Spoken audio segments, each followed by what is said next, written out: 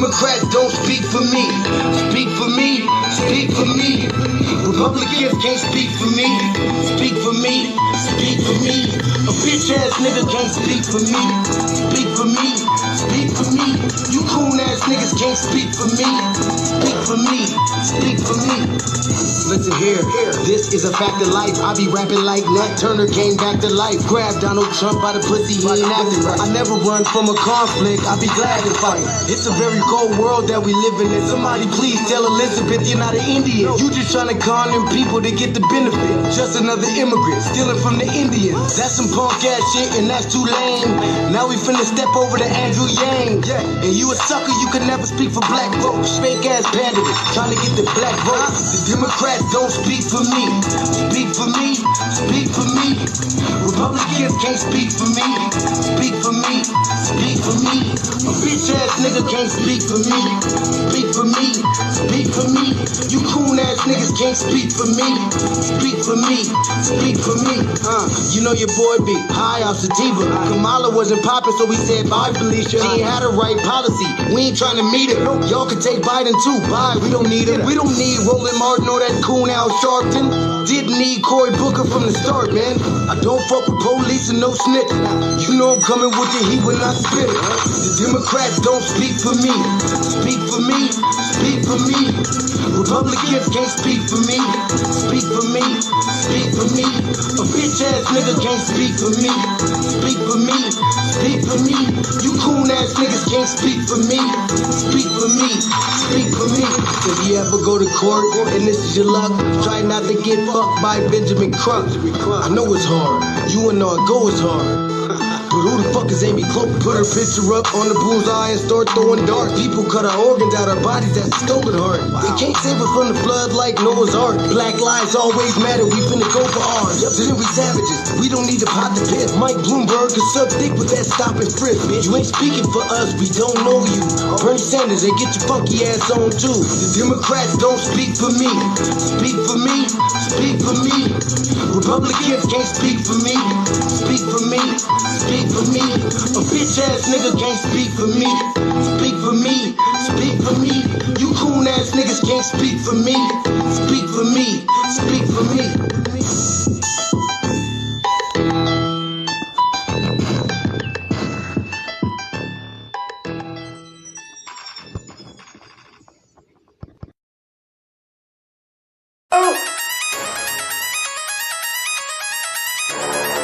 I'm talking about Shouty going crazy. People going crazy in these motherfuckers. Run that shit back, man. But it means nothing. Nothing about a woman all day.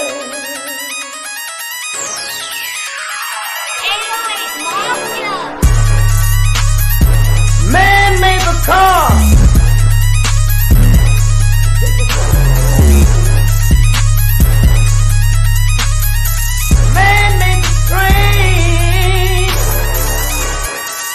Carry the heavy load. Man made the electrolyte to take us out of the dark. Man made the boat for the water like the 7-millimeter. Man thinks about a little bit of baby girl and a baby boy. Make them happy because man makes them strong. But after man make everything we can, do you know that man makes money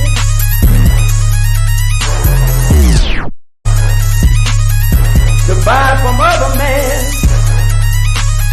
This is a man's world.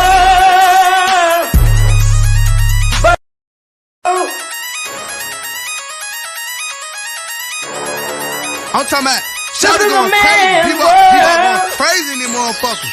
Run that shit back, man. But it means nothing. Nothing about a woman all day.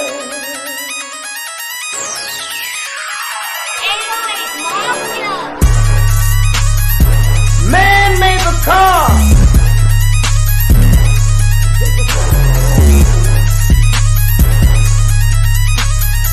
Man made the train to carry the heavy load. Man made the electrolyte to take us out of the dark. Man made the boat for the water. Like the seven no man. Man thinks about a little bit of baby girl and a baby boy. And man makes them happy because man makes them strong. But after man make everything we can, do you know that man makes money?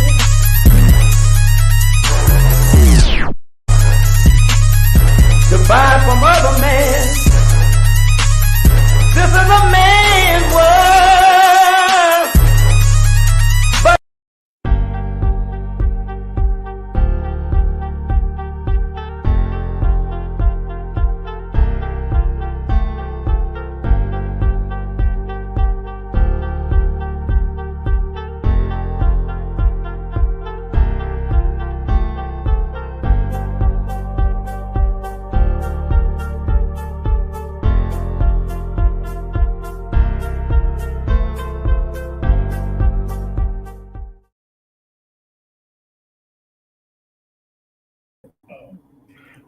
Greetings, Black family, greetings. Thank y'all for tuning in to another episode of the Frontline Black News. I'm your host, Shane Coleman.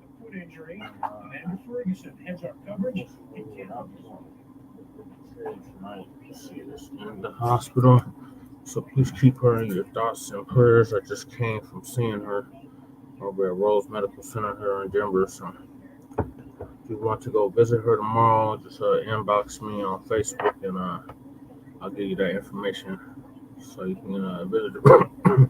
But we should be joined here shortly with Shabaka Sankori, our West Coast correspondent, which I'm the co-executive producer and co-host of. And on this season 4, episode 26, part 1 of the Frontline Black News, we'll be discussing several topics. The first topic is, of course, the tangibles. This is the year and the decade of tangibles. So continue to demand something tangible for your vote, Black family, all the way up to 2100. So any politician that's seeking your vote, including myself, because as you can clearly see, I am the candidate on the ballot for Colorado State House District 8, including myself, demand something tangible for your vote. So we're definitely going to go over that like we've been going over for the past 4 years that we've been in operation. Then we got Kamala, y'all president, vice president, trying to be president, Kamala or Curry Mala ain't Black Harris, and Miss Black Men ain't supporting her. Oh, you think? Yeah, I wonder how long it took you to come to that realization. Then we got VP Kamala Harris is in major trouble with Black voters. Big surprise, under 50. We have 44 days now into the election. Then we got CNN's Bash humiliates Harris for using the same talking points. Surprise, surprise. Then we got the NAACP, Negroes always asking for Caucasoid's permission. We'll spend $20 million for Black voter registration because they claim it's our Black job to vote. No, our Black job is not voting. Our Black job is survival. We're at war, Black family, and we're in a very bad situation. We are in a state of emergency, so no, our Black job is not to vote. Our Black job is to survive and making sure we have a future for the future generations of our people. That's our Black job. I'm gonna go over that, and then Michael Eric Dyson caught and 4K flirting with white women, who he called a white supremacist for mispronouncing Kamala Harris or Kamala Harris or Curry Mala Harris's name wrong. But the black woman is God, according to Michael Eric Dyson.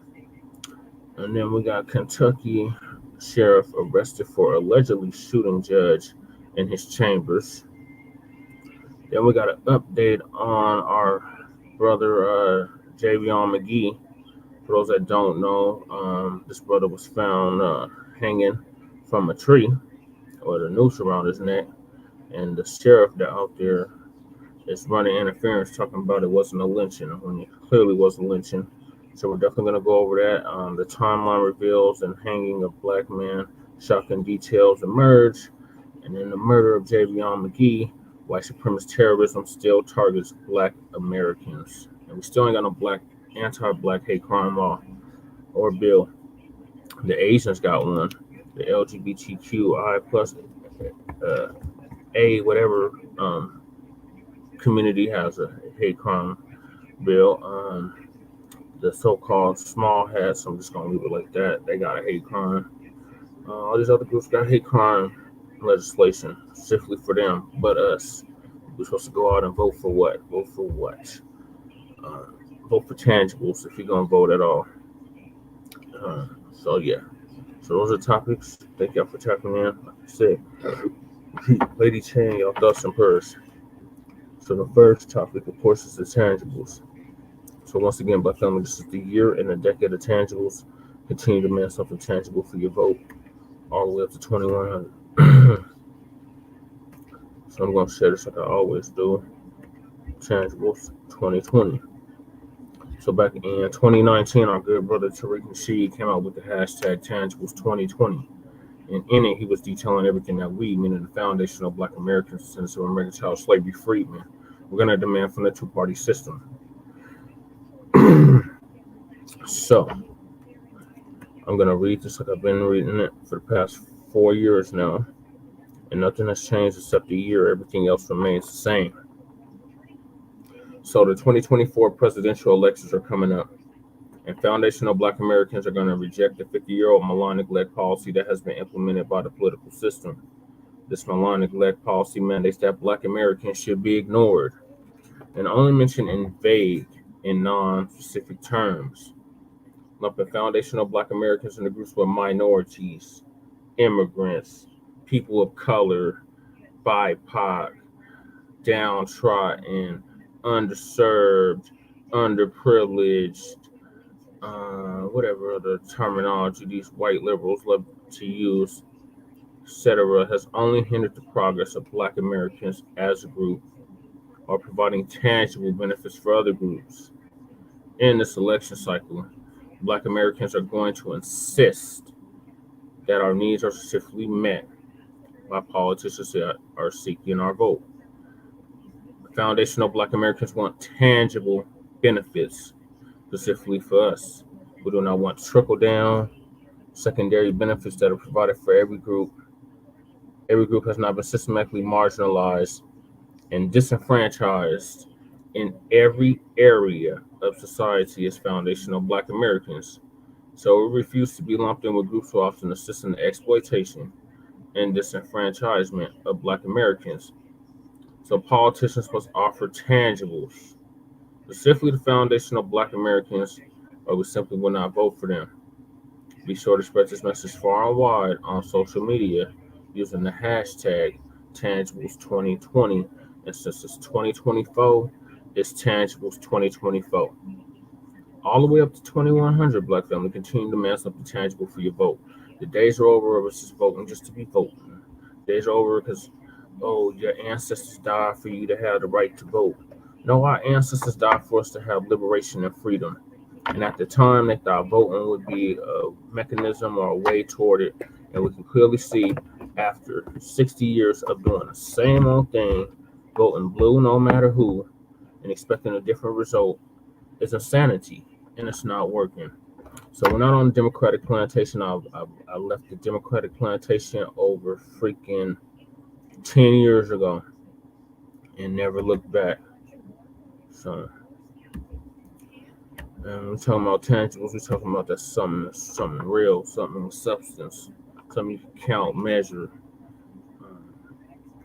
touch with your own hand, i.e., reparations, i.e., a check in the form of direct cash payments of $1 zillion now with compounding interest for past, present, and future atrocities that have been brought against our people and continue to be brought against our people in 2024.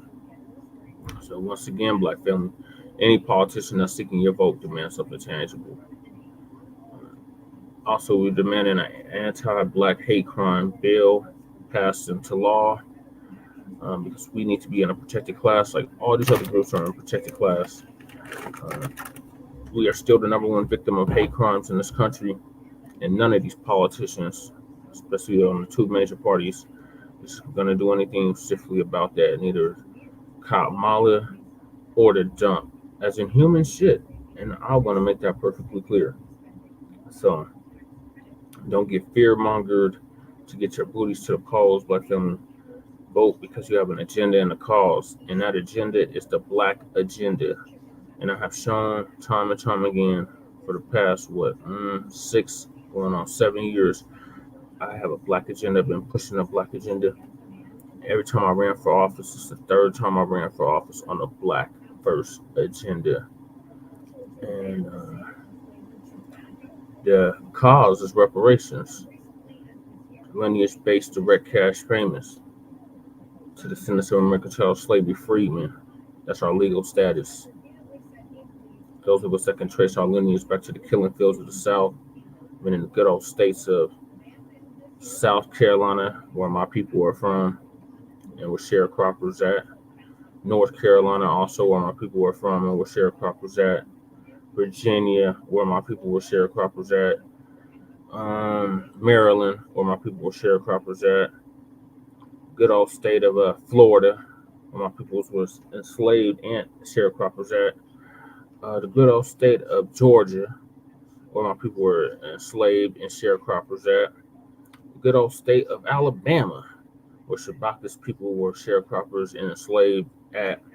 The good old state of Mississippi, where so many of our people were enslaved and sharecroppers at.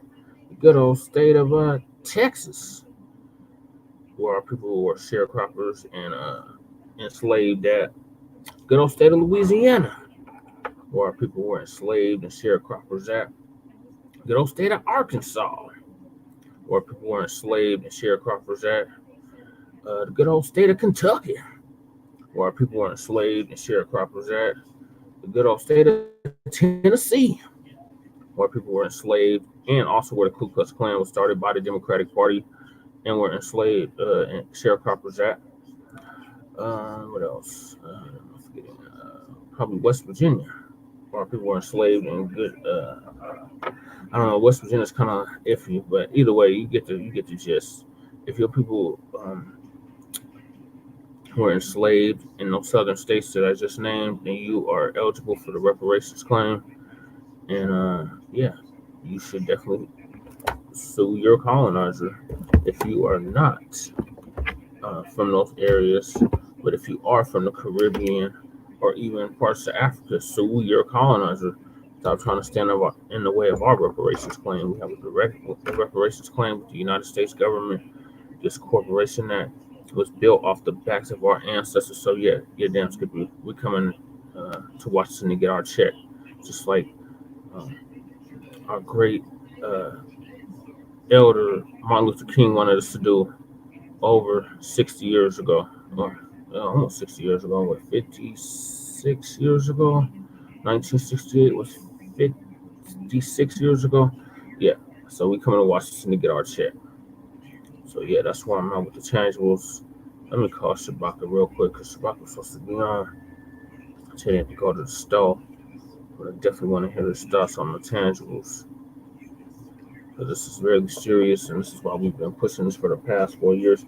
And I'm loving to see our people waking up and seeing that we need to demand something tangible for our vote. Now, on a side note, I just got reminded of something. Diddy, before he got caught up in all this turmoil, was also demanding us to ask for something before I vote. When he was on that vote or die campaign, going all the way back to 2004. We'll see how that worked out for Diddy. But here is Shabaka. Greetings, Shabaka. Right, what's going on, man? I had to get me something cool to drink, you know, because it's a little warm out here. It's probably inside this place where I'm at. Okay, so what you hit now, the tangibles, and let me go turn down this idiot box. So Yes, you I'm got on the some, tangibles, Shabaka. yeah, huh? So yes, I'm on the tangibles. I had just finished my spiel. So what are your thoughts on the tangibles? Oh, absolutely, man. Yeah, give us the damn tangibles, man, because see, if it wasn't for the free labor that they had, man, they wouldn't have built this damn country. You see what I'm saying? On the free labor that we gave to them. And also, too, and another thing on tangibles, getting rid of all brain dead motherfuckers, man, like that damn lieutenant governor candidate out of North Carolina. Oh, You know what I'm Mark Thompson. Yeah. And see, and that's the sad part, man, because you still got too many of these brainwashed ass scratchers out here.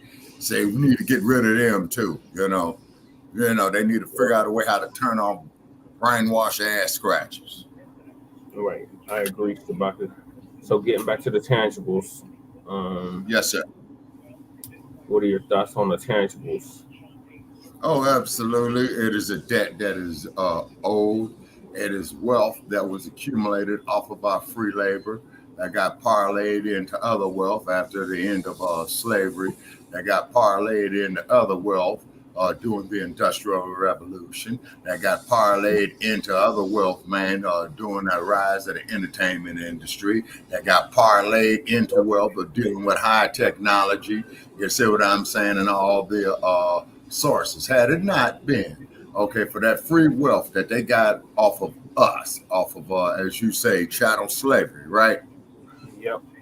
The whole economy would not be a part of what it is now, or the whole economy in the U.S. would not exist now because of that free labor. I don't give a damn about yeah. I don't care about no damn indentured servants or anything like that. You see what I'm saying? Because the indentured the overseers beating our asses on them plantation system for that sugar cane and for that cotton. Yep.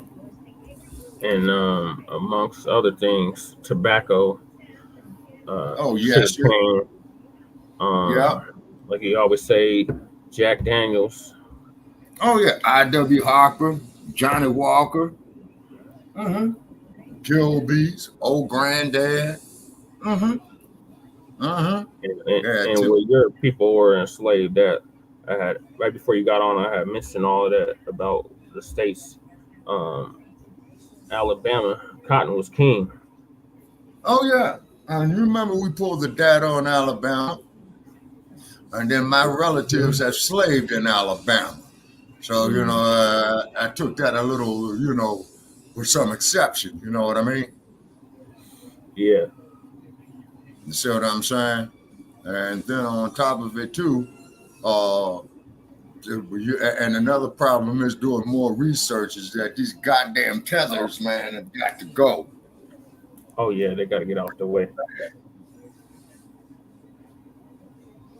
They got to get the hell out the way. Like we said, sue your colonizer. But stop trying to stand in the way of our reparations. Yeah.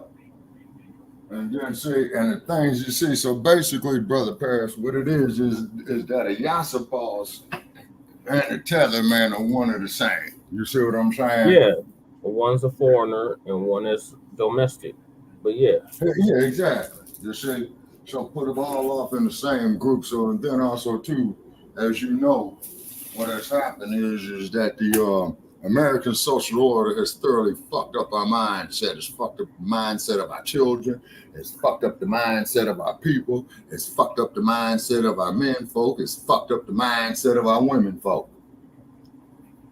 Yep. I'm getting no argument from me, Shabaka. Yes, all right, sir. We're moving right along because we are kind of pressed for time now. Yes, sir. Y'all Vice President Kamala Harris is not doing good with black men. Ding, ding, ding. Of course not. She's ignoring black men.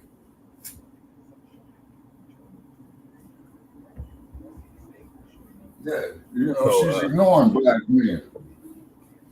So Professor Black Truth is going to give us the update on that. Kamala admits black men aren't supporting her. Right. Mm-hmm. Because she did too much damage to black men. Harris is making a renewed pitch to a key voting bloc, young black men.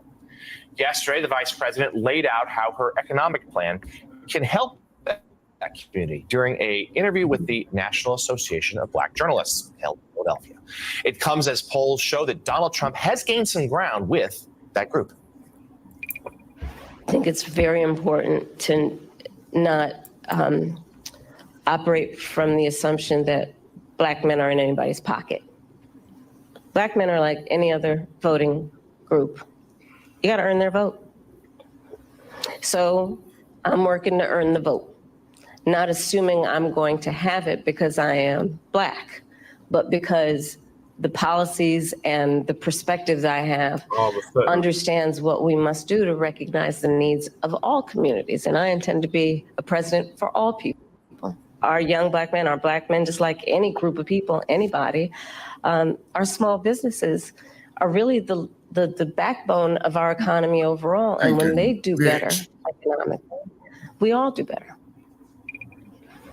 Joining us now, White House correspondent for Politico and co-author of the playbook, Eugene Daniels. Eugene was one of those conducting that interview yesterday, one of the moderators there with the vice president. Eugene, nice job yesterday. Thank you. So let's start there with this idea of young black men. We know that Donald Trump has spent some time trying to make inroads there. What are the latest in terms of the polls say? Is he being successful? And what is the vice president doing to try to win their support, as she said, particularly on issues of like affordability? Exactly. I mean, one of the things that's really interesting with Donald Trump is the way that he does it. It kind of shows a party, a man who is kind of engaging with people they don't typically do, right? They do it in sometimes kind of clumsy ways. There's like the shiny shoes, there's these rappers, and that's kind of the view of which they go when they go and talk to black male voters. But some of it's working, right? The polls are kind of all over the place. So it's unclear how it would work out. And when you talk to black advocates and honestly black pollsters, they say it's hard to talk to and figure out how to poll black men specifically and the black population in general. So that's one thing that folks, when they look at these polls, should take into account. For Vice President Harris, since she was just vice president and running mate, right, and not the top of the ticket, she's been meeting with black men. She's brought them to the vice president's residence, and from there, kind of birthed this economic tour, economic opportunity tour that she took on. That was about black men. She had this huge round table with black men about capital for entrepreneurship, and so there are ways in which she's talking about it. But even in that clip, she zooms out even more and talks about how if you help kind of the most marginalized communities in this country, all the boats rise. And I think that is kind of where their focus is. So she's talking about affordability. She's talking about they want to be entrepreneurs. And she has said in the past, she wants the folks to get out of their way, help them, give them the tools, but not baby them, because, black men don't want that or need it. No. Is it just me, or does anyone remember Roly-Poly Martin saying that the Democrats didn't need to waste their time reaching out to young black voters because they ain't going to do a damn thing, as he put it? He wasn't talking about black male voters at all during the run-up to the 2020 election. But the memo must have gone out from DNC headquarters, along with that latest batch of butter biscuits, because Rowley's suddenly taken an interest in black male voters. Apparently, he's had some sort of epiphany. I guess they must have seen the latest internal polls for Kamala Harris's campaign, and her black support's looking more than a little mushy at this point. It's downright watery. Now, you know what I want to see as a black male voter? I want to see Kamala Harris do some more of her pathetic sister girl routine. I haven't had a good laugh in a while. I want to see her talking about making collard greens by washing the greens in a bathtub. I mean, it couldn't be more comedic how phony this heifer is. She has no connection with us whatsoever. She knows nothing about us and is too intellectually lazy to even find out. Now, you probably noticed in the clip that I just played for you, what's interesting is what they didn't say. Notice they didn't say anything about crime or prison. Notice that? Yeah, whenever talking about black men in particular, the Democrats and the white media always make sure you say something about crime. Make sure you mention crime. That's what we want to associate with these black men. It's all about crime, They didn't do that this time. I guess that memo must have gone out too. Instead, they talked about affordability, whatever that's supposed to mean. So that tells you that they understand their talking points have been the problem, but that doesn't mean they're going to change their tune. And another lesson here is that all of the staged, phony PR stunts that Kamala Harris's people have set up, like those ridiculous barbershop stage plays that she did for the cameras, where she pretended to be talking to some black men and they were pretending to act as if they were asking her serious questions, that was all just a lie that didn't fool anyone. I've been around the block more than a little bit now. I've been an observer of America's political cycles going back to the late 1980s. Yes, I'm that old. And one of the things I've always been an observer of is how politicians craft their image. And they do that through the extensive use of controlled environments. Whenever you see the Democrats or the Republicans conducting these so-called town halls and such, have you ever noticed how many of the people that are there are actually political volunteers and a number of them are actually donors? It's true. How many of the people in these crowds or at the rope lines are actually members of the county Democratic Party? The Republicans do the exact same thing, by the way. Go back on this very channel and rewatch my now classic video, Why Roger Ailes Isn't Going Away, so you can see how Roger Ailes did that for Richard Nixon back in the 1960s. But I'm serious here. The white media doesn't tell you this about the crowds at these events. Yeah. You see politicians shaking hands with someone at the rope line, and it turns out it's Monica Lewinsky. That's what they do. They have party activists and even campaign staffers there acting for the cameras as if they're just random folks off the streets. Occasionally, when things go wrong or some scandal or other breaks out, the identities of these plants becomes public, but most of the time it doesn't. That's what I want you to understand about Kamala Harris's little barber shop chats. Make no mistake, though, if you see these politicians talking to someone and they're not giving them that business and the politician isn't on the hot seat, it's staged, it's fake.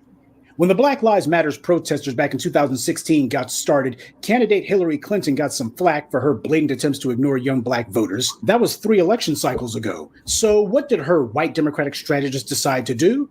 They decided that they would have an incident where some phony pretend activists or individuals who, in my opinion, were far from sincere, they would make some noise at one of her little rallies. And then candidate Clinton would pretend to be so moved by these young black people that she wanted to speak with them in private.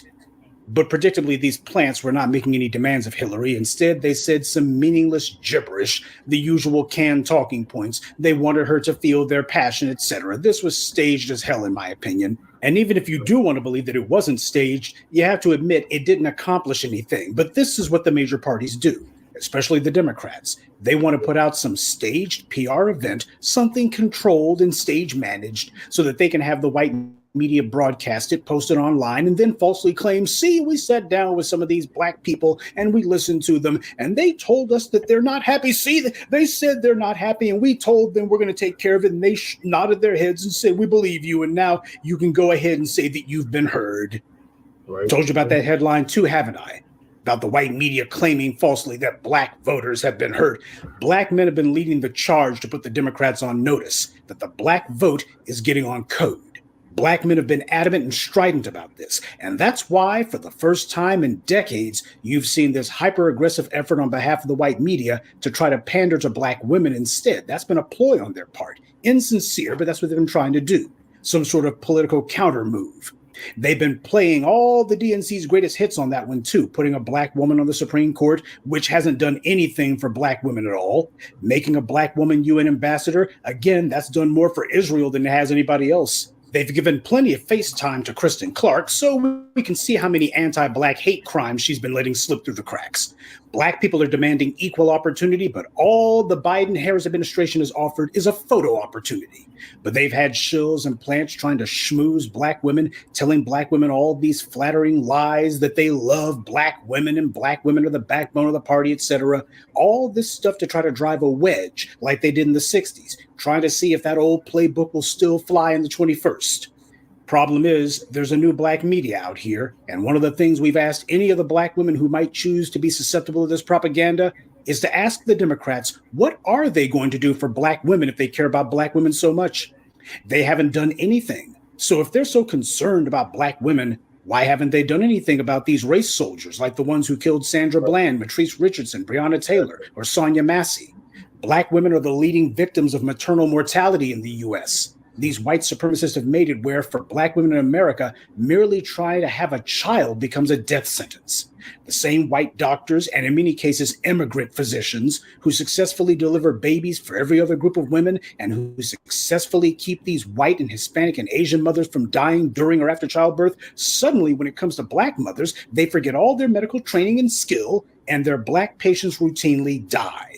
And the same for the black infant mortality rate. Republicans talk all the time about cultivating a culture of life. And even though abortion is a contentious political issue, infant mortality is not. It's an easy win for the conservatives, or at least it would be if they focused on eliminating infant mortality. In the US, it shouldn't happen at all. But it's when you look at who the predominant victims of infant mortality are, you realize why the white right doesn't care about dead babies in this case. Because the dead babies are black. So for the white right, by fighting abortion, they get to have their cake and eat it too. They can have more white babies born, and don't worry about there being more black babies born because the doctors take care of killing them and their mothers. Now here you have a major issue that affects black women, and Democrats don't even care about it. But you want to know who else the infant and maternal mortality rates affect? Black fathers and husbands. Right. I had one of my listeners, Ogun Spirit. He lost an infant son because the hospital staff claimed that the baby suddenly started suffering respiratory distress. I did an entire video about it. And those kinds of stories make me furious as hell. But I know I'm not alone. Legacy matters to black men, but it's precisely that legacy white supremacy wants to eliminate. So neither of the major parties says a word about the infant mortality rate or the maternal mortality rate. This deliberate state-sponsored racial policy of genocide has affected untold millions of black men and the women and children they care about. And we haven't even gotten to the racial disparity in healthcare in general, which, by the way, that disproportionately affects black men. Who do you think are the main ones dying from stress-related maladies? But you know who else doesn't care about it? Kamala Harris. Democrats talk a lot of hot air about healthcare and disparate outcomes, but when they're in power, they do zilch about it. So even black women have seen through the DNC scam. The old game of trying to pander, work one against the other, both sides against the middle. No matter how many shills and plants they throw out here, it's not working like it used to. Trying to sidestep the demands of black men by pandering to black women hasn't worked because black women have been getting on code. So now the Democrats have been forced at long last to address the black elephant in the room. No matter how rosy a picture the white media's tried to paint, Kamala Harris hasn't been getting black men's support, and she's admitting it. And I noticed that in this case, you didn't have the white media pathetically trying to bring up her white husband. That tired talking point that black men don't like her white husband, that's hood rat talk. Spinning fairy tales claiming that black men are jealous because she's got a white husband. Ain't no black man out here pining away for Kamala Harris except for low-down Willie Brown. And there's no black man worthy of the name who wants to be that chump. Kamala Harris is trying to pull the same old con game that the Democrats did before. She's hoping people have forgotten how she laughed and cackled like a witch when she weaponized the truancy laws to go after black mothers, including homeless ones. And when she was a DA, every time she talked about prosecuting people, that just tickled her no end. She laughed her butt off about it. She is sick. She was having fun when she got to use her office to go after black people. But when it came time to talk about the police and the San Francisco cops are as racist and corrupt as the LAPD, she didn't laugh about prosecuting them. In fact, she wouldn't even talk about the cops. She covered up police misconduct. Right.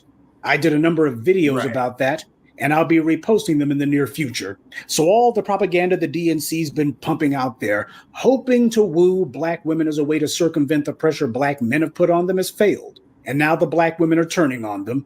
Their goal was to make black male voters irrelevant or to convince us that we were, and then they hoped just enough of us would start to buckle because sadly a lot of weak-willed black males can be counted on to fold like hot laundry, and they figured that we'd just go back to picking the cotton. So at this point, I'm guessing the Democrats have run out of barber shops to hang out at.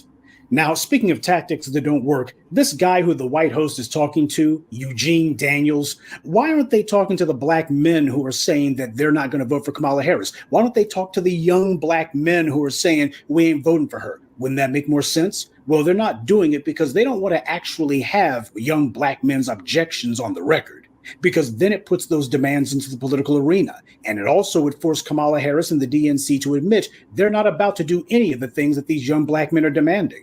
Right now, they get to sit there and push this narrative that, well, black men in particular, all they care about is prison and the prison industrial complex, and they care about going to jail. That's what black men care about. So that's all that really matters. They're not talking about economic empowerment because they don't intend to do anything about it. They have to keep that out of the discourse. So instead, we get these meaningless, empty words like affordability, which Eugene Daniels doesn't even try to define because the word doesn't mean anything. It's empty fluff. It can mean whatever you want it to, but the one thing it's not going to mean is black empowerment. Now, Daniels did raise a valid point when he said that Trump is doing silly stuff like shiny sneakers, talking to rappers and such. My question is, what is Kamala Harris doing? She's talking to Meg the Stallion, Beyonce, dancing to Cardi B, get your booty to the polls, and talking about washing collard greens in the bathtub. So Kamala Harris is also talking to rappers, raunchy, trashy ones, which Eugene Daniels conveniently forgot to mention. So she's doing the exact same clumsy engagement that Trump does, only she's doing more of it. So was this little piece that they did on Way Too Early, is this really about them trying to find out why are young black male voters not voting for Kamala? Or is this their own clumsy attempt at trying to do some image rehab of her? And just for good measure, this guy actually had the gall to recycle the lift all boats nonsense. At this late date, they're still pulling that one out because they have no new ideas. But they saved the worst for last. At the very end of the clip, Daniels mentions something that does matter. Reparations. When she talked about when she talked about whether it was Springfield or reparations or black men in the economy or earning their vote, she also always navigated to talking about the rest of the American people. But he doesn't tell us anything that was actually said. He just name-dropped reparations and immediately scurried on. Now, this National Association of Black Journalists meeting that Kamala Harris talked at took place on Tuesday. This was weeks after the huge fiasco about reparations in her home state of California took place, and now she's being asked about reparations. Okay, and what did Kamala say on the issue of reparations? Because Daniels didn't say anything about it. According to NBC News, the network Daniels works for, quote, Harris avoided answering a question about whether she would issue an executive order to create a commission to study reparations. Ultimately, she said it would come down to Congress. An answer that seemed to deflate some of the attendees. So there you have it. Daniels mentions reparations as if Kamala had brought it up, but she didn't. So she didn't talk about reparations at all, other than to say, hand it over to Congress. Well, we already know about the much ballyhooed Police Accountability Commission that Biden and Harris said that they were going to put in the White House during their 2020 campaign. Remember what became of that? Before they even took office, they were already saying, we're too busy to do that whole White House level Police Accountability Commission thing. So instead, let Congress handle it. And we haven't heard a word about that Police Accountability Commission since. So do you truly believe that a President Kamala Harris, even if she did say, you know what, I think that I would issue an executive order to at least study reparations, do you actually think that she would do it? But this also exposes the National Association of Black Journalists too. They're against reparations as well. Just look at their question. Their question was on whether Kamala would be in favor of another study. So there's that word again. Here we are, weeks after the black grassroots knocked down that study stalling tactic, and Gavin Newsom's desperately trying to resurrect that ploy. Meanwhile, Kamala Harris is asked about whether she's in favor of a study, and she won't even go that far. She's not even willing to discuss a study. So for those of you who think that Gavin Newsom's bad on this issue, and he's horrendous, Kamala Harris is actually worse, if such a thing was possible.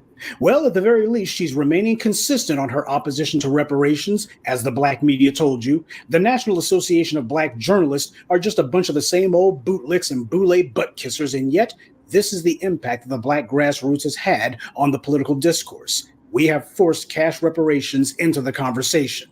These bootlick scumbags are being forced to follow our lead. But since they're controlled opposition, their job is to protect Massa and his minions. So that was what Kamala Harris had to say to the so-called black journalist about reparations. But how many of these black journalists came to you and told you what I have? Not one of them. Now, for the shills and plants and DNC operatives, please tell me how Kamala's stance on reparations is any different than Donald Trump's. Over here, we're one-issue voters. Cash reparations or no vote.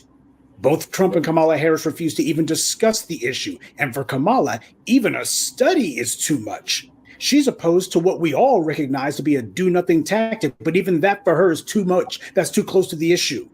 But our pal Sweet Cheeks Daniels, he doesn't tell you that, did he? Say, anyone know if he's related to Lee Daniels? I'm just asking for a friend. This is the unthreatening Negro that they put on camera to be their expert about black men. I mean, just look at this guy. Talk about sending the wrong messenger. What black man in their right mind identifies with this chump? And it certainly doesn't help that they have video of him shaking hands with Kamala Harris. Luckily, we had so much time with her. We pushed how much time we had with her to the brink. Her team was like peaking and trying to get us to cut it out. How is a man who's clearly trying to be her buddy going to hold her feet to the fire? Answer, he won't, because that's not what he's there for. This is the same network, by the way, where Tiffany Cross called herself lecturing black men over our political demands and talking to us like she thinks that we're her galley slaves or something. And just to put a point on it, she said black men need to get in line. So we have Mammy on the plantation doing Massa's bidding and telling the unruly male slaves they better get in line and obey Massa.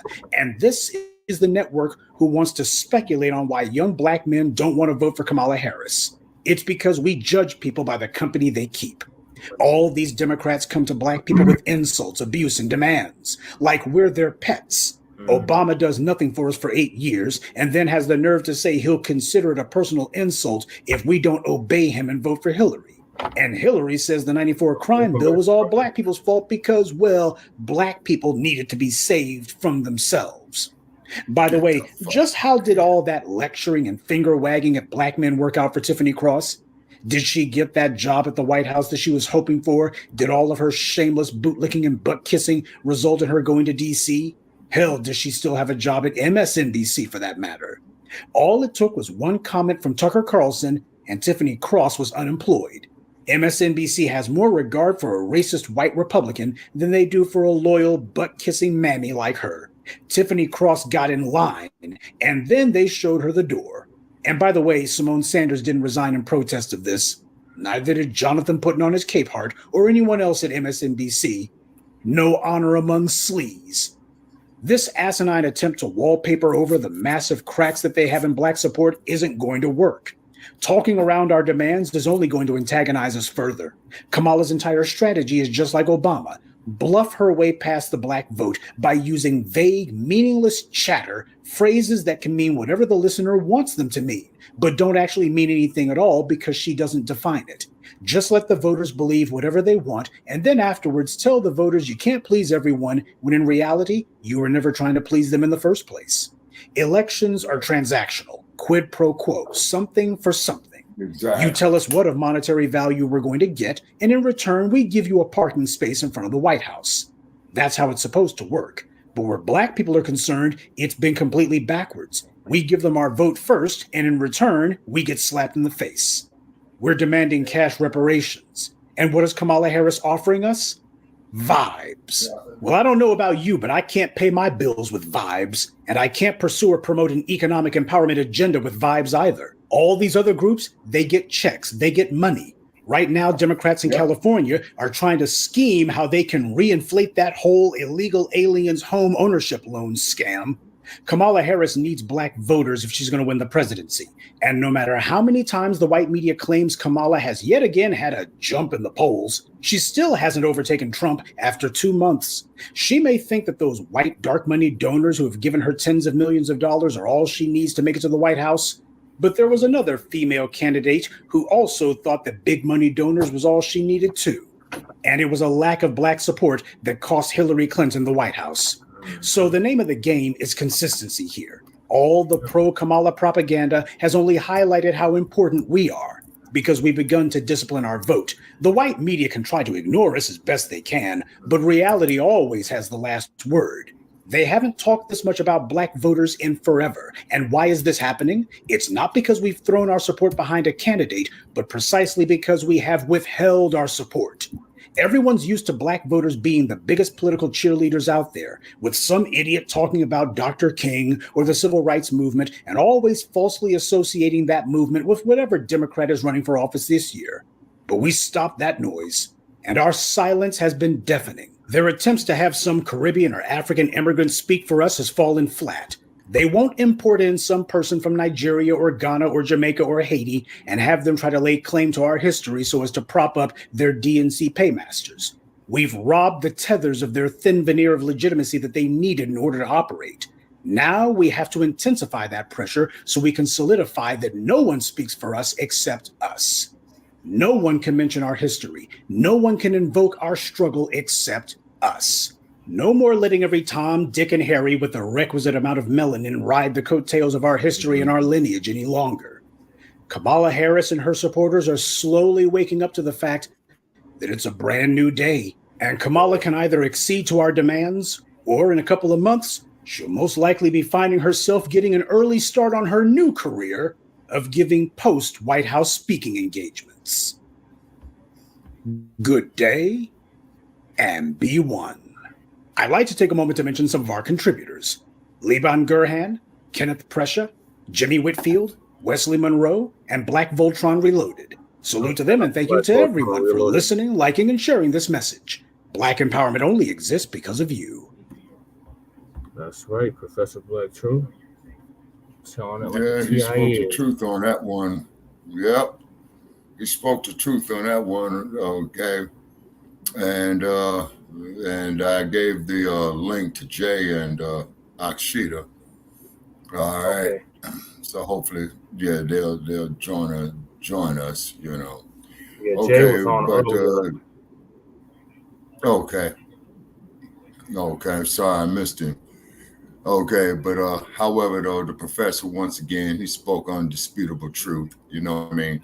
Kamala Harris is not going to do any damn thing. And like I said, in the chat room right there, you know, ask all them brothers sitting up there in San Quentin, Folsom, and Soledad. You know what I'm saying? Yeah, she has to do more flat backing to get more donations. You know, once a hoe, always a hoe. Yep. Mm-hmm. You know what I'm saying? Yeah. Yeah. So, what are your thoughts on the professor saying that they try to ignore us, but they can't? It's like that elephant in the room. You can't ignore it. Yeah, exactly.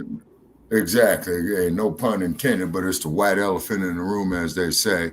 And then that Negro who you had up there earlier, you see what I'm saying? Yeah, you know, he's reading from he's reading from a script, man. You know what I'm saying? That's another thing. You say is the reason being why white America hates us so much because they know they owe a debt. Okay. See, what it is what's happening in your generation, Brother Parrots. Your generation has brought white America face to face with themselves. Okay. Yep. So this is why they're trying to push all this transgender shit to deflect, you know, of the debt that they owe us. And then also too, what's that fool's name down there? The Lieutenant Governor of North Carolina, man. He likes getting with transgenders. Yeah. You know, why am I not surprised? You know what I'm saying? Yeah. Hell, he'll do better to take up residency in California and run for office. Oh, hi, Eleanor. Thanks for tapping in. She said good. Okay, greetings, Miss Ferrari. Okay, Eleanor Ferrari. Pleasure to have you here, ma'am. And what have you. Okay, if you could type off in the chat room, Miss Eleanor, you know, what is your opinions over the material here that Professor Black Truth had just went over? Okay, and then also, too, another thing that we have definitely have got to concentrate on is definitely we need our people in this high-tech industries because, you know, now you got, you know, the blow them up. Yeah, you remember when they used to say, man, blow them up on this pager? Yeah, they literally doing it now over there in the Middle East. So protect yourself at all times. You got a pager, get rid of it. Got a walkie-talkie, shit can it. You know what I mean? And particularly of us here on the pro-black media, you know what I mean? Because they hate Martina Rinaldi, greetings. Oh, we got Twin in the building. Shout out to Twin. All right, Twin. How you be? I seen Twin over in General Sarah suit and Setty's chat the other day. Shout out to Twin. Oh, okay. Oh, okay. Peace to all. Absolutely, Twin. Yeah, and keep in mind is that the Great Pyramid is dead center of the Earth's landmass, as per Professor Kwasi. You know what I mean? And I place a lot of emphasis on Professor Kwesi, on his knowledge, because, man, he's been doing it 25, 30 years that I know of, man, maybe 40. Unfortunately, You see what I mean? Lady Cynthia won't be joining us tonight. She's in the hospital. But please keep her in your thoughts and prayers. I just came from visiting Yeah, her. most definitely. On her recovery. Speaking to her on the phone earlier this evening, she sounded pretty good. You know what I mean? Definitely glad that she's out the ICU. You know what I'm saying? Yes. And yeah, twin, you know, it's football season, man. You know what I'm saying? And Lady Che get well. You know, he sends a heart. Yes. All right, twin. And oh, wait a minute, is that Twin Pyramid? No, that's Jay Militant, you know, who's the 49er fan. Yeah, okay. Yeah, Jay Militant's the 49er. He'll be coming over here shortly. So, he just did a live. Oh, okay. Oh, okay. All righty. And then also, too, you know, the ponies, man. The Broncos. You guys, man. God damn it, Shabaka. Man. The Broncos. The ponies, you know. Don't make me get my Bronco stuff out, Shabaka. Don't start. No, man. No, man. That's violating community standards, man. No, that Gator stuff is violating community standards. Yeah, man, we pirates, man. Man. Said go Texans. He said go Texans. Go Texans. Go. Okay. Man. You see this here, twin. Look at that. Broncos. Look at that, twin.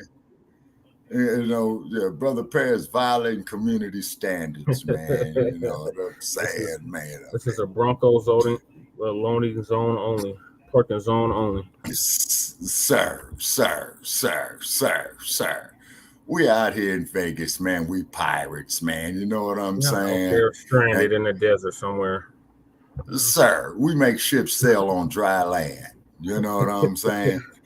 and what have you, you know. So therefore, for those, you know, who's interested in coming out here to Las Vegas, okay, it's cooling off, man. I can't even find my hat to show you. Yeah, I gotta go dig up my I gotta go find up my Raiders hat, man. You know what I'm saying? Nobody wants to see that silver and black shit.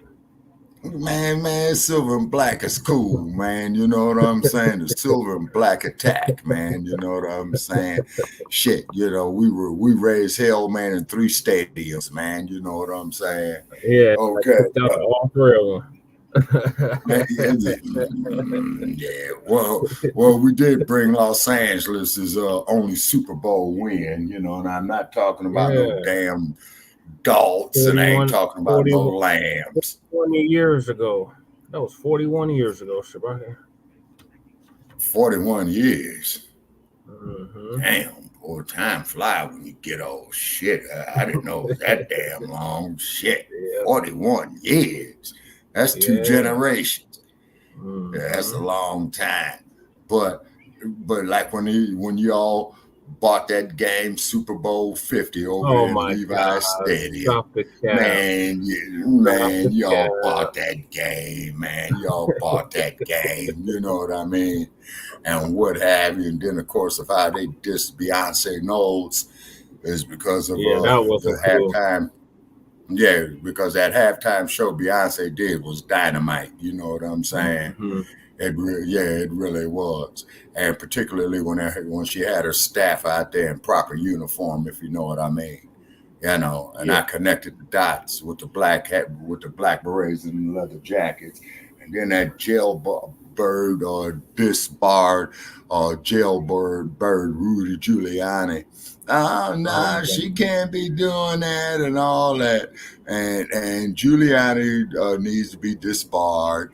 Trump needs to be imprisoned. Okay. Kamala Harris needs to be disbarred. Kamala Harris belongs in prison for dereliction of duty and not giving the people equal protection under the law and leaving black men in jail when they should have been out of jail. And locking up single black women. Exactly. You see what I mean? So Kamala Harris, you know, later what she's talking about, man, I'm looking at what she's doing and has done. You see what Right. I'm saying?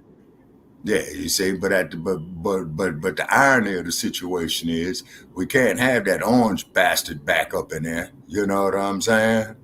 You know, we can't have that orange bastard back up in there because I am convinced, man. Why? Who the Why can't we orange? have the Who? orange bastard back up in there? When the orange bastard was up in there, we was on edge. When they put Oh, wait a Sleepy Tim minute. Hold Crow on. and everybody went to sleep. Okay, hold on, Brother Paris. Let me check some back notes here. Okay.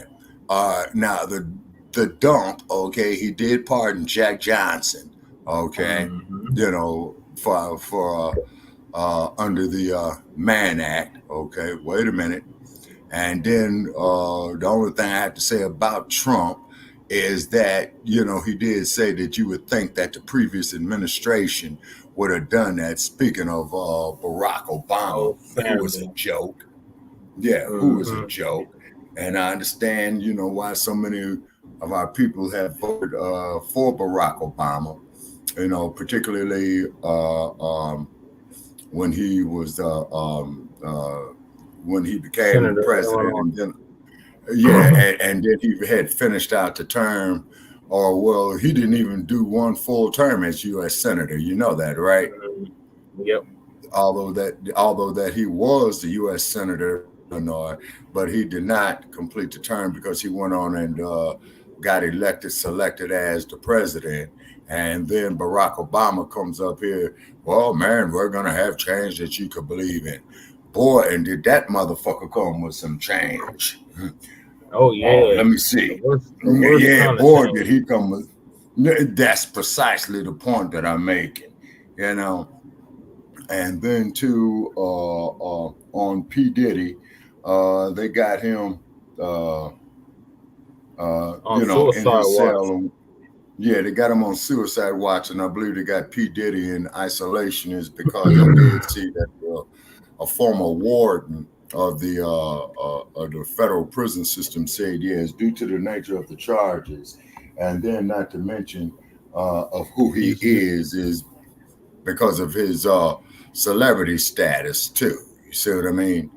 You know, and then they showed them drawings of him in court because I think at the state courts that and this is up your alley, Brother Che, correct me if I'm wrong, is that they could have the cameras in. I got Brother Kahari in here.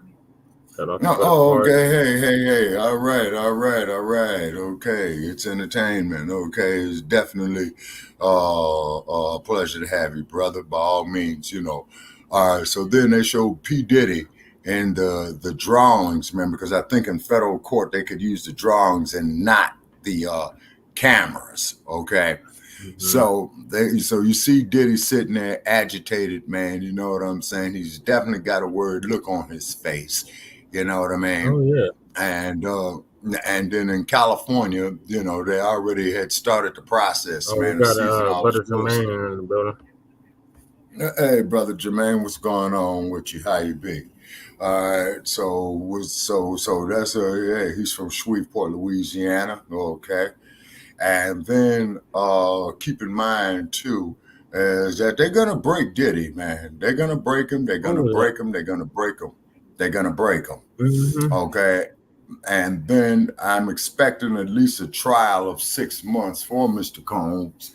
You know what I'm saying? If he makes it that far, he may go out like Jeffrey Epstein. Yeah.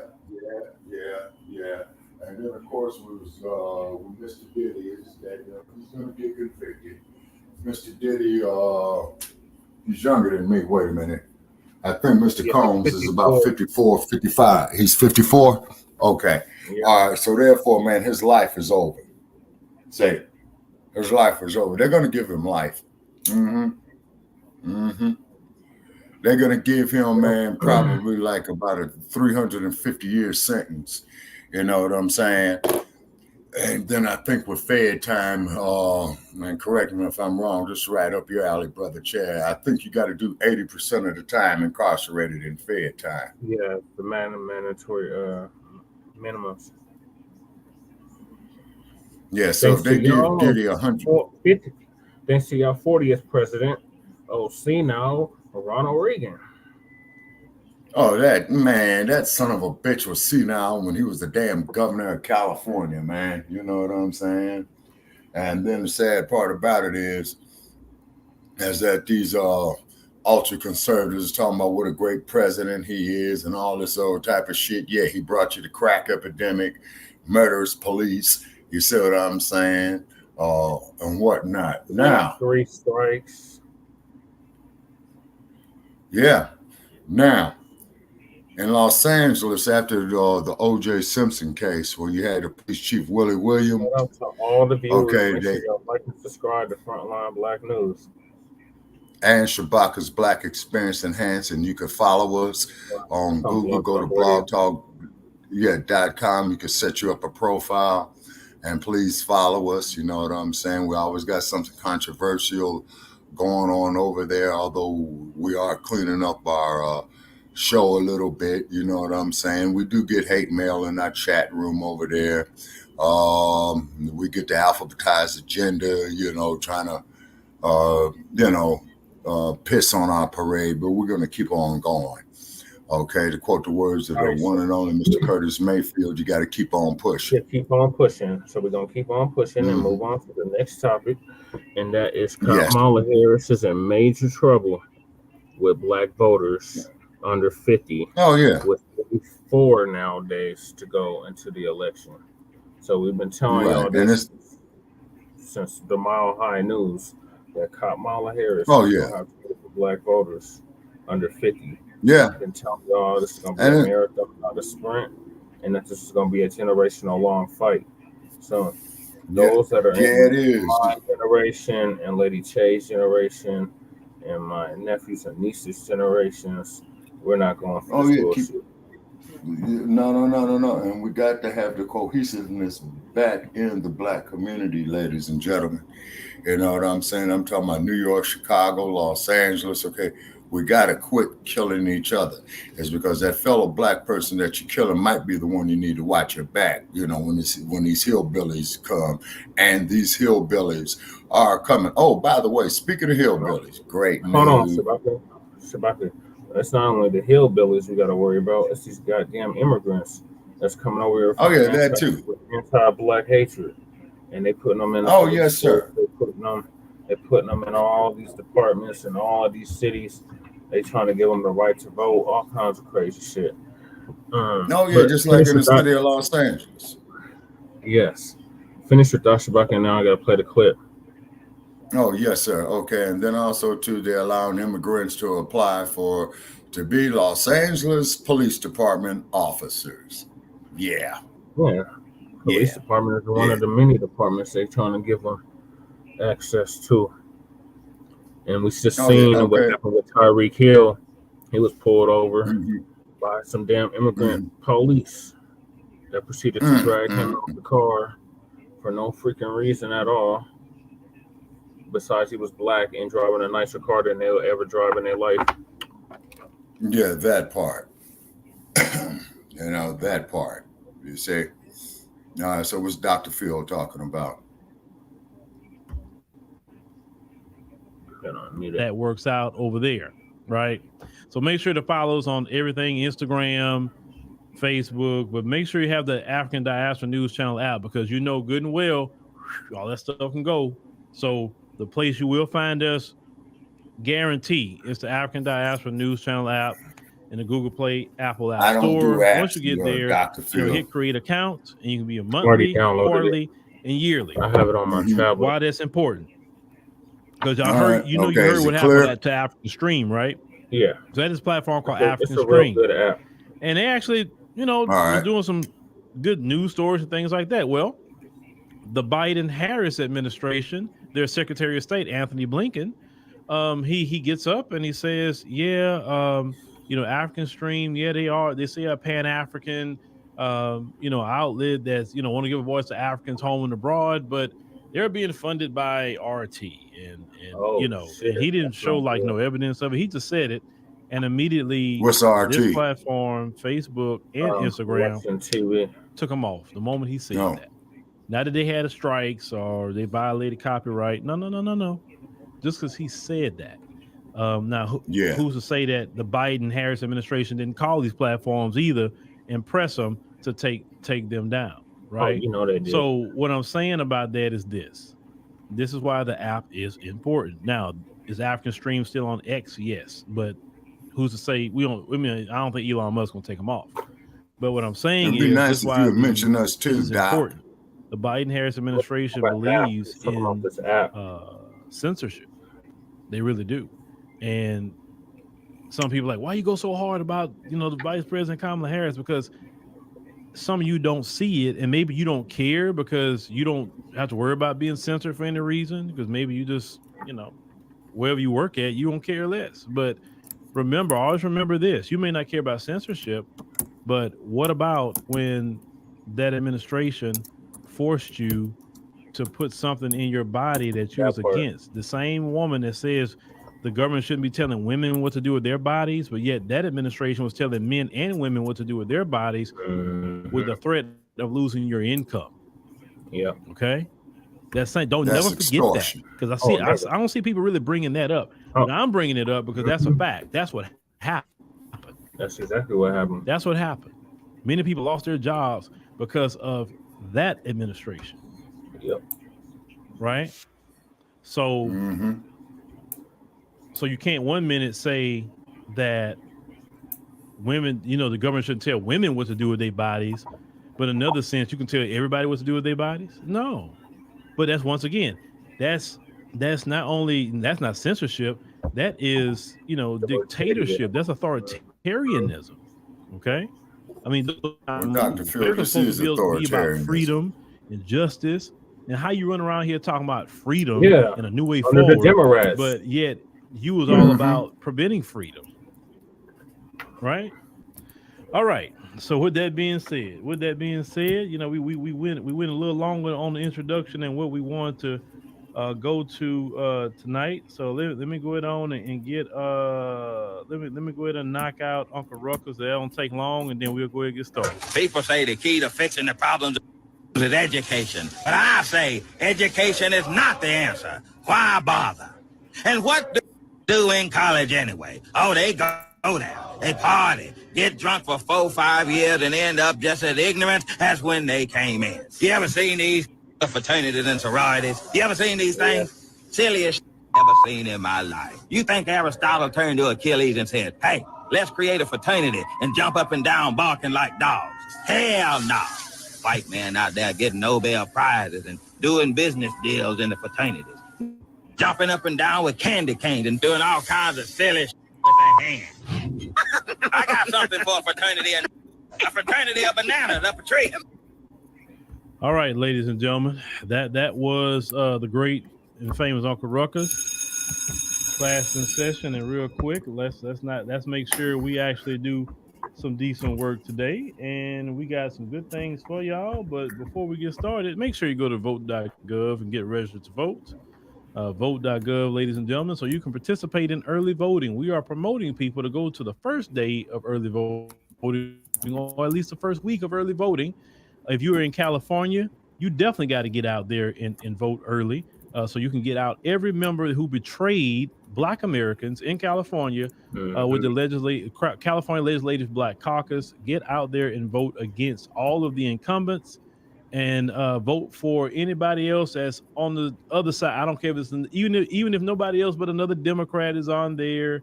Even though I'm against voting any kind of blue for sure, but you got to get the incumbents out and move them around. I preferably don't vote for no Democrat, but I don't know. California elections is real weird about the Democrat Party. I wish that state turns purple. That would be beautiful if that state turns purple, because the Democrats been having a hold on that state for too long. Right. But make sure you get registered to vote. And make sure you participate in this election, ladies and gentlemen. Yeah. Democrat Shields, I'm talking to you too. Make sure you get out there and vote early. Even if you're going to vote for Vice President Kamala Harris, vote early. All right. So let's go on and see what I was looking at, and let's go on and let me get to my screen here. Give me a second. All right. So this one is going to come to you courtesy of NBC News. See, black swing state voters overwhelmingly back Harris with key divides on age and gender, Howard poll shows. That's a younger black men are more likely to support Donald Trump, though Kamala Harris still won a strong majority among them. Okay, so we're gonna kind of go down. That's why I want to show you. I'm not reading all that, but we want to kind of go now. They took a poll from Howard University Initiative on Public Opinion of 963 likely black voters in Arizona, Georgia, Michigan, Nevada, North Carolina, Pennsylvania, and Wisconsin, the 7 core battleground states. So the overall they got here, black voters in battleground states support Harris over Trump 82% to 12. Okay, that's still not good. That's not good for Harris. She needs at least 90%. Now they said that in 2020, across it said 89% of black voters supported Biden and 9% supported Trump. So as you can see, Trump number grew here, and you got here 6 say they are another candidate are undecided. Okay, so we don't know where they're gonna go. Now let's go down here. They say young black voters more likely to support Trump. As you can see here, this is the issue. Black voters under 50, 75%. And then you have 16 for Trump, 9 undecided. And then black voters over 50, 89%, 8% for Trump. And then you have this sliver undecided. This is a problem. This is a complete problem for Vice President Kamala Harris. She needs this number and this number to be together, 89%, 90%, if she's going to easily win those battleground states, okay? Now, let's say the age shift was especially pronounced among black men. Among those polled, men under 50 support Harris by 50 points, 72 to 71. And then you see here, let's go down here. So black men, 72% of black men support Harris, 21% Trump, 7 undecided. Then you go to black women, 78%, and then you have 13%, and then 10 undecided. The black women number kind of, it surprised me in a lot of ways because, you know, they really have catered to black women in every way, shape, or form. And it seems like black women have said, nah, this is not it. And of course, we've heard a lot of black women say that. I've talked to a lot of black women that can't get down with them. Now, of course, black men over 50 is 88%, and black women over 50 is 89%. Now, this comes from Howard University, ladies and gentlemen. I think that's all I kind of want to get into. But she will not, if these numbers stay like this, and she can't change these two numbers from black men and black women under 50, she is possibly going to lose this election. And let me get back on the screen here. Where's my thing at? Okay, well, let me tell you why. A lot of those people over 50, some of them, not all, but some of them is thinking about retirement. Some of them, maybe they had a 401k and they put good money into it. Maybe somebody lucked out and got a pension, which is rare these days, but maybe they lucked out. So they're thinking more so about retirement, and they don't want nobody to kind of mess with their retirement too much. So they're on the other end of the spectrum that maybe their house is paid off by then or very close to being paid off. Their children are grown, so they don't need as much money as maybe the under 50s who's still raising children, who's still in the workforce, you know, that sort of thing, right? You know, a lot of these over 50s are empty nesters. So, you know, when you're living by yourself, you don't need as much versus when you had 2-3 kids in the house. Even if it's you and your wife, you and your husband, y'all don't need as much as when y'all had them kids in the house, paying for back to school, paying for this, paying for that. You didn't need all that. Your kids grown and gone now, right? So Vice President Kamala Harris and her issues really not affecting you. Immigration don't affect you. If the over 50 crowd, immigration really don't affect them too much, especially if they secure in their jobs or their businesses, because usually people in that age group, they do usually a lot better financially. Just normal trajectory, right? I'm not saying everybody. So when we talk about the Black community, so Vice President Kamala Harris, she's a safe option for some of them. Not all, but some. She's a safe option. Now, the under 50s, who, let's talk about our Gen Z young brothers and sisters, they are literally starved out of the American economy on average. They're starved out. They can't, a lot of them have a hard time getting even an apartment because it's the price of a mortgage. I was their age at one point in time. I didn't have money like that. Right. You understand? Now, maybe one of them look out and they become a content creator and they making good money, but that's not the norm. That's an anomaly, right? So the average Gen Z don't have no money. And yet the rent is too doggone high. So a lot of the Gen Zs are still staying home with their parents. Not because they want to, but because they can't afford to be out here like that. So our young Gen Z brothers and sisters out here who they working jobs, but they can't really do things on their own. Sure, they got a car, and they may have a cell phone, they may have all that sort of thing, but it's hard for them. On top of the gas prices and the food prices, okay. Then you move up to the millennials, right? Maybe the millennials do have their own place to stay, and they out here doing their thing, but they're struggling because they still out here working their careers, businesses, etc. Right. Gen Xers like myself, we're still in it, right? We're still raising kids. We're still in our businesses and in our careers. We're not thinking about retirement as of yet. That's not even, something to even think about, especially, right? So the Gen Xers, Millennial, and Gen Z need more resources. Yeah. Well, when we look at something like, for instance, and I know some people don't always agree with what I say, right? Some of y'all are disgruntled to Democrats. Some of y'all probably will vote for Vice President Kamala Harris. And that is your American right to vote for her for whatever the reason you choose. That's not what I'm here to do. I just talk about the policies. And yes, because I'm very serious about what happened in California, because I'm very serious about the immigration deal. I'm very serious about prioritizing all these other groups over Black Americans and using our votes to do it. I just can't at this dispensation of time just say I just wholeheartedly support Vice President Kamala Harris or the Democrat Party. I just can't do it. Right. I can't. And let's talk about Black men for a minute. Black men have always had the highest unemployment in America. Yeah. Okay? Highest unemployment. And Vice President Kamala Harris and President Joe Biden has flooded this nation with a bunch of military-age males. Yeah. Just yesterday, the federal chairman, Jerome Powell, had talked about that the immigration is affecting the unemployment rate. Yeah. You say your entire family is baby boomers, John? Okay.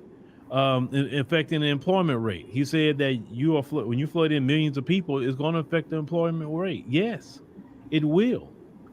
And these are men. Some men are coming in here committing crimes. Like we don't need no more criminals in America. But some of these men are going out. They want to get jobs, and our government is prioritizing them over Black men and Black women. They're getting the thousands upon thousands of dollars in EBT, and people keep coming out reporting about what they're getting. I just saw a white lady was mad in Springfield about, she used to work at a grocery store and saw the EBT card receipt for one of them that she rung up because she was a cashier, and she was angry. She said they were dressed good. She said they had money. She said, but we struggling. We said we can't get nothing. So my thing is, and maybe y'all can help me because I don't know everything, right? Some people may say, well, the immigrant thing, that affects something. It don't affect me or whatever. I can almost say the same thing. What immigrant gonna take my job? None of them. But I don't think about me. That's the thing.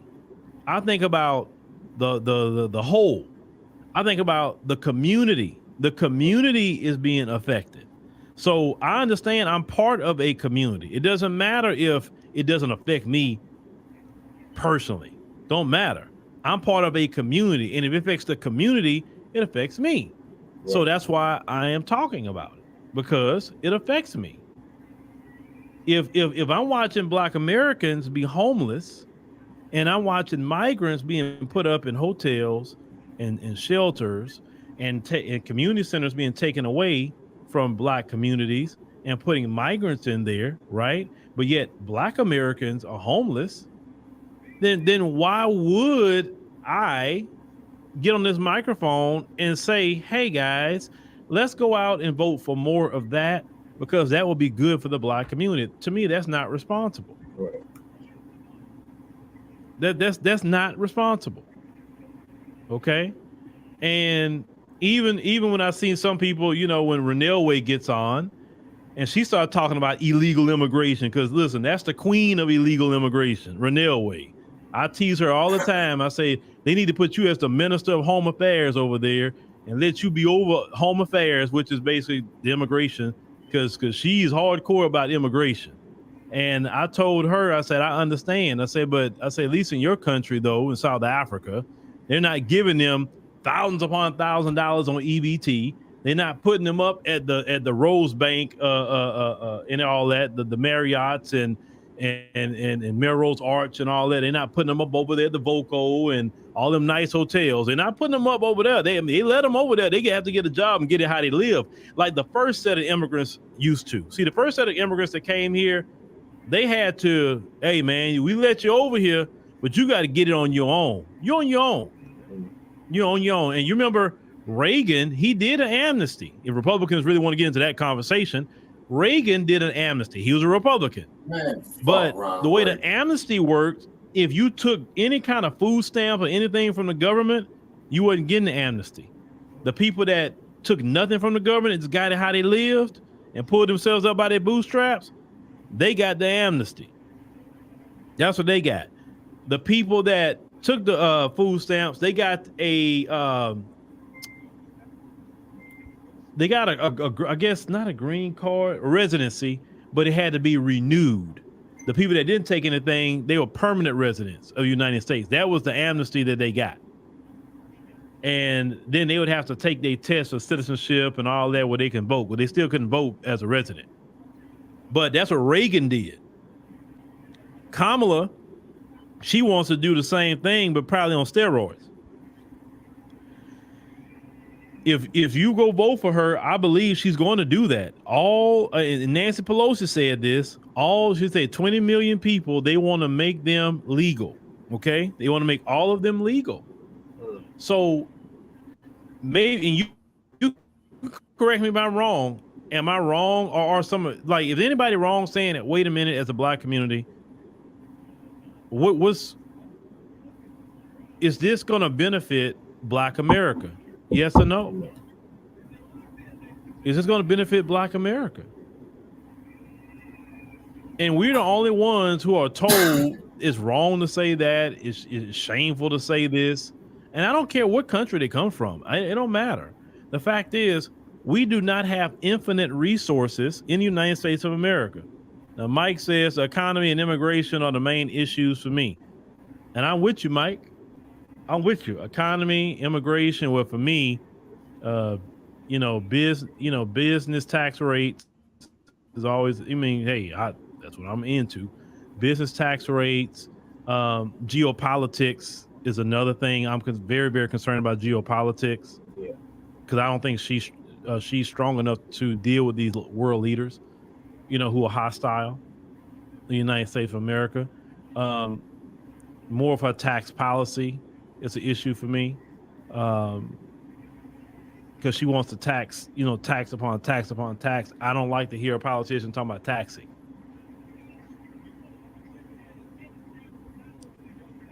Yeah, foreign policy is very important, but when you talk about the issue of immigration, right? Are you willing as Black Americans to say, I'm going to go vote for Vice President Kamala Harris and use your vote to give a big boost and a leg up to people that just got here. They didn't even put in the time you put in this country. Didn't pay the taxes that you paid. Didn't go through this thing. They will come in. They will get the benefit of every law that our ancestors fought and died for, that we still don't even get the full benefit of. They will paper them up. They will be above Black Americans. I'm telling you, they're already doing it. We go back to that story in Chicago where the Venezuelans got here, that family got here in 2022. Been here only 2 years underneath the Biden-Harris administration and already purchased a home, and they helped them to purchase that home. Okay? They got a first-time home buyers program. Did they in this country long enough? What country you go to and you can just get a first-time home buyers program that's through the city? In most countries throughout the world, they won't do that for a foreigner. But over here, if you are a foreigner, you are prioritized. And Americans are to suffer. So this is why Vice President Kamala Harris is having a problem with Black voters under 50. And I would say not just Black voters, because I wish they poll everybody.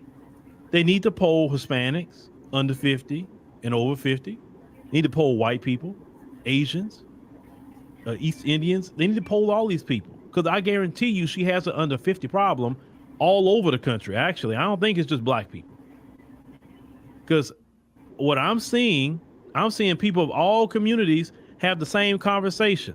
They don't like the immigration. The economy is bad. All this taxing she's talking about, like it's just. And then the crazy part is that she, when you ask her a question, she just babbles. You know, is that what she's gonna do in front of world leaders? But you know, she's done that before, right? Just babbling, don't know what she's talking about. So this is what we're supposed to be putting in the White House. Then we got to ask some other questions. You don't have to like Trump. You don't have to vote for him. You can vote for Cornel West. You can vote for Jill Stein, Dr. Jill Stein. You can vote for whoever. You can vote for yourself. So it has nothing to do with going vote for Trump. But my thing is, what is it about Trump that they really don't want him in that White House? Let's think about it. The first time he ran, okay, they didn't do that.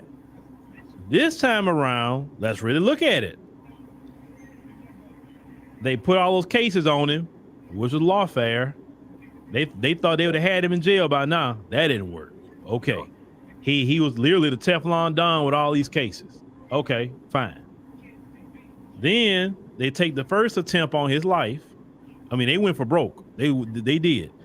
They took an attempt on his life just that first time, right? They nicked him on the ear. You know, they say if he wouldn't have turned when he turned, they would have hit him right in the dome, right? Okay. Then another dude went out here and was trying to get at him a second time. Yeah, the one I was up there. So this is twice in 2 months. What is it that them folks don't want him? What is it that he's gonna do, or what do they feel like they gotta go for broke? What, like, y'all have to really think about it that way. Like, bro, I've never seen nothing like this. All the years I've been looking at presidential elections, I've never seen that. Twice in 2 months? Twice. The last one that had an attempt was President Reagan. Yeah. Back in the 80s, President Reagan. But they done this twice.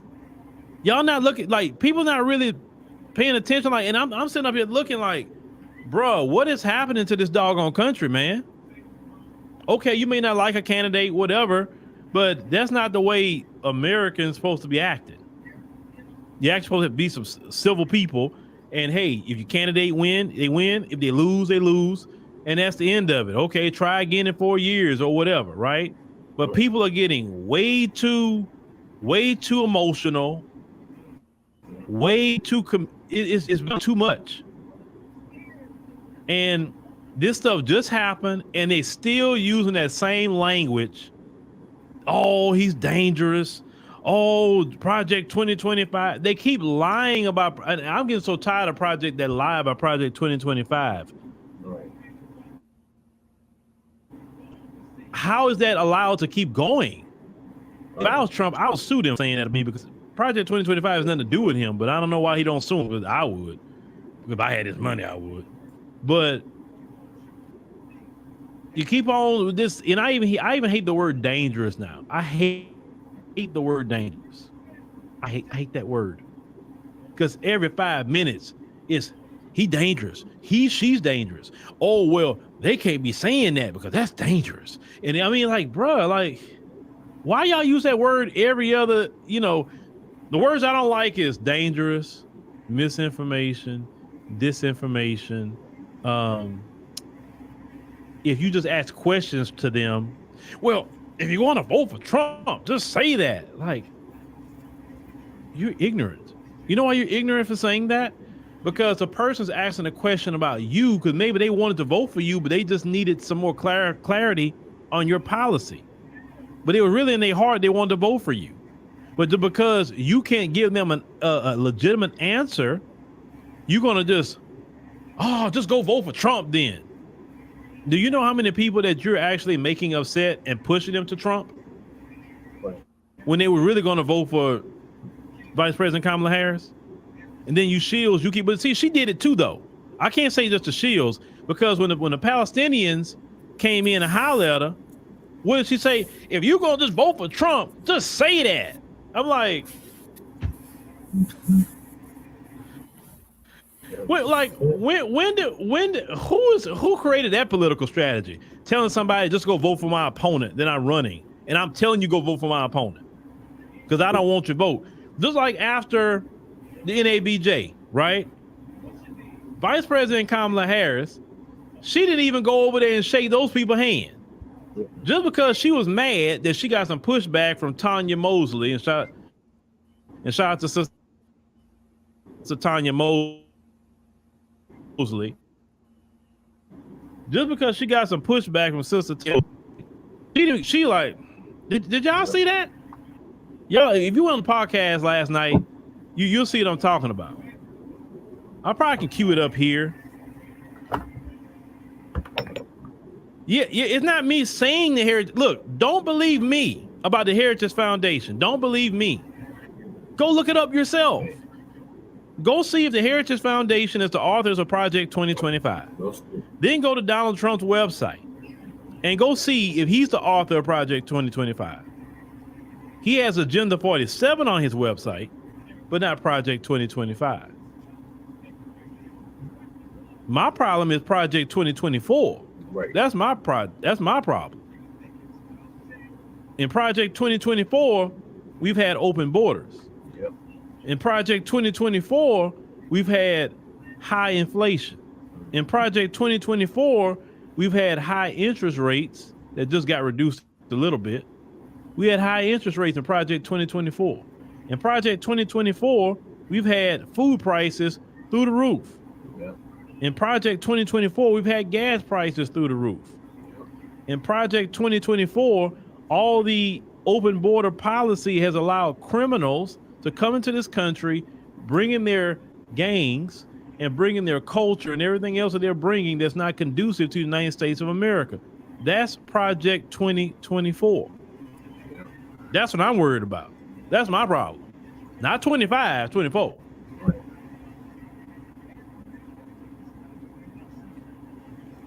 Oh, yeah. I'm going to stop it here. He's just asking questions in the chat. You said Steve Harvey said we should vote. Yeah, it was Steve Harvey. Man, fuck Steve All right, Shabaka, Harvey. what are your thoughts on VP Kamala Harris is in major trouble?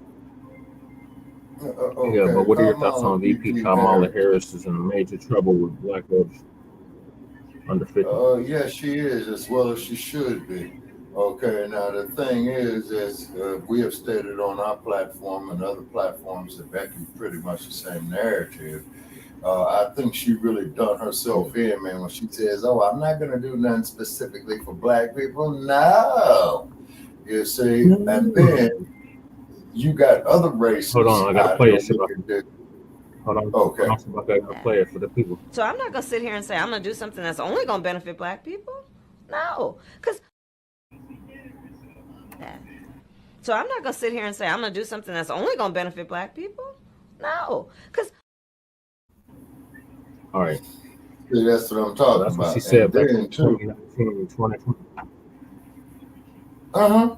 And then keep in mind is those words are still equal. Now here's something else you got to look at. Okay, you got to look at these other groups who would say, well, if we have one of our people up there running for president or vice president or what have you, they're going to go out there overwhelmingly support their candidate, their people who is running for one of these major offices, right? But due to the house nigga syndrome, and I know no other way to put it, okay, just the way you would hear this type of stuff.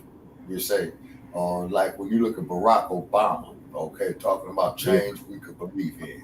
Okay, then police killings are going up of unarmed black people. He doesn't intervene on that. I would have no problem with any candidate or president who's Irish, Chinese, or whatever, and the police is out there killing his people. No, he's going to be signing all kind of executive orders. He's going to be having all kind of probes into those departments. I would not have a problem with it, but it always seems to be a problem when it's dealing with us, like Barack Obama. When he was running for president, okay? No reparations, no reparations. He said that during his campaign, and he also had said that during his first presidency before he was reelected. You see what I mean? Yeah, during the first term when they control both the House and the Senate, like they do now. Exactly. Yeah, exactly. But you see, he wants to go out here and be a politically appeasement to these other groups, and Kamala's duplicating the same process. You see what I'm saying? And these are the enemies within the black community. You see? Well, yeah, these are the tethers. Yeah. You see what I'm saying? And these sellouts, man, have got to go. You see what I'm saying?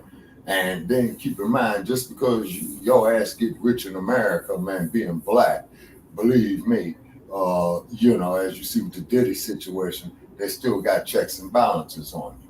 You see what I'm saying? Oh, yeah. See, Diddy thought he was untouchable. You're never too rich or too wealthy. Exactly. You see, same thing with Bill Cosby. Look at that. You see what I'm saying? And then, of course, you saw what they did to Dr. King. They killed him. You see what I mean? They killed him. Okay. They killed Malcolm X. Malcolm X said, hey, the Democrats are playing you for chumps. Yeah. And then look what they did to Medgar Evers. They killed him in his driveway.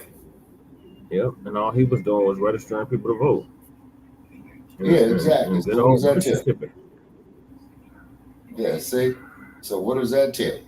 You know what I mean? And then you had old LBJ, what was that he said? You convinced the raggedest ass of white man that he's better than any nigga out here, and you'll fleece his pocket for the next, 200 years, I think he said? Yeah, I think he said next 50 years for them. And then he said that him signing the civil rights bill, he was going to have liberals voting Democrat for the next 200 years. Yeah, exactly. He was right. You see what I'm saying? So therefore, the economical shit, the political shit, lies within us. You see? Mm-hmm. Lies within us. See, we got to get some cohesiveness. You see what I'm saying? We got to stand on our own square. When we literally have enemies within, they can't have no cohesiveness with traitors and turncoats. Yeah, like Roly Poly Martin, Thomas Sewell. You see what I'm saying? Well, those are tethers. Those are foreign tethers. They don't have the same lineage as us. But we got our Jesse Lee Petersons. We got our Tim Scotts. He's sad. More sad. Tommy Sotomayor's. Very sad. Candace Owens, she's a tether. She's from the U.S. Virgin Islands. But, I thought she was from New York. No, her family is from St. Thomas. She's a tether. So like a lot of these black people with black faces that you see in mainstream media, a lot of them are tethers, like Joyce Reed, Roly Poly Martin. Okay, Joyce Reed is a tether. Where is she from? She's from the Congo. She's Congolese. Joyce Reed is Congolese? Yes, Joy Reid is Congolese. Okay, Zaire, the land of the rumble in the jungle. I didn't know that. Yeah. Like I said, a lot of these people that are in mainstream media, mainstream news, these political pundits, these operatives are tethers. Okay. All right, I just learned something right there. Okay. All righty. And then I want to definitely give a shout out to Jay Dizzle on what he did within the last couple of days talking about these damn tethers like down there in Guyana. Yeah. Yeah, that was beautiful. So most definitely a shout out there to Jay Dizzle, you know. Yeah. And I did see the link. I see he didn't join us, so he's probably relaxing, you know. Yeah. Yeah. And like I said, he did a live earlier. He did like a 2.5 hour live earlier, going in on Michael Eric Dyson, which we're gonna get to here shortly. So, is that your final thoughts on Michael Eric Dyson? Are these your final thoughts on VP Kamala Harris in major trouble with black voters under 50 with 44 days? Yes, sir, without a doubt.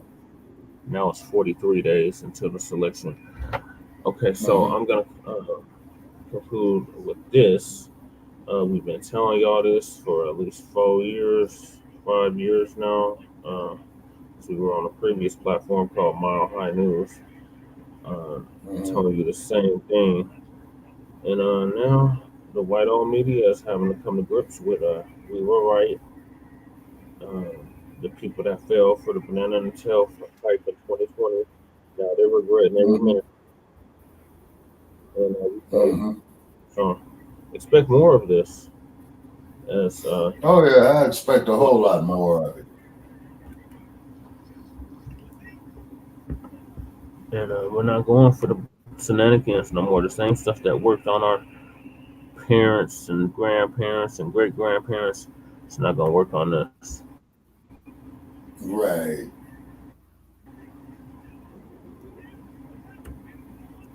So moving along, CNN bashes and humiliates Harris for using the same talking points. Media group is going to give us an update on that.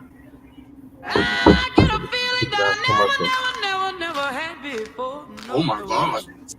What's going on, everybody? Thank you all for joining me today. If you haven't already, please make sure you hit the like button, because that's the most important thing you can do for me on this channel. What it does, that helps make sure that those who are subscribed to the channel will indeed get their notifications, and it also helps to push this video through the YouTube algorithm next. Second, if you're new to the channel, or maybe you've been ghost watching this channel for quite some time now, please do me a favor and yourself a favor by hitting the subscribe button, as well as the bell notification next to the subscribe button, so you can be notified whenever I release a new video. And lastly, please make sure you share this video out on your social media platforms to your family and friends to inform them on this new information. And yes, that does help to give me a slight boost in the YouTube algorithm as well. And Shabaka, he does chill. Like, this dude shows us major love. At least me, at least. So, all right. It's been reciprocated. But I'm yet to see it, though, Brother Paris. With the introduction, I just need to see it. That's all. Okay. The way, let's get into today's news. And today we are headed over to CNN studios, because recently Dana Bash, or Dana Bash, I believe it's pronounced Dana Bash technically, completely humiliated Kamala Harris on CNN. Completely humiliated her. as the article reads, but we are going to get into the video. Trust me. CNN's Bash says you could start a drinking game for every time Harris uses the same talking point. That is so true. And that is one of the many criticisms that stand out concerning Kamala Harris. It stands out like a sore thumb. She is so on script and so unoriginal and so uninspiring that people can't even ignore this about her anymore. And this is probably one of the main reasons that as it pertains to polling, we see that she has hit her ceiling and she's at a point of stagnation where there is no growth, and you can now see regression. She's actually sliding in the polls a bit now. What I want to do before we get into what Dana Bash stated is that I want to take a moment to play a clip that I played yesterday, but I do want to play it again, where we're just going to highlight the script or scripts, plural, that Kamala Harris goes through every single time she's interviewed. Now, mind you, what you're going to see here, this is a time frame of 8 days. 8 days in which Kamala Harris is just repeating the same thing over and over again, no matter who she's talking to. And this was compiled by Fox News. Let's get into this clip here, and then we're going to get into what Dana Bash said on CNN. We got it. Hit play. So I was raised as a middle-class kid. I grew up a middle-class kid.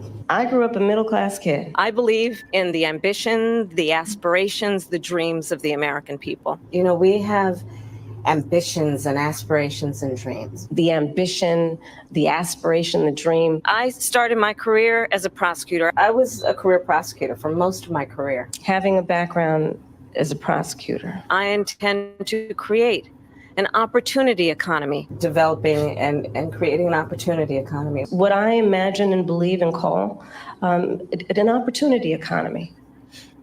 There is nothing original about Kamala Harris. I often joke about, even though I'm not joking, but I often joke about being a Russian bot powered by artificial intelligence and ChatGPT, created to push misinformation on YouTube to trick Black Americans to vote for Trump.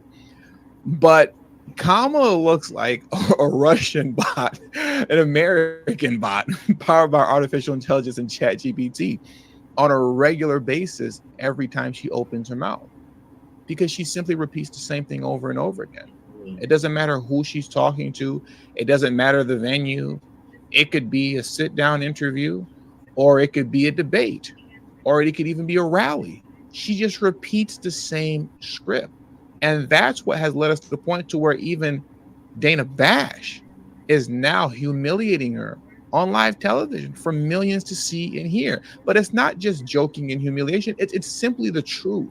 It's simply the truth. And there's a reason that I believe that Dana is actually saying this live for the world to hear her say. But I'll get into that shortly. Let's get into the actual CNN clip, though. Listen to Kamala Harris and what she will do. You can almost start a drinking game every time she says small businesses. Mm-hmm. She says that. Funny enough, and I'll start taking from the top again. A lot of people have accused Kamala Harris of like being drunk all the time. There's accusations, unfounded accusations. And I'll throw her a little bail. Unfounded accusations. All right. I'll cut her some slack that she has a drinking problem, and that she's drunk every time she does these interviews, and particularly speeches and rallies. There's a lot of funny clips of her out there just seeming a little, I don't know, maybe a little on the sauce prior to heading out to speak to the public. Because when we think about the strength of our democracy, I think that there's a duality to the nature of democracy. When it's intact, it's so strong in terms of what it does to uphold and protect individual rights and freedoms. So strong in its nature. And it is very fragile. It will only be as strong as our willing. Everything is in context. My mother she would give us a hard time sometimes, and she would say to us, I don't know what's wrong with you young people. You think you just fell out of a coconut tree? You exist in the context of all in which you live and what came before you. But, once again, I don't know. There are accusations. We don't know if that's true or not. I'll throw her a little bail and say it's unfounded. Come on. I don't think she's out here just drunk in front of the people. Okay. I don't think she's out here drunk, but you all let me know in the comment section below. You think Kamala's getting drunk before these rallies and that's why she sounds the way she does? Let me know in the comment section below. At the Olson Law Firm, we are trial attorneys. That's the thing we do the best. We can't promise that lunch will be prepped or that the dog will be walked before work, but when you listen to Kamala Harris and what she will do, you can almost start a drinking game every time she says small businesses. Well, she says that. She also talks about being a middle-class kid. That's also at the front of her answers. If you look at the interviews they've been doing with local media, and they've opened up a bit more since the debate, the first question is often, what are you going to do to lower prices? Which is a very hard question for an incumbent party to answer. And it has implications that are very Trumpian. It is, Trump says he's going to do mass deportation. That'll decrease demand. Trump says he'll explore more energy. That'll decrease energy costs. Democrats can point to the fact that inflation is actually, it was bad 2 years ago, it's not now. What people want to hear is, how do you make the prices go down? So everything she says is something realistic that could survive a fact check that answers a very hard question. There is not a plan to say that we're going to lower the cost of your grocery bill to what it was in 2019. There was a pandemic. There was a money supply inflation. You can't hit the button that makes that go away. But Trump has an answer that gets him through these questions. And Harris, I think, with a different set of incentives and a different relationship to something she can back up in a policy paper, she doesn't have an answer. So she goes to a larger, well, imagine a future where there are more businesses and this starts to ameliorate. So what he's saying is very interesting, and it's very true, because when Trump is asked those same questions, he has an answer that makes sense to the question that's being asked of him. When Kamala is asked those type of questions, she starts getting into, as this man stated, imagination. Imagine more businesses. Imagine more homes being built. Imagine more, I don't know, tax reduction. Imagine more this, imagine more that. She starts talking about her family life and how everybody took pride in their lawn, which is just a script. She starts talking in gibberish when in fact there are things that she could say that would make sense and that would pass a fact check, that would suffice for an answer. But she never does, ever. And that's why at the moment she's failing miserably. That's why she's failing miserably. And we're seeing that being reflected in the polling. Now, why is CNN and Dana Bash of all people coming out and saying this about her, right? Why is Dana Bash doing that? What I believe is this. There has been so much negative backlash towards ABC after that one-sided 3-on-1 debate that was put on with Kamala Harris and ABC moderators versus Donald Trump. That was such an embarrassing display of you could say of media, right? Of the media, that I think now, to a degree, not a lot, I won't get too carried away, but to a degree, we're going to start to see a little bit more of these DNC news outlets at least pretend to be somewhat objective, right? Now, I could sit here right now and I can play a compare and a contrast to how when Kamala Harris was interviewed by Dana Bash, Dana really coddled her and was even coaching her into the answers versus her interviews and conversations with JD Vance, which are always hostile. They have 2 interviews now with each other. Dana's hostile every time. She's hostile with JD Vance every time. So clearly we know the side of the political spectrum that CNN is on and that Dana Bash is on. But once again, the blowback to ABC was so severe, even so much so to the point that ABC, news anchor David Muir's show, I forgot what it's called. I think it's called like Nightly News Tonight or something like that. He saw a 12% decrease in viewership coming off of the lopsided 3-on-1 debate, that now everybody's taking note that, you know what, being this one-sided towards, or I should say in favor of Kamala Harris isn't a good look.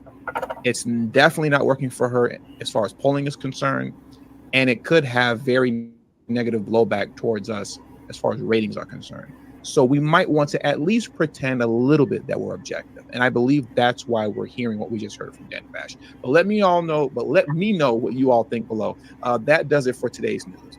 I want to thank you all for joining me today.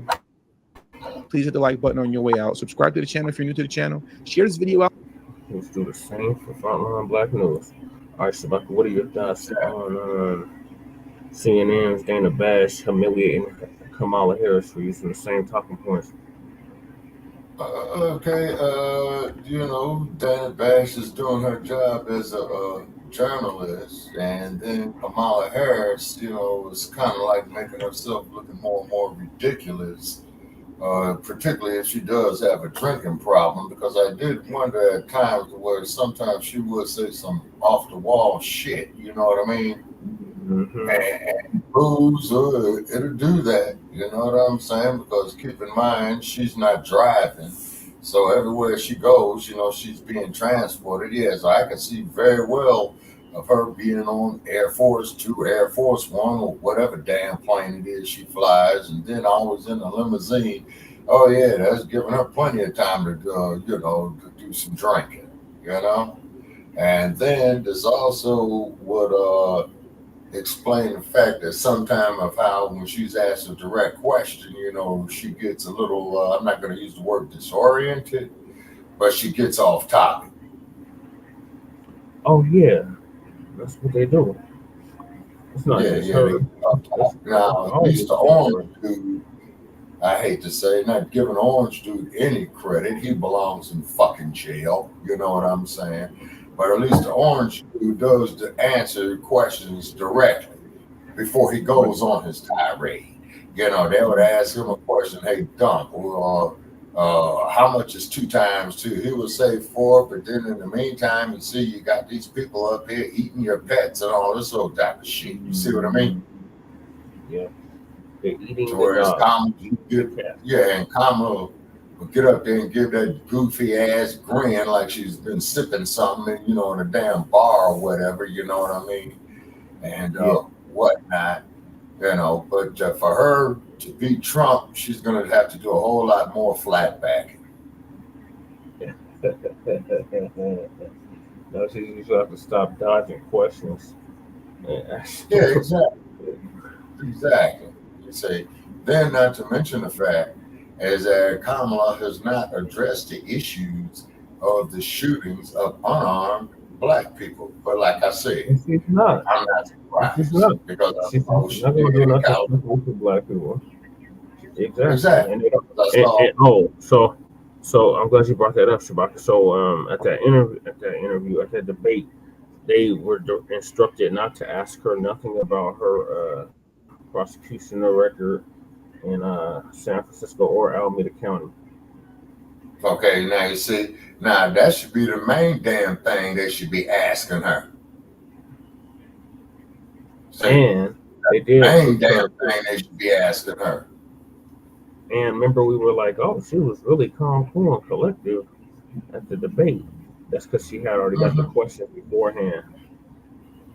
Right. And then who knows, she probably went on there and sipped on her little bit of Gilby's gin, maybe some old granddad or what have you. You know what I'm saying? Yeah, see. And then keep in mind is that Kamala Harris, a lot of dudes, I'm quite sure in her younger years were stepping up to her, trying to get next to her, you know what I'm saying? And then, of course, what happened with her and Willie Brown and all this old type of stuff. And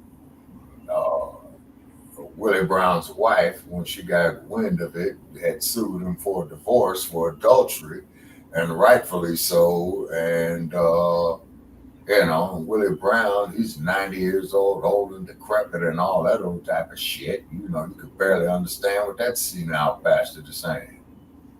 Right. And then keep in mind that Mr. Brown, he said she just blew him away. That's what he said in the interview. Well, I'm quite sure she did, if you know what I mean. Yep. And then of course Willie Brown, he was the Speaker of the California State Assembly, I believe, for about 15, 20 years. You know what I mean? Yeah. You know, so after he was the mayor of San Francisco. no, sir, before he was the mayor of San Francisco. Oh, okay. I stand corrected. You would know better than And me. then what happened with that was, as then he got elected mayor of San Francisco, you know, after he had left the California State Assembly, because he used to be the Speaker of the Assembly in California. And it's very, very interesting. We don't hear him talking about reparations, because you did have a whole lot of racism that happened to Black people in San Francisco. And you know why you don't hear nothing about reparations? Because Willie Brown's a tether too. I'm telling you about that. They're all around. He's not from America. I think he's from the Caribbean. Oh, okay. So yeah, these tethers is something else. Well, you got me doing more research on tethers, and too bad the Pan-African movement, man, fell apart. You know what I'm saying? And don't blame the tethers for that. Yeah, oh yeah, that's exactly who I'm blaming. You know, and that's why I appreciated, you know, what Jay did, you know, a couple of days ago on his last show. You know what I mean? Of showing these tethers down there in Guyana, and then of course you got tethers down there in Brazil. You got tethers over there in the Caribbean. You got tethers there in Veracruz. You see what I'm saying? So it's kind of like to make it all inclusive. You got and I hate to say this, but the truth is the light, and the light will set you free. So what we got right now is a bunch of Pan-African house niggas is what we got now. Yeah, basically. And that's a very, very sad fact to realize. Okay, but we got to bring that back. Maybe your generation can.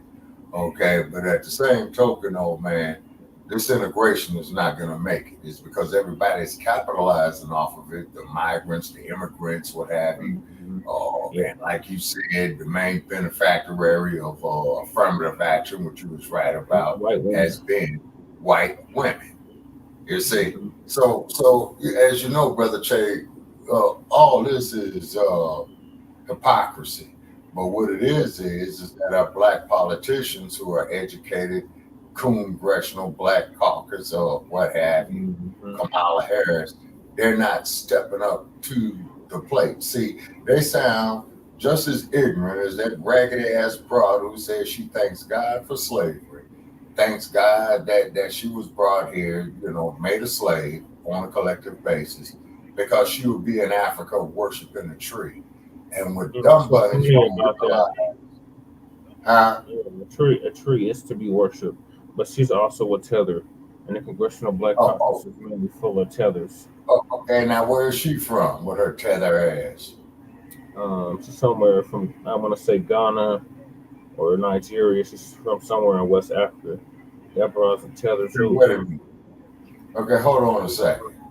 So you telling me this woman that made that statement about worshiping the tree and through Afrocentric worship is from Africa?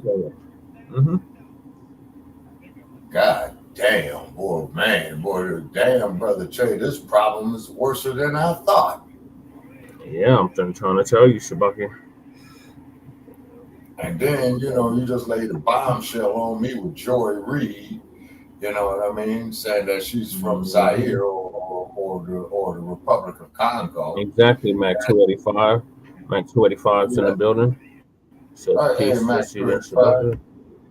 All right, yeah, Mac 285. Okay, no to the zone.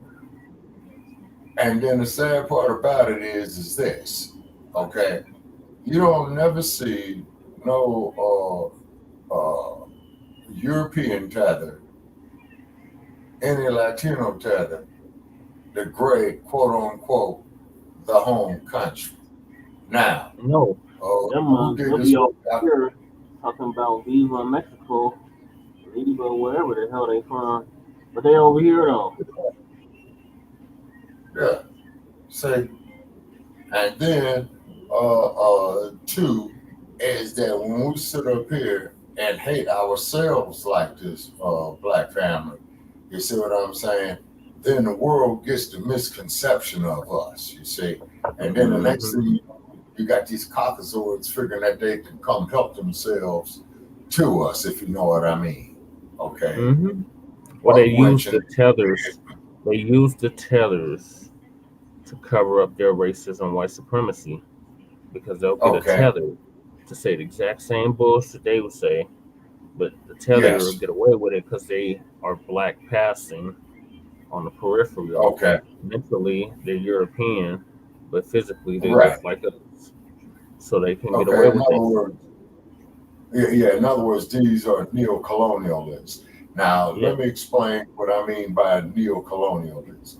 A neo-colonialist is an African who is on a puppet strings of Eurocentric values, of Eurocentric or European monetary systems, you see, because this is another thing why I appreciate President Traore of Burkina Faso, because his next move is that they get ready to set up their own currency. You see what I'm saying? See, basically, I'm thinking that what he's doing is going to his predecessor, Thomas Sankara, man, and is taking what is useful and leaving what is useless. Because Mr. Sankara was assassinated in the 1980s. Okay, so shit, that's damn near 40 years ago. 40 plus years ago. Yeah, so the great thing that Mr. Traore did is just like President Museveni of Uganda, get your rainbow flag the fuck up out of there, go give it to Al Sharpton, stick a banana in Al Sharpton's mouth and let Al Sharpton go wave the motherfucker, you know what I'm saying? And nationalizing the gold. Excellent move, excellent move, excellent move. Okay, so hopefully that they could build up a momentum on the continent. You see what I'm saying? And march we've been on saying that. We've been saying that for 100 years, Shabaka. The momentum is going to come from the United States. It's clear that the diaspora is just checked out. So we are the last beacon of hope, if you will, for African liberation worldwide. And when we started this delineation, this reparations movement, we literally said that the whole world is watching us. What we do, the rest of the world will do. So that's why we said, hey, if you're a foreigner, sue your goddamn colonizer and stop trying to stand up for our reparations claim. But these exactly. Sue the colonizer. You see? You see what Gavin Newsom did in California with that reparations commission that we followed for 3 years. And then just recently, they wouldn't allow them to introduce the bills onto the floor, but they want us to forget about that. And these are the Democrats. It's a Democrat majority legislature in California. Democrats control the House, the Senate, the governor, the mayors, the county commissioners, all Democrats. And then the cold part about it is, and then the cold part about it too, Brother Che, is that you letting these OTBs decide on our issues. And the cold part about it is that these OTBs, meaning other than black, okay, when they talk about their people's groups, they don't consult us. Hell no. We're nowhere in the conversation. They don't even mention it to us. Why? Because of cohesiveness, they know how to keep their shit in-house. And once again, all of them is looking at us just like they did on the plantation system. You know, how can we get these niggas to produce more for us? It's being on code. Everybody else is on code but us. Exactly. And that's part of the ma'afa that Dr. Marungani had talked about. Just like Shahabazad Ali had said. You see what I'm saying? You ain't gonna tell a Native American woman to talk about what the white man did to her babies. You're not gonna talk about the Japanese woman when they got interned and after World War II, what they went through. So why the hell can we not talk about the brutalization of slavery? and the brutalization that we still going through. But it's not just for slavery. It's for Jim Crow. It's for mass incarceration. It's for the new Jim Crow that we live in right now. Mac 285 said we must unite and claim what is ours before it's too late. That's right, Mac 285. But we cannot unite with tellers. We can't unite with tellers. We can unite with like-minded brothers and sisters that's on code. That's B1. Yeah, you're right, Mac 285. Yeah, he's absolutely right on that there, Mac 285. You know what I'm saying? And then on top of it too, and a lot of us like sports, and this is what I was saying is just like that general manager of the Washington Redskins. Oh boy, not a bad shit, making sure all these sirens of Las Vegas Boulevard. Wages. Okay. Definitely cracking. I hope they ain't coming to me. Oh, they passed. Okay. So anyway, all right. So that redneck, you know, with his hillbilly stinking ass, and then of course, Brother Chad, we want to talk about the sheriff killing the judge, and then I'm gonna have to call it a night because I'm trying to conserve data. But let me. We got two topics before that, so let's go to the next topic, and that's the NAACP will spend $20 million for black voter registration because they claim it's our black job to vote. Our black job to vote. Okay, let me explain something right here since we're out here on public, right? When they trying to use that shit against Trump, right? Okay. And then I think what Trump was saying is that they taking a lot of jobs from blacks. Now, they get some brain dead nigga up here talking about that he's an engineer and all of this. Well, how is this taking my black job? And the thing is, I'm trying to get that ignorant motherfucker to realize is that Trump was probably talking about taking jobs away from blacks, period. You see, because what used to be the black jobs was that of the chauffeur, that of the janitor, that of the maid. You see what I'm saying? Those were your black jobs, or what they used to call it, excuse the expression, nigger work.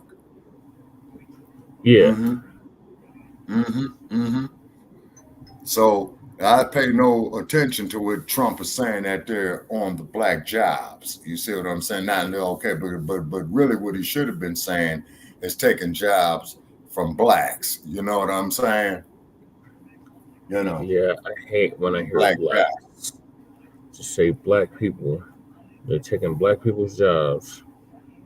Or the jobs that black people historically did. That's what he should have said.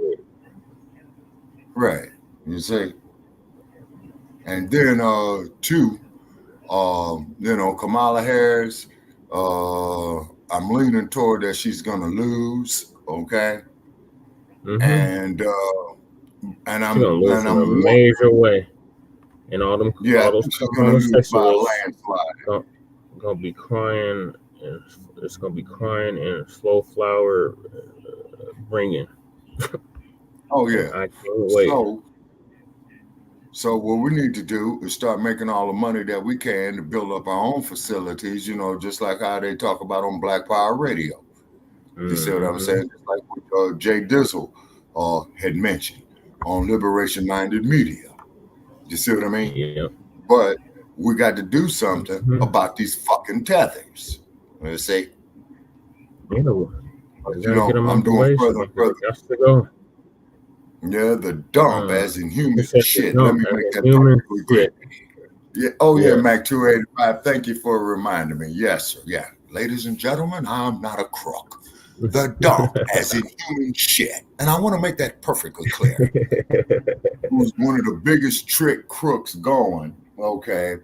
And me personally, that dude needs to quit going into that suntan machine, man, because the motherfucker's looking like a damn white raccoon, the orange raccoon. That's why I'm gonna start calling that motherfucker the orange raccoon.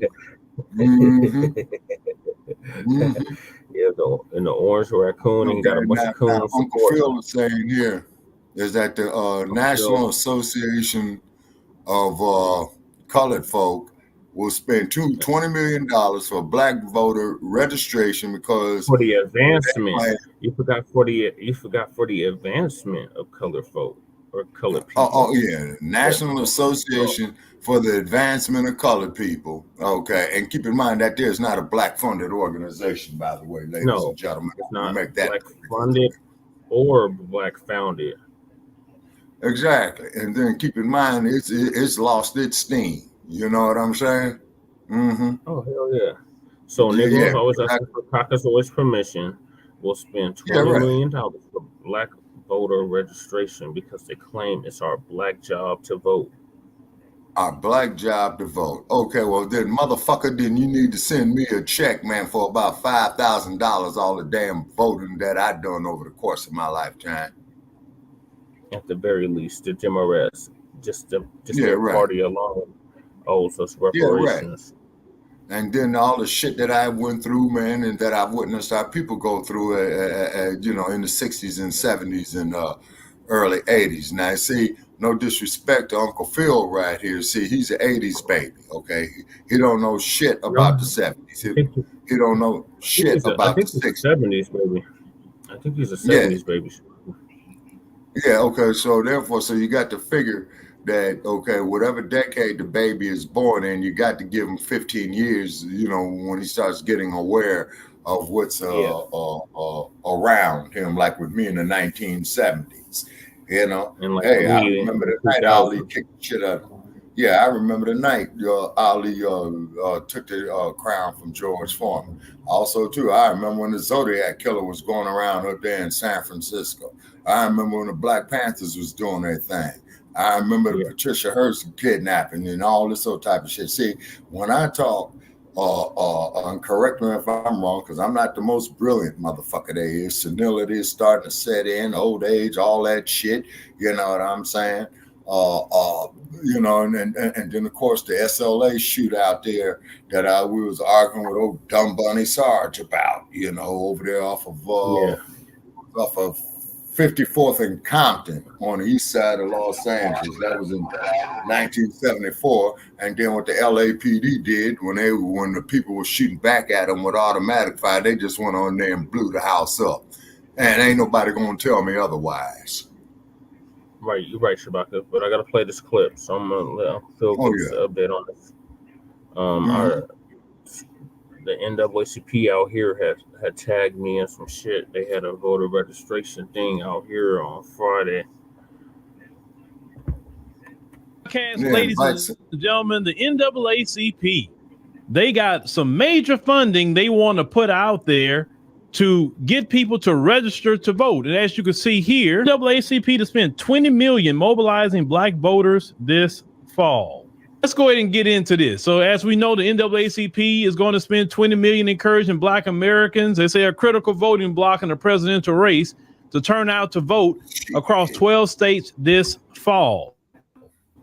Now, we know the NAACP is not nonpartisan. We know this. We know the NAACP leans on the Democrat Party, and they're getting $20 million. And I want to get to that, but let's just go through the rest of the facts here before I really go where I want to go in this podcast tonight, ladies and gentlemen. So they say the investment details, they say, which was first shared with NBC, they say included $6 million in funds to local NAACP chapters and partners, $1 million for polling and research, and $1.4 million for texting outreach. They say in 7 key battleground states: Arizona, North Carolina, Michigan, Nevada, Pennsylvania, Wisconsin, and Georgia. The NAACP will spend $3 million on radio ads in black communities and $2 million on mailings aimed at pushing voters to the polls. Now, they say the NAACP's campaign is not geared toward benefiting specific candidates. When have you ever seen the NAACP at a Republican event, a Green Party event, a Libertarian event, an independent event? You've always seen them at Democrat events, right? Okay, but that's what y'all say. But rather, it's designed to broadly mobilize and educate black voters ahead of the 2024 election. It's a messaging will urge black Americans to verify their voter registration, find their polling place, encourage them to vote early, and inform them on how to reach the NAACP if they experience intimidation or suppression at the polls. Well, we're doing all that on our platform, especially African diaspora. We always encourage people to go to vote.gov. We tell people to get registered to vote. We even encourage early voting here. We've been doing that. I tell everybody to go out there. So the NAACP, if you're out here giving funds to promote voter registration, probably should slide that this way. We've been doing the job, right? Hey, shameless plug, what it is. Now, it says the group plans to engage more than 14.5 million voters. And say while the threats against our democracy are present and dangerous. They keep saying dangerous. I'm so tired of hearing the word dangerous from God. I'm tired of hearing that word. It's our commitment to making our voices heard is unwavering. Now, that's a Derrick Johnson. He's the NAACP president and CEO. He said our most important Black job this November for all of us is showing up at the ballot box and making our voices heard. Are you freaking serious? We don't get paid to vote, so it's not a job. That's a choice. Hey, you say the only way to combat these radical extremists is with your vote. So that's Democrat language. Calling people radical extremists, saying people are that's your job. It is not our job to vote for anybody. Our job is to take care of our families. Our job is to do for our communities. Right. Our job is to make sure that we can provide for our families. That's our job. Black voters are expected to play a pivotal role in the race for the White House between Vice President Kamala Harris and former President Donald Trump. And so while Black voters traditionally overwhelmingly support Democrats, to say the margin of victory and turnout levels among the group can make a major difference. A new Howard University initiative on public opinion poll of likely Black voters in Arizona, Georgia, Michigan, Nevada, North Carolina, Pennsylvania, and Wisconsin found that 82% said they would vote for Harris, while 12% backed Trump. By comparison, exit polls across the same states show President Joe Biden won 89% of Black voters, compared with 9% for Trump. Here's my problem with the $20 million. Here's just really my problem. So the NAACP, they have money. They have $20 million to come out and try to spend money to get registered to vote. Okay. But where's the NAACP taking that money to go fight some court cases for Black people? Right. Because since you got 20 million, if you got local chapters, you should have attorneys, right? Black people should be able to call an NAACP and say, hey, I got an issue. I needed some NAACP attorneys, right? Whatever the issue may be, right? Since you got money. You should be out there taking care of our Black homeless. You should be advocating for Black people with this migrant crisis and taking your money to assist Black people in those endeavors, right? So you got $20 million just to go put in Vice President Kamala Harris. Let's call it what it is. You say you're nonpartisan. You say not a specific candidate, but you're using the same language as the candidate in the Democrat Party. You're using the same language. So don't tell me that you're nonpartisan or a specific language or specific candidate that you're looking for or not looking for. Don't tell me that. Because every time I've seen Derrick Johnson, the gentleman at the bottom of the screen, I've seen him with Democrats. In Chicago, he was with Brandon Johnson. Not with the community, he was with Brandon Johnson. Derrick Johnson was at the White House, Biden and all them. When have you ever seen Derrick Johnson sitting down with Trump? Never. When have you seen him sitting down with Jill Stein? When you seen him sitting down with Cornel West? Never. Or Robert Kennedy or whoever? Did you ever see a bunch of them sitting down with them and say, hey, if you get elected, what you gonna do for the Black community? We've never seen that. So please stop. Just like Black Voters Matter just came out saying they're gonna spend $15 million, $15 million. Between those two organizations, the NAACP and Black Voters Matter, $35 million just to get Black people out to vote. If you got to spend $35 million to get Black people out to vote, what about the Hispanic vote? There's more of them here than us now. What about the white vote? Where's the money being spent on the white vote? Where's the money being spent on the Asian vote? Where is it? What about the East Indians? That's Kamala's people. Where's the money being spent to galvanize the East Indian community? Only Black people. You got millions of dollars. You're throwing millions of dollars at the poorest people, the people who are at the bottom. You got millions to get them to come out and vote, but all these other groups, you don't got nothing.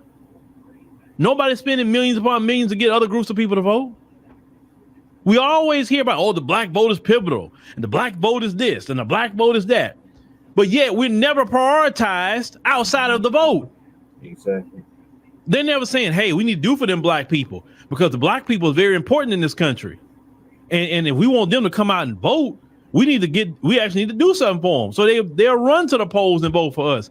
No, they think, like the NAACP said, your only black job is to come out and vote for Democrats. Let's call it what it is.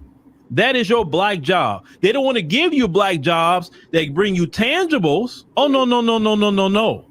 Your only black job is to go vote for the Democrat Party, put them in office so they can go prioritize everybody else except you and except me. Yep. That is according to the NAACP. That is your black job, and that's my black job. And what we say to the NAACP is, hell no, the devil is a lie. No. Oh, I'm going to vote in the election. Oh, you better believe I'm there on the first day of early voting, October 21 here in Texas. I'm there the first day. I encourage all of you to be there the first day. I'm going to be there the first day because I told y'all my position, vote against blue no matter who. I already told you. So California, what happened in California, and I'm going to keep repeating that, with Gavin Newsom and the California Legislative Black Caucus done with reparations. When that sister said, I was with it. She said it's going to have consequences. You say for the election, for what y'all done here, right? Just like I encourage all my brothers and sisters in California, make sure you're there the first day of early voting to go vote out every member of the California Legislative Black Caucus. You be there, you show up, you go vote. See, I'm promoting voting. I'm promoting it. But see, the NAACP don't like my version of promoting voter registration and voter participation, because I'm not telling people to put the boule back in. Because see, they're there to put the boule in. We're not down with the boule over here. We're down with the people. That's right. The boule needs the status quo for them to have a position. What's the status quo, ladies and gentlemen? Black Americans at the bottom. Black Americans being everybody's footstool. So as long as the status quo is going on, the boule have a job. And what I say to Black Americans is get registered to vote and be there early voting and get all these boule members out and make them don't have a job no more. Make the folks look at them and say, you paying me to waste my time? Y'all no good to us. And they cut off that money. Nothing. And they lose those jobs. Nobody to vote. You understand? That will be one of the greatest victories for Black America, is showing the boule once and for all. You have crossed the community, and we're going to make sure to vote you out. And those votes is going to cut off that money and cut off your little job, because you will have no use to the folks no more. That will be the greatest victory for Black voters in this election. On top of ousting October 21st. the Biden-Harris administration, because you vote for Harris, you continue in Bidenomics, and Bidenomics has been a failure. Every person I talk to, ladies and gentlemen, every person, they tell me they're struggling. It's hard for them. From people that got a job to people that have businesses. Everybody's struggling. This economy is not good. There's no way in God's green earth that I can sit here and say, I want to go vote for 4 more years of this. Nobody with common sense would do that. Nobody. So why would you do it or I do it? It wouldn't make any kind of sense. And then I don't feel comfortable on the geopolitical side with Vice President Kamala Harris. We looking at all the slander is happening to Black people, accusing them of being Russia and all that. I don't know if you heard about, Anthony Blinken accused the platform African Stream of taking money from RT, and he didn't put up no evidence of it. And then they got taken off of everything. and their company is out of Nairobi, Kenya, and they made a response to it and say, we don't take no money from nobody. You say, what are you talking about? You say, we're not no mouthpiece for no freaking Russia. We just have our own, opinion as Africans, right? But what I'm saying is they believe in censorship, whether it's an African platform or people right here. Kamala Harris said in 2019 that we on these microphones need to be regulated. But that's what the NAACP wants to spend money on to get that in office. No, if you are a freedom-loving American, you better get registered to vote and make sure you vote against blue, no matter who, from the top of the ticket all the way down. I'm telling you, if you want to save America and save your freedoms, because you won't have them. If Vice President Kamala Harris get in office, you won't have them. You'll be overtaxed. The economy will be 10 times worse. You'll be censored. I always remind people, look what happened at the beginning when they got in office. They a lot of y'all lost y'all jobs because they was forcing something upon your body. But yet she's running around here talking about women shouldn't have the government involved with their body, but yet it was okay for the government to be involved with everybody else's body when they chose not for it to be, right? Remember, that's that administration. Y'all know what I'm talking about. That's that administration right there. They have no problem violating your rights. They don't have no problem. You want to go vote for that in November? I don't. Yeah, what's going on? All right, He's bringing you those top stories, headlines. Well, what are your the only thoughts thing I can say about that is that, like I put there in the chat, this day and age, my vote's for sale, okay? It's because I cannot go out here at my age now and do what I did, man, 25, 30 years ago, going out there, registering people to vote. They fucked us out of our money on it. All these goddamn politicians are sitting up here lying to us, bumping our heads, pissing on our heads, telling us it's rain, shitting on us, telling us it's snow. So all that NAACP literature, ladies and gentlemen, and I'm saying this right here, take it to use it for shit paper, let your dog, cat, rat, whatever, piss and shit on it, chew it up or whatever, because it's bullshit, okay? It is. And then seeing this shit here for the last 50 years, man, I'm just fed up with it, man. I'm just fed up with it. The goddamn police department go out here and kill our people. Oh, no, it was justifiable homicide. Kamala Harris, the attorney general, didn't do shit to them lapdogs that killed Ezell Ford. Didn't do shit to the San Francisco police officers that killed Mario Woods. And the beat just goes on and on. The Oakland PD that killed Oscar Grant. Oh, yeah, right. Oakland PD killed little Bobby Hutton in 1968. Oakland PD was killing a whole lot of unarmed black people. Why the hell do you think the Black Panthers came into existence in the first place? Say point number 7. We want an immediate end to the murder of black people. And Dr. Huey P. Newton had stated, and this is a quote for him, the police in the black community, they're there to contain us, they're there to control us, and they're there to kill us. Period. Yeah.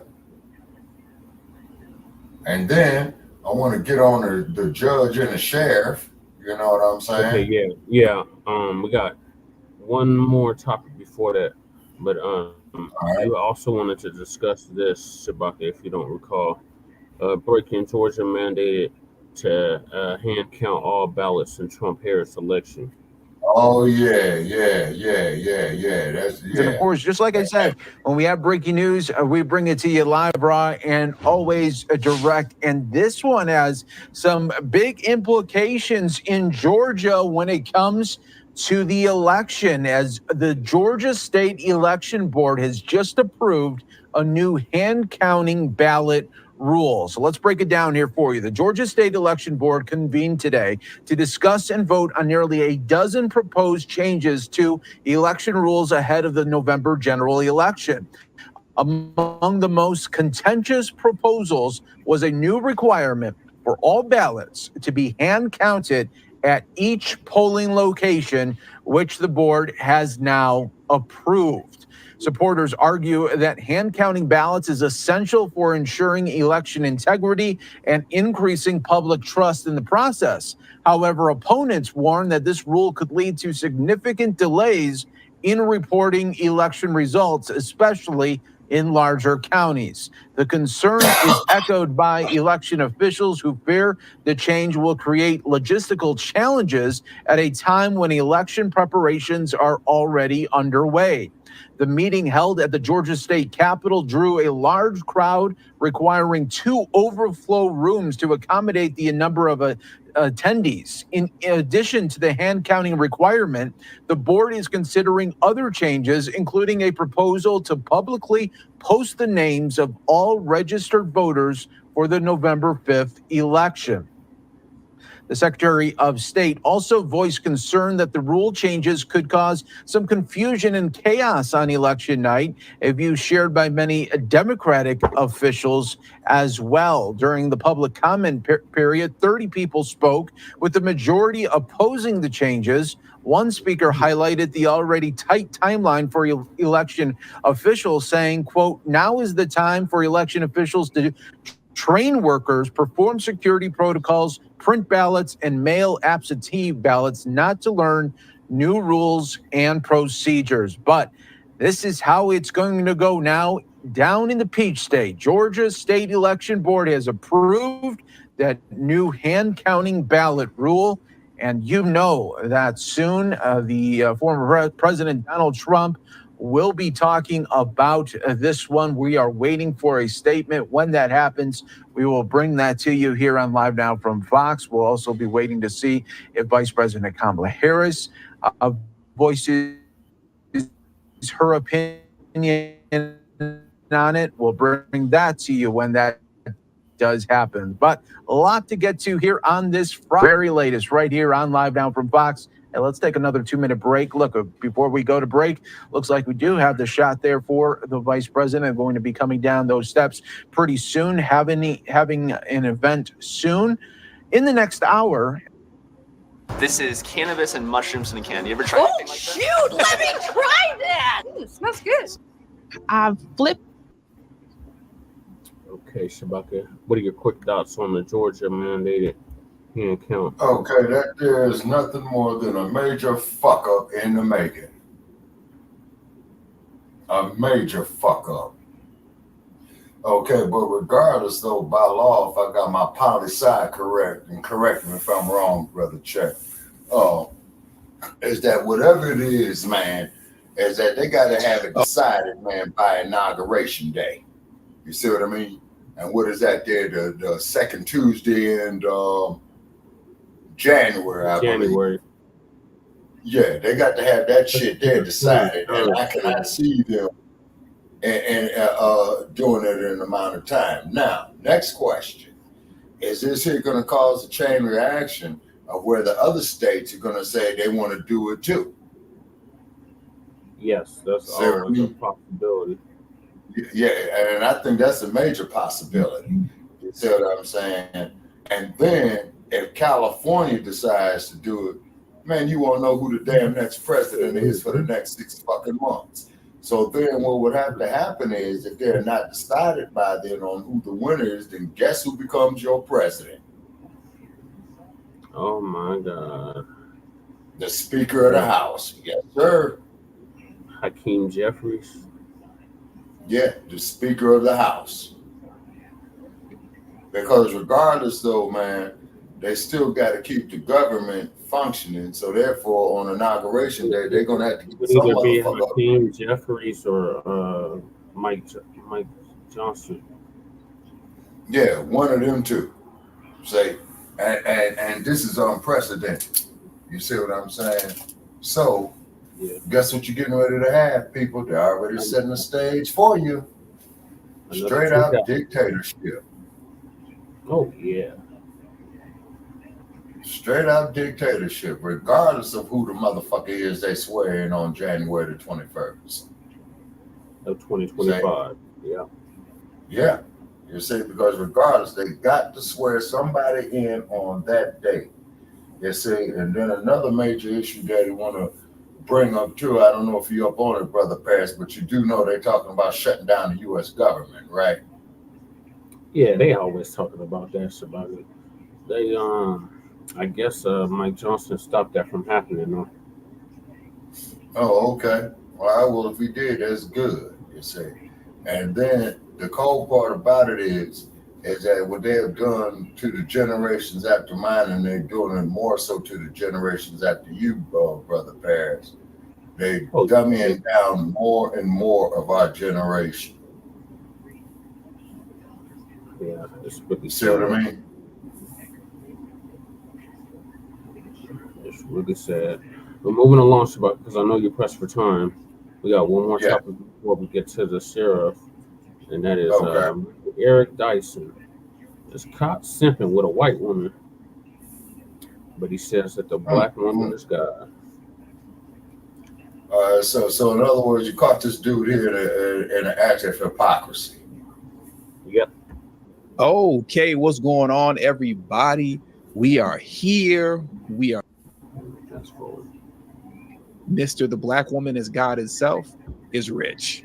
This is rich. This is rich. So we got to get into it, man. And we're going to go through this real quick, man. There's a couple videos to go through. Shout out to Black Light Revelations in the chat. Yes, and also shout out to Catsy as well.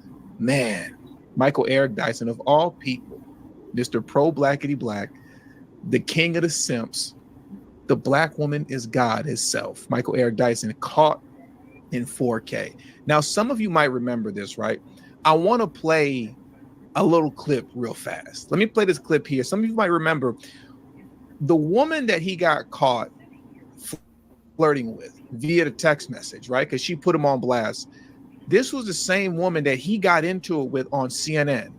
He got into it with this woman on CNN, and it's not this woman here. It's not that lady, but it's another lady who was a congresswoman. Her name is Nancy MAGEE.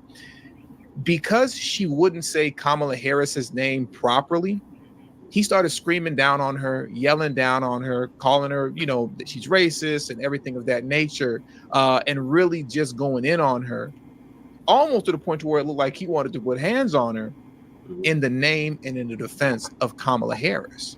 And that you need to say her name right, because if you're not saying her name right, that's racism, white supremacy. So here's a little bit of that exchange and how it went down. This is what happened on CNN. I want to say this was about, I don't know, a little over a month ago. That sounds like self-hatred and justification of white supremacy. And let me just say this, because this congresswoman is a wonderful human being, but when you disrespect Kamala Harris by saying you will call her whatever you want, I know you don't intend it to be that way. That's the history and legacy of white disregard for the humanity of black people. So now you're calling me racist. I didn't say, I just said you were racist. racist. That is complete. You don't have to intend racism to accomplish you are intending that your I'm disrespect racist, of Kamala and Harris that is part and parcel of the disrespect. It's offensive, Congresswoman, and it's why can't you just? offensive. I'm not calling you a racist. Why can't you? What the practice is racist? You absolutely are. Let me get it. No, what's disgusting is your disrespect of her. Professor. This gentleman said, I didn't know her name. He's going off so much that even the host is trying to calm him down. She's saying, Professor, listen to this. I don't want to hide from them anymore. What do we do? Are we not men? Commercial. No, what's disgusting is your disrespect of her. Professor. This gentleman said, I didn't know her name. He's trying to do is her disrespect of women. She doesn't know what a woman is. And if 25 years ago, white women don't have the ability to tell black women who paid the price of blood to make this country what it is, to tell them they're not real women. 25 years ago, I became the first woman to graduate from the Citadel, the military college of South Carolina. I fought my way through it. So pronounce her name right. Let me actually This is the institution itself. Come on, you're doing this on purpose, Congresswoman. Disrespectful. You can't expect people to respect your service if you don't respect her. Walk that stage 25 years ago. She would have taken that achievement away from women. You are a white woman disrespecting a black woman. That is problematic. That is problematic. Now, what happened afterwards, just so we can follow along with the timeline, and shout out to Jesse Paris. I appreciate you for coming through. See? so we could follow along with the timeline. Me out. What happened from here is that he caught a little bit of flack because of how aggressive he was towards Nancy MAGEE, I believe her last name is, right? And that's her right here, obviously, as you can all see. So then what happened was, I want to say, what was it, like a day or so later? You know, something like that. He put out a 5-minute long symptastic letter to Black women, right? So he was literally hiding behind the skirt of Black women to avoid the criticism that was coming his way from getting at Nancy, the woman in the pink, so hard. I'm not going to play the entire 5 minutes. I'm only going to play about maybe a minute or two of it because that's all that I can stomach, right? I'm not going to play this whole thing, but let's get into at least, like I said, about 2 minutes of this. And then we're going to get into when the woman on your screen right there in the pink put Umar on blast. I'm not Umar. I'm responding to Jupiter 1000. He said, paging Umar Johnson. See, she didn't put Umar on blast, but she put Michael Eric Dyson on blast with the screenshots of the text messages and everything like that. So let's get into some of this symptastic love letter to Black women that Umar, I keep saying Umar, that Michael Eric Dyson is about to get into right now, just so we can follow along with the timeline. We Black men. Let me rewind it back just a little bit. Just a love note for Black women this morning. For little girls, for aunties, for grandmothers, for wives, for partners, for lovers, for teachers, ditch diggers, engineers, around the way girls, to presidential candidates. We Black men who have too often failed you, who have too often not said the right thing at the right time, who have been vulnerable to the claim that we have forgotten what you have done for us, the magnificence of your service to our people, the beauty and power of your spirit at times when we flagged. We remember all the remarkable things you have done and beg your forgiveness for us not standing up for you when times were tough. Everything else. Or when I don't no one care about else none was of in that. the I ain't got room time to tell you. defend you, to assert the legitimacy and validity of your personhood. Please forgive us. But no more will that occur. I am not asking for forgiveness, for the record. Michael Eric Dyson speaks for himself, and literally everything that you just said is about to go out of the window because you are symptastic, my friend, and an extreme hypocrite. And so the other night, Keith Boykin and I were on CNN trying to be respectful to the Congresswoman who insisted upon misnaming, mispronouncing Kamala Harris. Do you call Melania? Do you call Ivanka? Then call Kamala. Then call Vice President Harris, Vice President Kamala Harris. And soon we pray and hope and work that you will call her President Kamala Harris. So this is a new. Now that I think about it, I think I was saying her name wrong. I don't think it's Nancy MAGEE, but I don't think it's irrelevant. It doesn't matter. Note to let's listen to some more of the symptastic behavior. Put on notice anybody who would come for us, who would try to stain the reputation or besmirch the character of Black women, not only the Kamala Harrises of the world.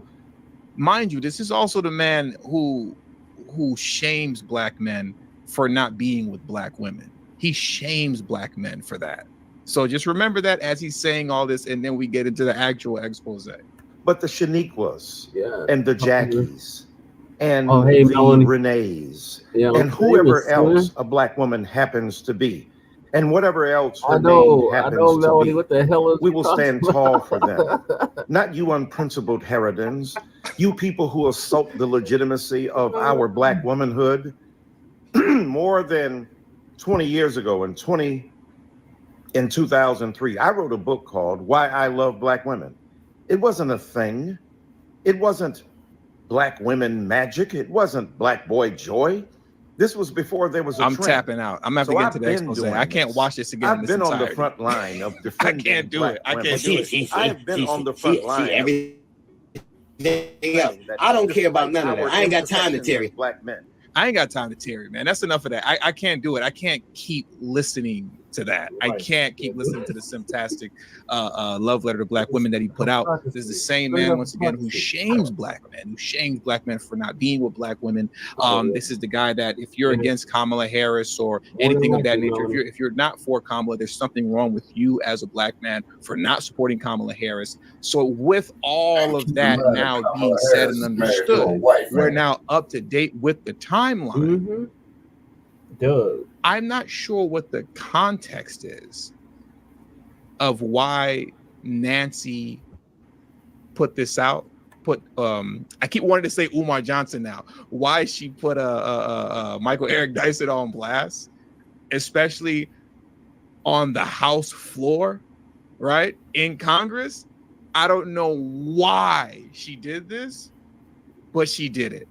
Let's get into this. Let me pull this up right now. To the record, a screenshot of a text message I received from the esteemed professor from Vanderbilt, Michael Eric Dyson, after my CNN interview, begged me for photos. In this text, he says, after calling me racist on CNN, shh, don't tell anybody, we look good together, and sent me a kissy emoji. Without then objection. the guy says I'm gorgeous in all these photos. I don't think he's that bent out of shape on how anyone pronounces Kamala. And if we're going to have that standard, you got to hold it to both sides, not just one or the other. It just goes to show how fake, bought and paid for these guys are too. And don't worry, I have close-ups of the screenshots that she put on her Twitter page so we can see that this is valid and true. But he was begging for pictures with her during and after the show, after he got done calling her all type of racist and being against black womanhood because she called Kamala Harris Kamala instead of Kamala, right? So now you're on air calling her all type of racist, calling everybody who calls Kamala Harris Kamala all type of racist. You're on the internet simping, writing love letters to black women that you're speaking out orally. You're shaming black men for not supporting Kamala Harris. You shame black men who are not with black women. Meanwhile, you're doing this, right? And let's zoom in. This is Nancy's page. This is her Twitter page, so you can see here. And let's look at the actual the screenshot. Obviously, she has his phone number blocked out and everything like that, because that would be doxing. But look at this. This is the photo here. This is it right here. And there's nothing wrong with a picture. There's nothing wrong with taking pictures and saying, oh, hey, let me get a photo. Let me get a pic with you. Oh, yeah, that's cool. That's cool. Let's get a photo. There's nothing wrong with that. But after you just got done calling her all type of white supremacists, and then go on to shame black men who don't want to vote for Kamala and who aren't with black women, you then turn around and resend her the same pictures that you begged to take with her, and then you write her this in a text? He said, shh, don't tell anybody. We look good together. She responds back, okay. And he said, well, you're gorgeous makes the photos. So there's that. Well, you're gorgeous makes the photos. Oh, this man is simping hard. This man is simping too hard for me. Well, you're gorgeous makes the photos. And let me show you this too before we head out of here. Let me also show you this, just so you can see how thirsty Michael Eric Dyson was to be with her, hugged up on her, taking pictures of her, and then sending those pictures back to her just so he can flirt with her, all the while he himself being married. Him being married, by the way. This has what's my man's name? Oh my goodness. I feel like Jupiter, you might know. Jupiter said, wow, LMAO. Oh no, he's simping. The country, South Carolina, well on Becky. What's the name of the one guy? He was the simp version of Kevin Samuels. What's the name of the simp version of Kevin Samuels? He fell off because he was preaching against everything that he was. I forgot what his name was. The black dude that was simping for women, for black women, of course. And he was talking about how black men are trash. And then come to find out he was cheating on his wife the whole time. Derek Jackson. I knew Jupiter would know. I knew you would know. How did I know that Jupiter would know? I knew he would remember that. Derek Jackson. This has Derek Jackson written all over it. This has Derek Jackson written all over it. All over it, man. All over it. Look at this here. Let me show you this video here real quick. Let me show you this. How thirsty he was. He was. This is while they were on set. He wanted pictures while they were on set together. He wanted pictures after the shoot was over. After you got done trashing this woman, calling her all type of racist, white supremacists, you don't respect the womanhood of black women, and then all you black men who don't support Kamala Harris, you know, I guess we're not really black, because y'all know I don't mess with Kamala Harris. It's Trump all the way from me. But you know, you're not black and you don't like black women. If you're a black man who's not voting for Kamala Harris, and if you're a black man who's not with the black woman, then you hate yourself and you don't like the black woman. Meanwhile, this guy is over here tearing it up. See everything else. I don't care about none of that. I ain't got time to Terry. He's tearing it up, begging for pictures.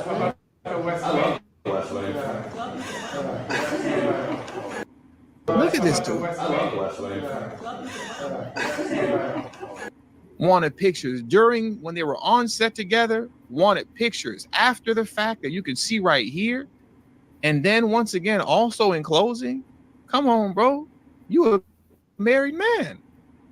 And you out here sending the pictures back to her, talking about, shh, don't tell anybody we look good together. With the kissy emojis too, bro. You're dropping the emojis. Oh no. You tearing too hard for me. Tearing way too hard. And she respond back with a nervous laughter. Yeah, okay. Well, you're gorgeous makes the photos. So there's that. Man, Michael Eric Dyson has to be simp of the I feel like even he's not simp of the decade. He's not simp of the decade. He has to be what? Simp of the century. This has to be simp of the century behavior. It has to be. It has to be.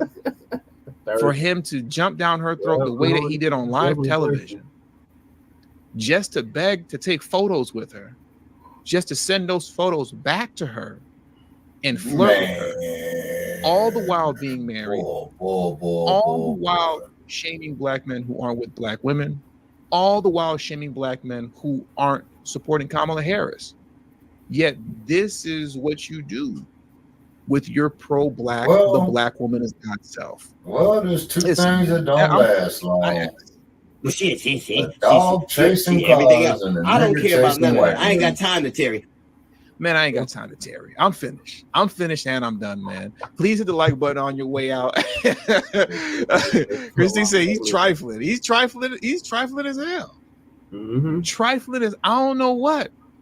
Trifling as I don't know what. And trifling for no reason. Being that fake and phony should be a crime, brother. Just live your truth. Just live your truth, man.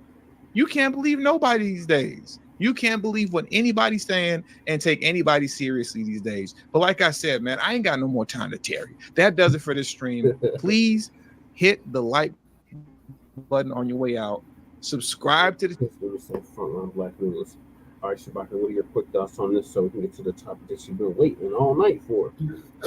Man, I'm not flabbergasted.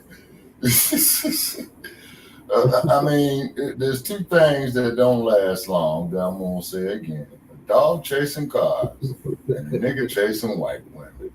And the only thing I can say, man, I hate to see the good doctor go out like that. but he shot his own self in the foot. You know? Yeah, you see what I'm saying?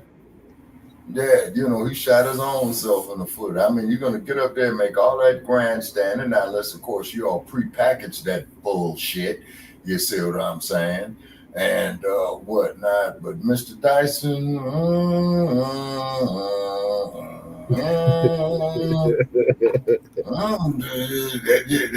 there's something not right. Yeah. Something not right. That's all I can say on that one there, man. I mean, wow. And I'm talking about you up here talking about, you know, get with the black woman and all this old type of good shit. And there you go, man.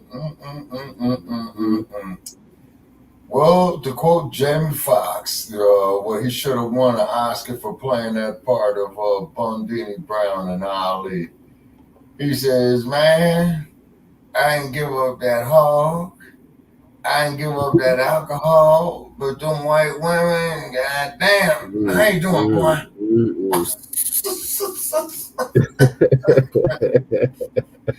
You know what I'm saying? You know, how you doing, boy? And mind you, he's a married man.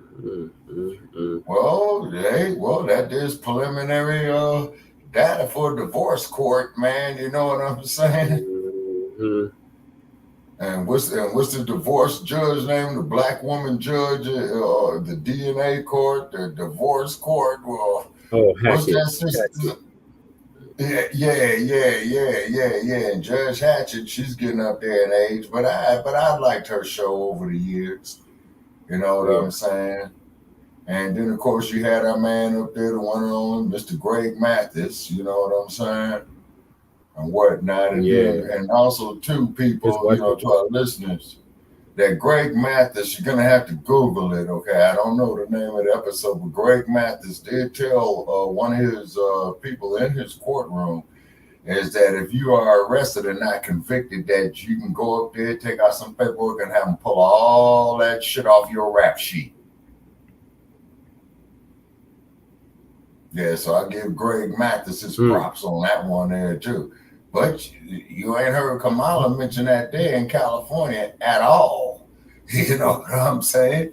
You ain't never heard Kamala say, hey, that you can go to these lapdogs with this document. You can go to these LA County sheriffs with this document, the Oakland Police Department, San Jose Police Department, San Diego Police Department, you know, and hey, you know, and have them pull all this shit off your rap sheet. Now, there are those who is out there saying to me on social media, well, Shabaka, why you so down on Kamala?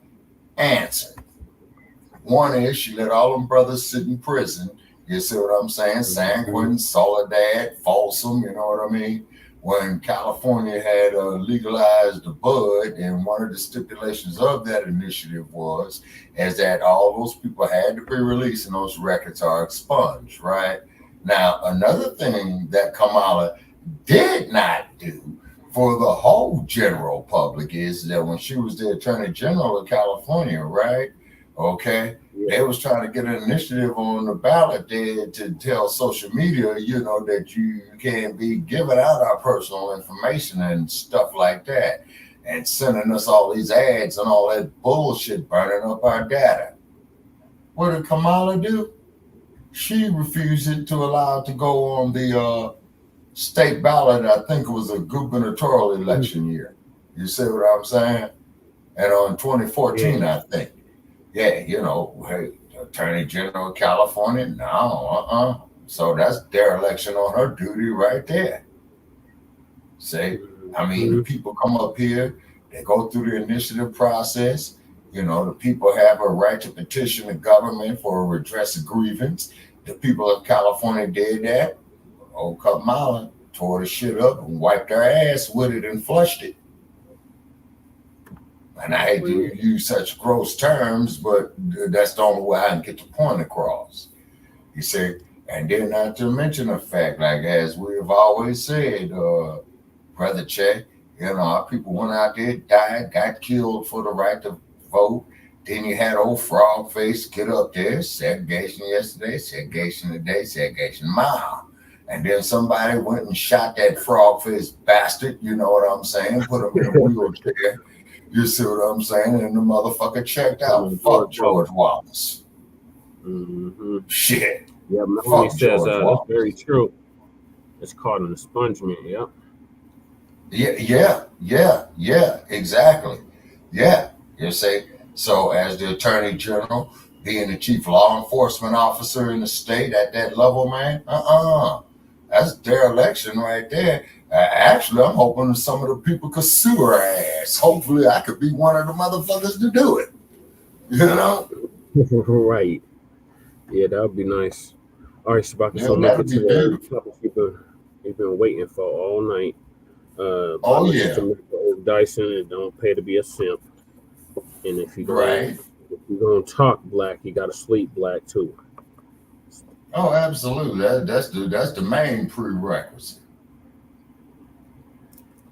All right, so we got Kentucky sheriff arrested for allegedly shooting judge in his chambers. Ooh. Yeah, that's juicy. I want to hear what it is. I want to find out more about that one. What pissed the sheriff off? Actually indicated that Fletcher County Sheriff Mickey Sean Steins fired at District Judge Kevin Mullins following an argument inside the courthouse. Now, was there any motive, or was this just, did he go there to do that, or what? At this time, that's the questions that we're still trying to get answers to. What led up to the actual shooting itself and the moments prior to. Sir, did the shooting take place inside the judge's chambers? That's correct. Was anyone else present? There was other people present inside the building as well. But not inside the chambers? Not that I'm aware of. As far as I'm aware, I think there is video from within the facility. Are you able to tell us where those gunshots were at? This video. As far as locations, I do not. That's information that I don't know. And again, that's stuff that will be uncovered and identified later on. How many shots? At this time, we don't know. We got cameras all up in the courtroom. Witnesses you mentioned. Me personally, I did not. Every witness that was inside the building will be interviewed as standard protocol throughout the investigation. The sheriff turned himself in. That's correct. He was arrested on scene without incident shortly after officials arrived. Do you believe this is personal? At this time, I'm unable to answer. Do we know if he's cooperated yet? You know, as far as I know, yes. It's like, you know, it's a white suspect. Sheriff Steins was placed under arrest and transported to a correctional facility. He was charged with one count of murder in the first degree. Now, will the sheriff's office have any, will they be helping out with this? You premeditated Kentucky that State Police shit. will take the lead on this. Post 13 detectives will be carrying the investigation. Oh, yeah. I know schools were placed on lockdown in the area and students were held back. Is there any advice or what is going to go on tomorrow with schools or businesses that might be interested in closing, staying open? So this was an isolated incident. We did place the school on temporary lockdown because we didn't know exactly what we were dealing with. Once we were here and was able to clear the scene and deemed that there was no further threat to public, we went ahead and released that lockdown and they went on about their day. There are a lot of rumors going on social media right now. It seems tensions might be high within this community. Is there anything that you can say to people right now? Oh, yeah, definitely, Melody. That was definitely personal. Use everybody's prayers. Send prayers to the family that they get through this difficult time. And from, Laurel to Russell to now Letcher County, what is these past couple of weeks been like for the state police? Very busy. It's been very busy, but that's what we're here to do. We're going to carry out and do our jobs in the way we need to. Do you know how much longer you guys might be out here? We should be able to clear the scene within the next 30 minutes. Any idea what's next for the sheriff? I mean, what does this community do without a sheriff? That will be handled by somebody else in the days coming. But as of right now, we'll continue to carry out our investigation. From my understanding, this is the first time something like this has happened in this area. As far as I'm aware, I don't know of anything of this magnitude. Yeah, motherfuckers sound like El Dorado County. Wow, where? Wow, angry or sad?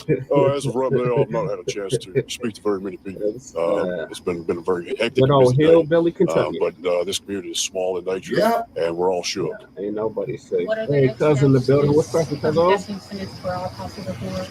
That's correct. Oh, There'll be an Jay- autopsy Jay came in, huh? conducted in Hey, days Jay. coming, and just following up on all the Thanks news for showing up, man. make sure Know we it's conduct a late, thorough man. investigation. Was it the sheriff's service pistol? Yeah, Jay Look at Militant. his last name, Matt Gayheart. So, Gayheart, huh? When the deputy was lifted as a deputy. Damn. Yep, that's I'm his sorry. last name. Boy, that motherfucker there look like a slave patroller for real. he has, I think, spent 2 terms, so going on Oh, around hell 8 yeah. years. Good old state of Kentucky. Make sure there was Yeah. There was no other injury. Bluegrass state, whiskey, racehorse. To a correctional facility. And keep in mind it is the birthplace of the greatest heavyweight This time champion what of I'm all gonna say. time. When something like this happens, the community obviously responds. Oh, Do you yeah. have any words of encouragement to them over the days? Right out of Louisville. We got to stick together and Yeah. get through it one day at a time. You mentioned an argument leading up to that. Do you have any information on details on what The details I do not have at this time. We know that it was an argument between the two that led up, but what exactly transpired prior to the shots being fired, that's just things that we're trying Now, to get here's answers to. something that's coming to my mind. I mean, no disrespect. Now, That I'm not sure. these I'd be motherfuckers Knocked off a judge. had been arguing no, it didn't over at this time. someone accused of someone knocked off the judge. Damn, yeah, Jay. So as far as the process that's going to take place in the days, I'd let somebody else comment on that, and they would probably be better suited to answer that question for you. Now, there's only Anything else? 3 things, gentlemen, This time, no. and we all know it, gentlemen. This was an I do argument not. over That some will money. Yeah, probably it had to not be be the scheduled Kentucky until a later date. Deluxe. It was like good old KD. This was an To the medical argument examiner's office, that's correct. over some pussy. No I have not disrespect been to the lady. briefed on that. That is something that Or those this officials is will have to an work through and argument. decide what's best Yeah, he for done. He not threw only the community, but the officials that work inside that building as well. Now, here's what you do with the sheriff. Get him in the kangaroo As court. of right now, we don't have any of that Get him information convicted to share. like in 2 hours. Get his ass over there, Absolutely. man, Absolutely. and have him face the death penalty like they do us. Out there in Letcher County, Kentucky. Letcher County Sheriff Mickey Steins has been arrested for the murder of District Judge Kevin Mullins. Again, that press conference just confirming what local reports there have been saying for a few hours now, but a lot of those details just coming to light officially in the last moments. You saw them unfolding live here. Again, to recap, officials now saying that there was some sort of argument inside of the judge's courtroom, in the judge's chambers, and that the sheriff allegedly pulled out a gun and shot and killed allegedly the judge there in front of other witnesses. We're joined here by Sam Brock, who's been monitoring some of these developments as we're watching them here. Sam, we were both looking into this before the show started. Now, did the damn sheriff, man, go having some of that moonshine or what? But what did you take from what we just heard? Yeah, it sounds outlandish, certainly. I mean, this is KD. What I took away from it, among other things, is the fact that this didn't seem to be a spur of the moment, spontaneous action based on what we just heard from the Kentucky State Police Trooper there. But in fact, that there was some sort of Las Vegas. That happened in Las Vegas. Yeah, Las Vegas. Jay Military. That shit was funny. I'm also seeing it appears that he was set to offer some sort of a deposition related to a 2022 lawsuit that did involve one of his sheriff's deputies being accused of something very untoward that may have occurred, according to that lawsuit, in Mullins' chambers. No idea. It's completely speculative to say if these things might be related or not. Simply that it doesn't seem like there is a wealth of information that's out there right now that would have necessarily connected the judge in this case, Kevin Mullins, to Mickey Steins, the sheriff, and what might have been a motivation for this act of violence. Again, the state trooper himself said he didn't want to speculate and didn't offer any possible explanations for motives. We just know that you have a 54-year-old man right now who lost his life, and presumably his family is in deep levels of grief.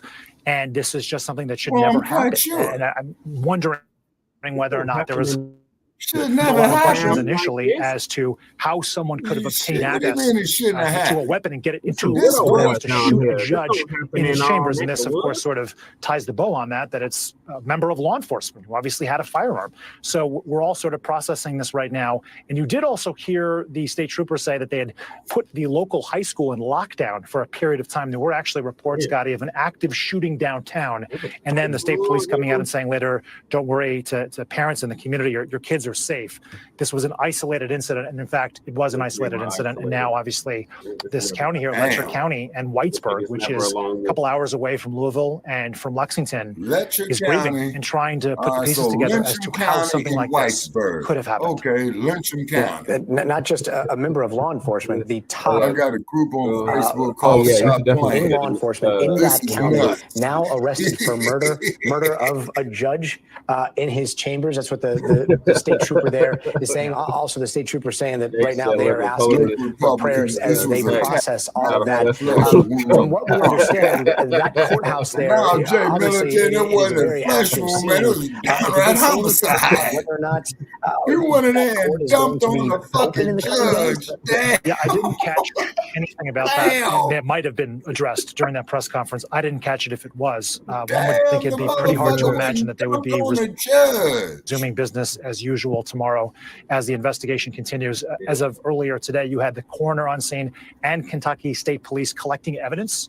So I don't know how long that process is going to go on for, but as we can see right now, as you've articulated, there's crime scene tape around the Letcher County Courthouse. You have a heavy police presence. It would be hard to envision a circumstance in which there was just court as normal tomorrow, as so many folks right now are just trying to wrap their heads around how something like this is possible. Nice town. Nothing is going to be normal in that community for quite some time. Sam Brock, thank you so much for helping us monitor these developments. Thanks, Scotty. Now, could it be? Thanks for watching. Stay updated about breaking news and top stories on the NBC News app or follow us on social media. I got to ask this question, folks. I got to. No disrespect to our black women. But could it be that the sheriff and the judge were seeing the same bed? I never saw any hostilities And it went on like that. Residents in Letcher County are struggling to cope with a shooting involving two of its most prominent citizens. District Judge Kevin Mullins is dead after authorities say the county sheriff shot and killed him in the judge's chambers on Thursday.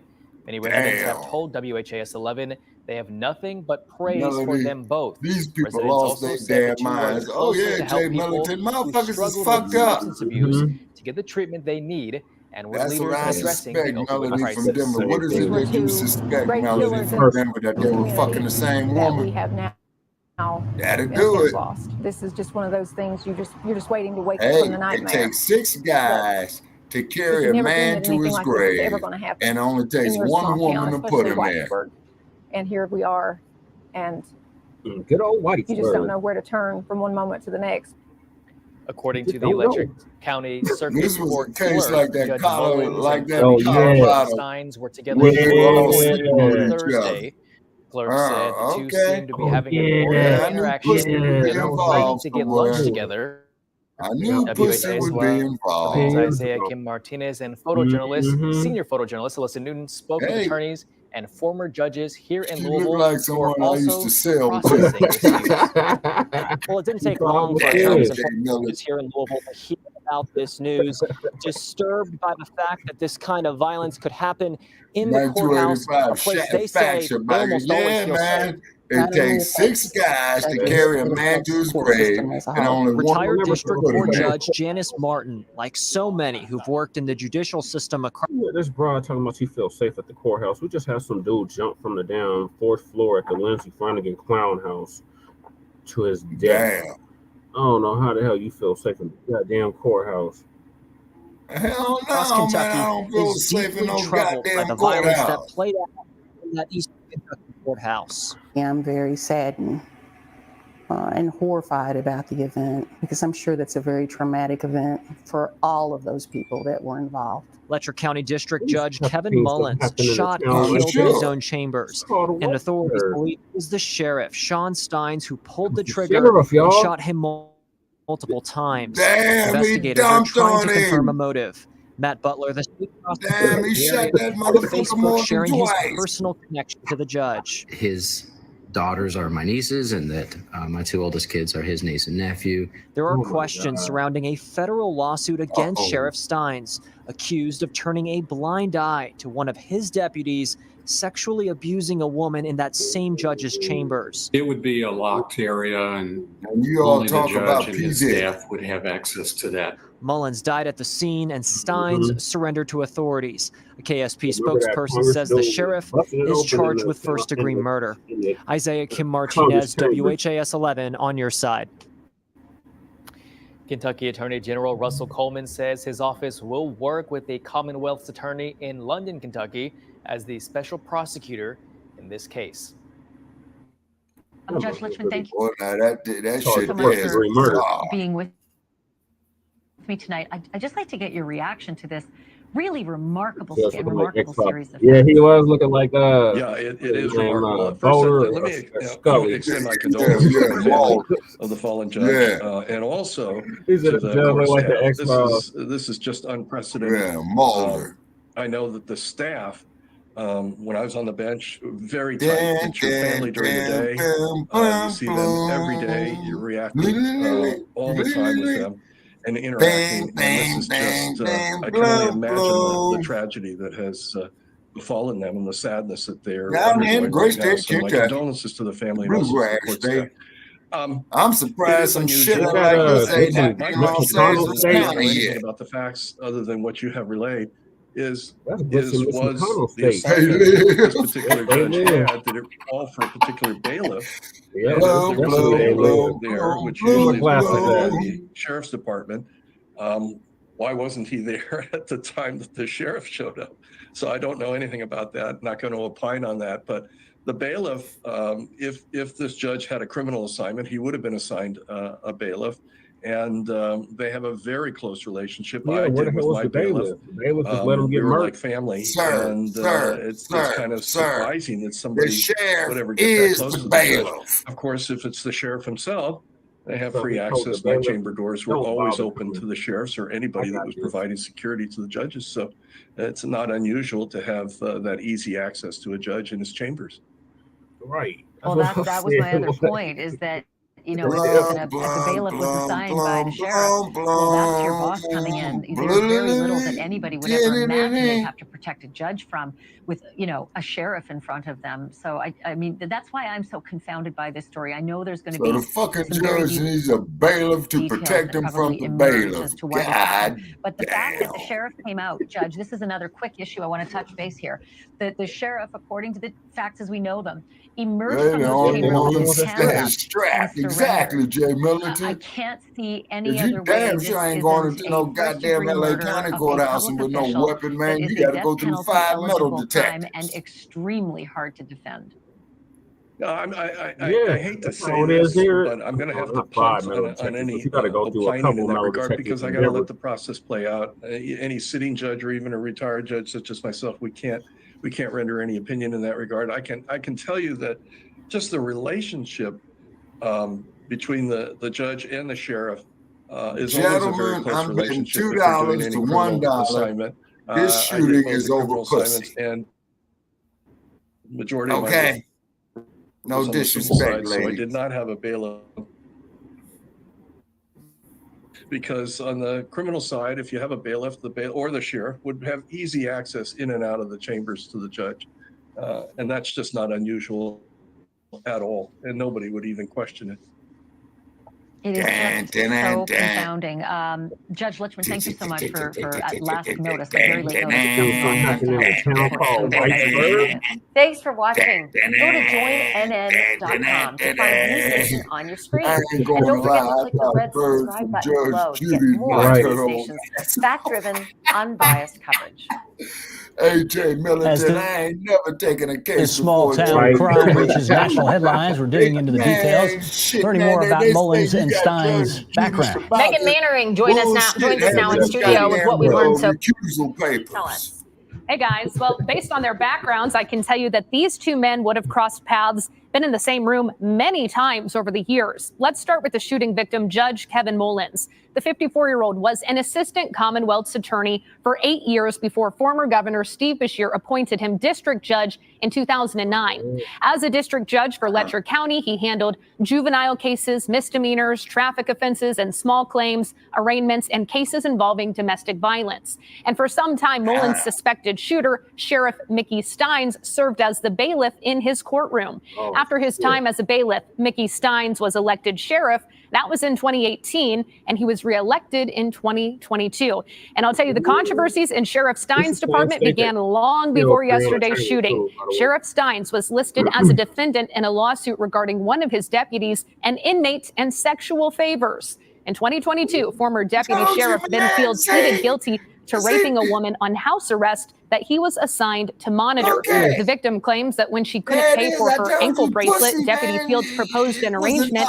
The plaintiff alleged Deputy Fields took off her ankle monitor, and in meetups that followed, he forcibly had sex with her at the Letcher County Courthouse, using threats of arrest to coerce her into sex. The plaintiff in this case also sued Sheriff Mickey Steins, alleging negligent hiring, training, and supervision of Deputy Fields.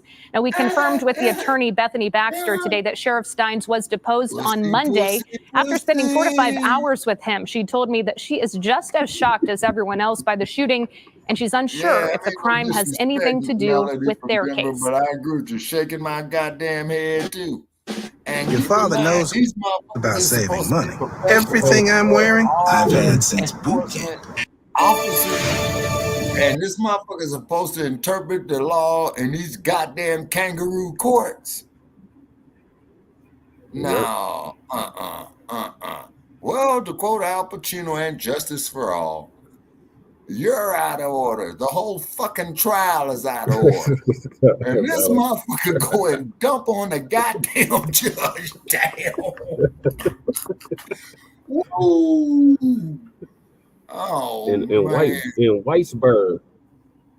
Yeah, right down there. Great state of Kentucky. Straight hillbilly, racehorse, whiskey, JD, sound Mitch McConnell's.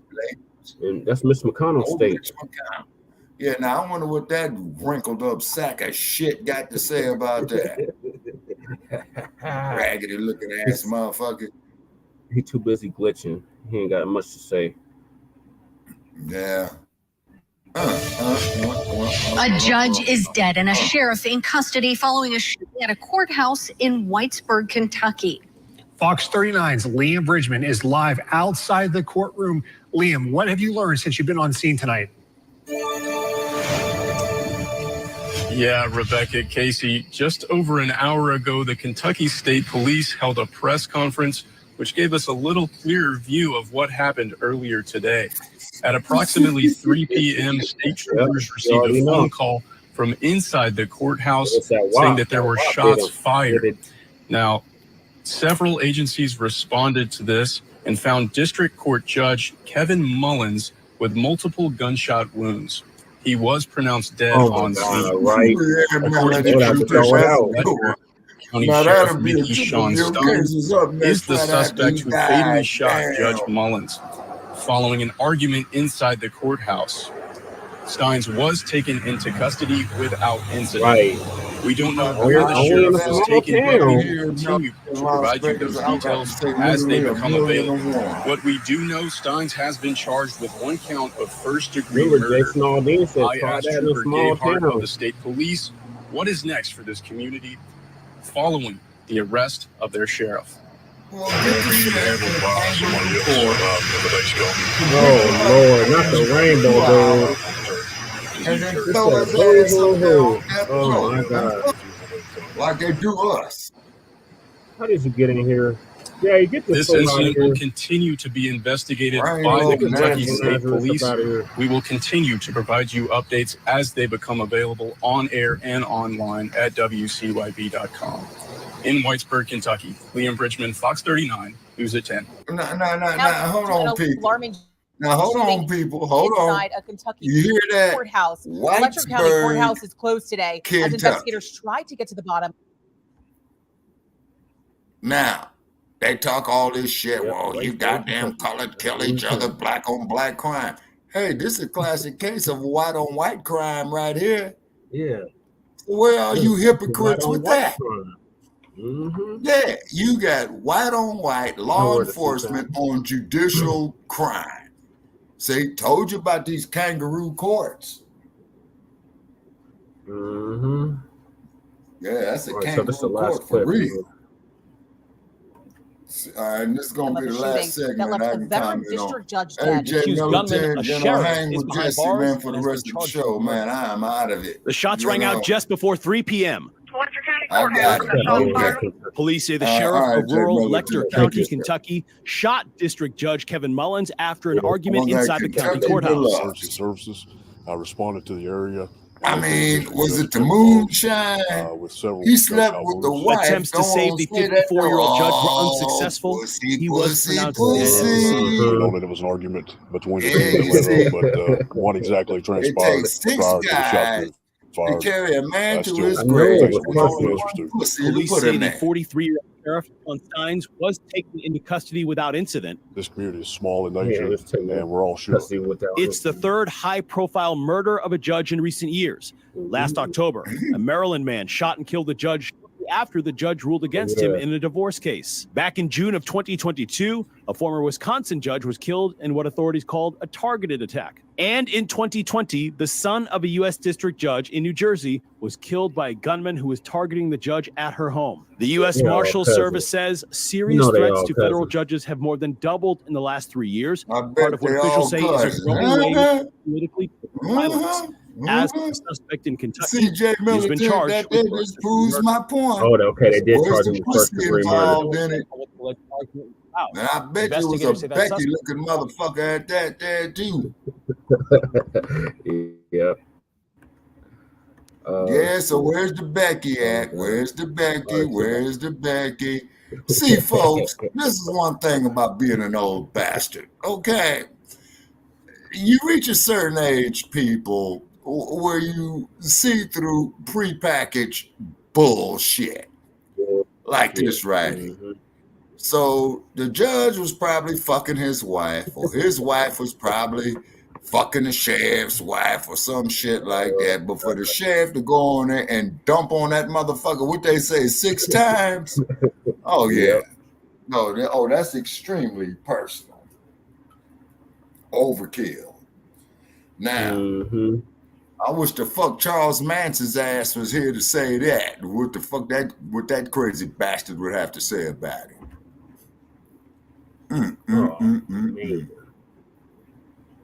He'd be quiet as kept too. These things don't happen in a small town. It's such a beautiful town. We don't have these problems here. Yeah, we're good old country folk down here. Get you some Jimmy Good old Dean. rednecks down here. We got Jimmy Dean. We got some Kentucky Deluxe. We love us some bluegrass. We don't have these problems down here. Yeah.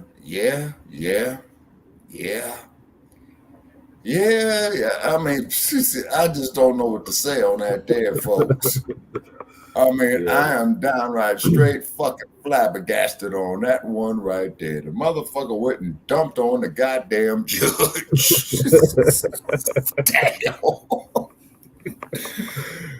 Damn. That's family. Yeah, they definitely look like Yeah.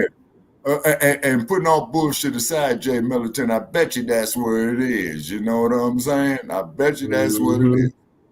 He found out the cousin wasn't his. Uh-oh. Dang, dang, dang,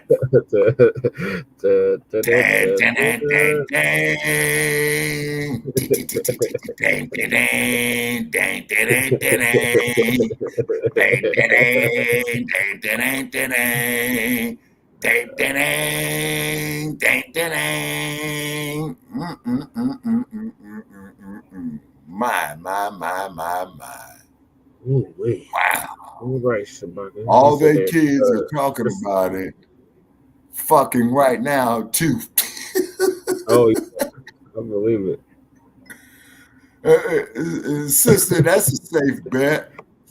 You know, I'm willing to bet dollars to donuts over here in this ragged ass casino right across the street from me, man, about that. You know, hey, I like to place a bet that the judge down there in the great state of Kentucky was up there fucking his first cousin, the sheriff's deputy, probably wanted to get something. No, not the sheriff's deputy, the fucking sheriff.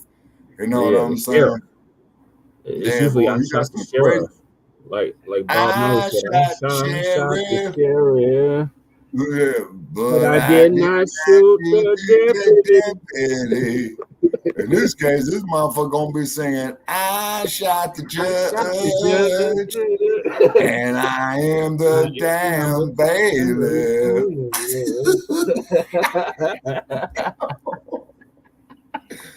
Man, there's some crazy shit, man. So, Boy. Well, folks first degree murder. Black news, it ain't never a dull moment.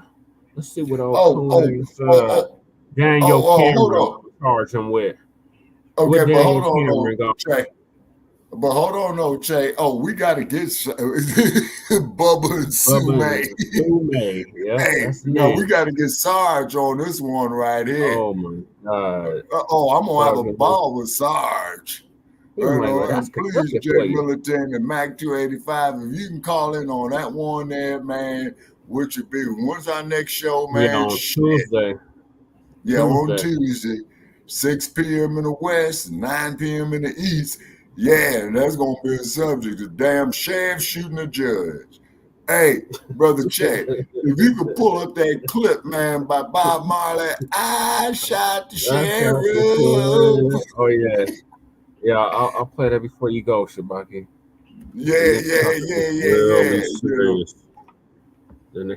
mean, that is some bizarre shit right there. That's that white on white crime. Let's see what the dump got to say about that. Yeah.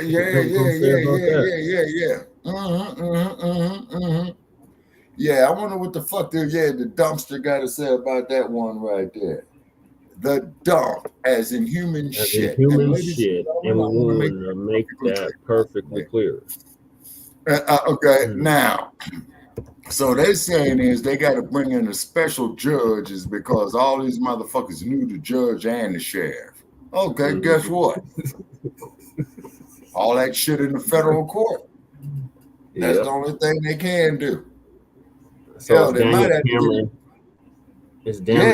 Cameron gonna actually charge him with first degree murder? Yeah. It's the same bastard that let the same bastard that let murders of Breonna Taylor. And he's a house nigga too, right? Oh yeah, big time. Yeah. So I want to see what the house nigga gonna do about this one right here. Oh, that's a juicy one right there. So here at Frontline Black News, ladies and gentlemen, yeah, definitely check us out on that because that there is definitely a story that we're interested in. Okay, now let's look at these bizarre cases, ladies and gentlemen. Oh, hold on, Shabaka. I'm about to play I Shot the Sheriff from 1973. Oh, yeah. Bob Marley and the Wailers. Yeah. Or the Wailers. Yeah, Bob Marley and the Wailers.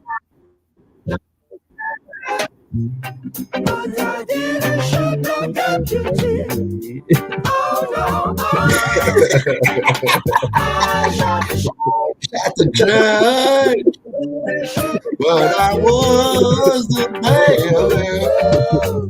Yeah, all around in my old town. Yeah, his old town. They say they want to bring me in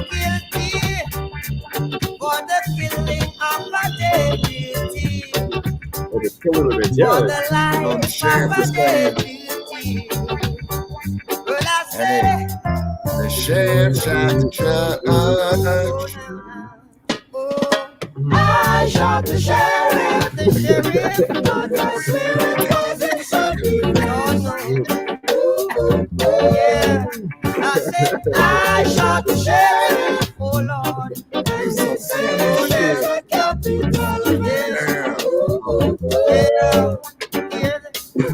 Sheriff John Brown always hated me. For what? I don't know. Every time that is some gangster ass shit. Gangster for real. You shot the damn judge. And so and walked away. Yeah, no, they both got to go. I shot the judge. And I was the player. I said I shot the sheriff. Sir, you speak too, but you're not on the right to the music. Freedom came my way one day, and I started out of town, yeah. I know, All right? of a sudden, I saw Sheriff John Brown came in to shoot me Right by no niggas out. So I shot him down. And I He would have lived to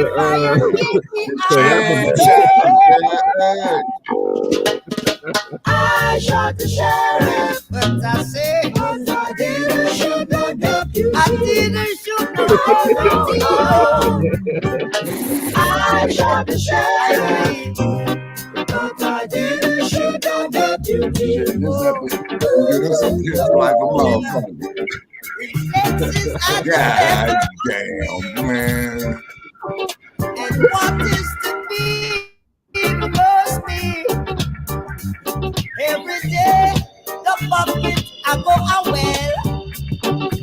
One day the bottom I go drop out. One day the bottom I go drop out.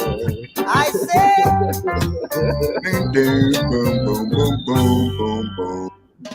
The sheriff shot the judge. Lord, I didn't shot the deputy. Yeah, I sheriff, but I didn't shoot no deputy. Yeah. I wonder what the pussy look like while the sheriff shot the judge. Like Mr. Melody said, she had that walk. Yeah. Oh my God.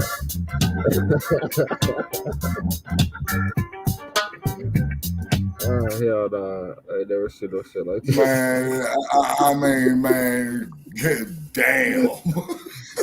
Leonard in the building with black fish and afros. That's right. Yeah, yes, sir. You know what I'm saying? Leonardo Day Yoga. Hey, what's up, Leonardo? The former bailiff, now the sheriff of Whitesburg. The sheriff shot the judge. The sheriff shot the motherfucking judge. Damn. My. No, they had Well, locked folks, up Mr. Fuck the Cops out here. They locked him up for 12 years just for threatening the judge. Damn.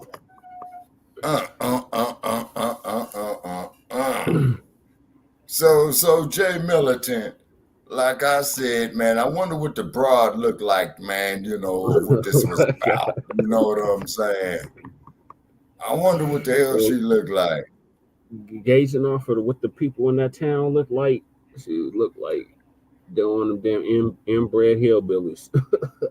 Yeah. It was probably they first or second cousin. Inbred hillbillies. Yeah. Mm-hmm. The town is called Whitesburg. Whitesburg. Whitesburg, Kentucky. Advisor. It's the same Kentucky again that allowed Breonna Taylor's killers to go away, walk away scot-free.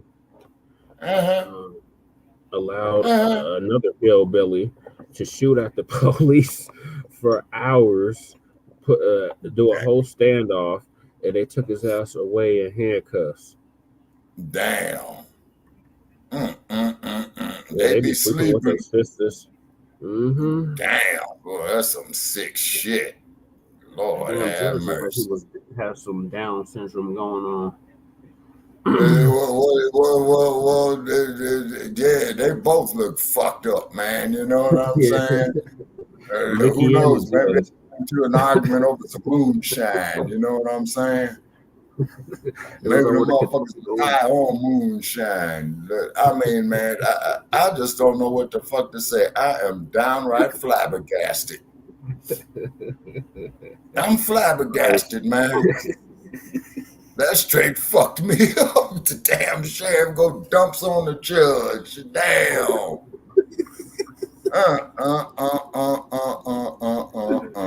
My. So we'll keep y'all updated on what happens. Yeah, Jay Militant. If you can get with us on Tuesday night, man, we damn sure gonna talk about that as the story unfolds. And plus that as Shabaka's Black Experience Enhanced, ladies and gentlemen, we're pretty much putting up Mamas. Yeah. And then we're putting up pretty much, stories as they're unfolding, because you got the dump as in human shit. Judge Dredd didn't make it. Damn it. Nope. Damn, Judge Dredd didn't make it. Damn. We're talking about Sylvester Stallone. And what was that motherfucking movie he made? Not RoboCop. The one where Sylvester Stallone was the judge. Oh, yeah. Judge, that was it. I stand corrected, Rainbow. Yeah, that was Judge Dredd. Yeah. God damn. The former bailiff turned sheriff shot the judge. Damn. The sheriff shot the judge, and he used to be the bailiff. Whoa. Now, folks, we got to ask ourselves this here, okay, with these kangaroo courts, okay, and if that there wasn't a goddamn kangaroo court, man, I don't know what the fuck. Wait, hold on, Fox News didn't cover this. You want to know something, Jay Militant? News Nation did, though. Yeah, whoa, hold it. Now, where the fuck is Gutfeld and that raggedy ass Judge Perrono? Judge Porno, whatever with that raggedy looking motherfucker's name is. Perino. Yeah. So what does Fat Gut and Judge Porno got to say about that?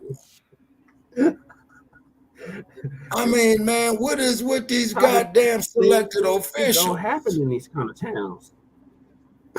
My. Oh, that sounds like some shit out of El Dorado County doing a gold rush. That's some wild west shit, right? Oh yeah, Jesse Waters too. Not going to take it anymore. Jesse Waters too. Oh God.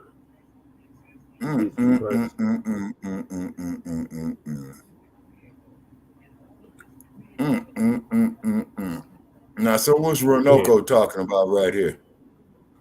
Oh, this ain't Roanoke. This is Dr. Rashidi. Yeah. R.I.P. to Dr. Roanoke. My man say, sounds like true justice to me. That's right. Yeah. What did Laura Ingraham got to say? What she was telling LeBron to shut up and dribble. Yeah, exactly. What does Kamala got to say about They all gonna say the same thing. These type of things don't happen in these small towns like this. It's such a beautiful town. Fine, upstanding community. God damn. Woo, man. Called Whitesburg, y'all. Yeah, that shit fucked me up. So The this is what damn happens in these sheriff shoots and small kills white the towns. judge.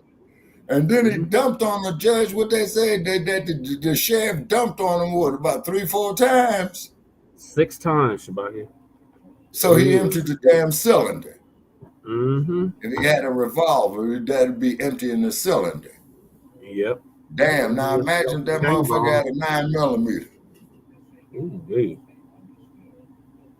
They wouldn't even be able to recognize the judge. 15 down. Mm-hmm.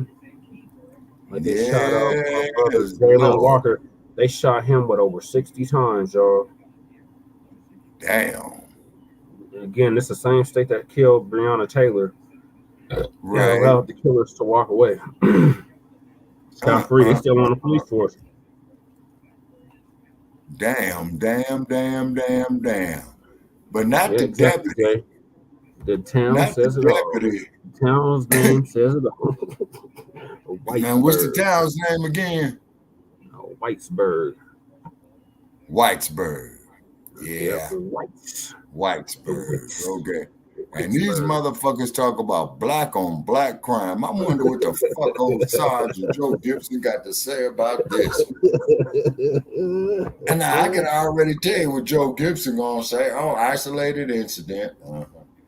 Sarge gonna say, well, let's let the kangaroo courts figure it out. Yeah, well, let's what see happens the when you have investigation kangaroo concludes, court. Shabaka. Huh? We can't jump to conclusions, Shabaka.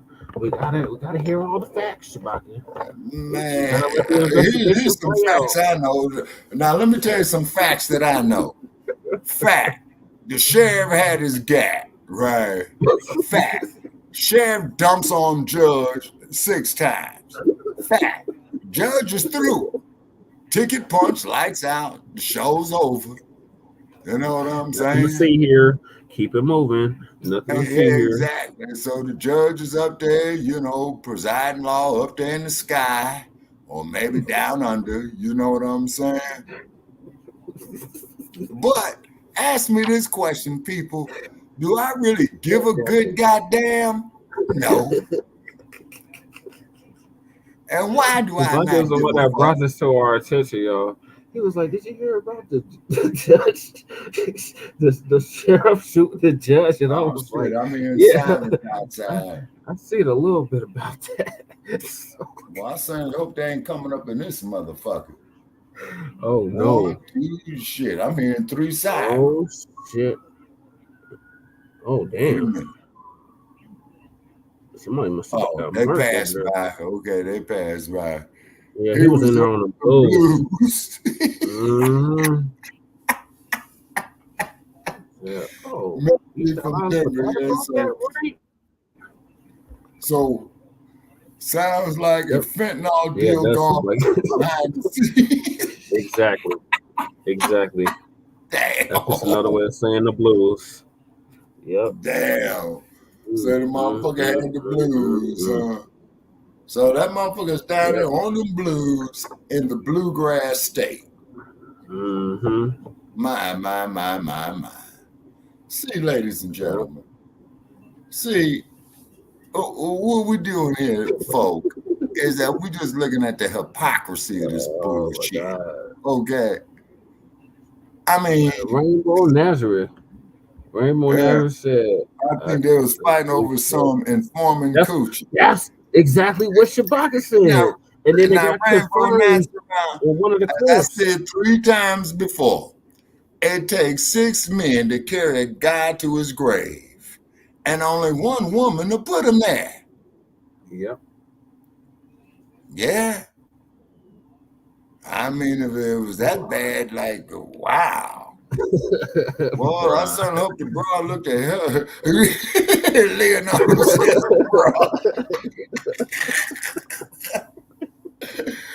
but I'm just eager to find out, man, what this broad look like, man. You know what I'm saying? I mean, more details will be coming out. As soon as I find out, I will let y'all know. Now, hold on. Now, hold on, folk. Now, hold on. We got to ask ourselves this question. No disrespect to black women. Could it been over a bed winch? I don't think there's any black people in no town called Whitesburg. All right, so much for that. Sounds like white. Yeah, it sounds about white. Leonardo said it sounds about white. Yeah. Yeah. The town is called Whitesburg, y'all.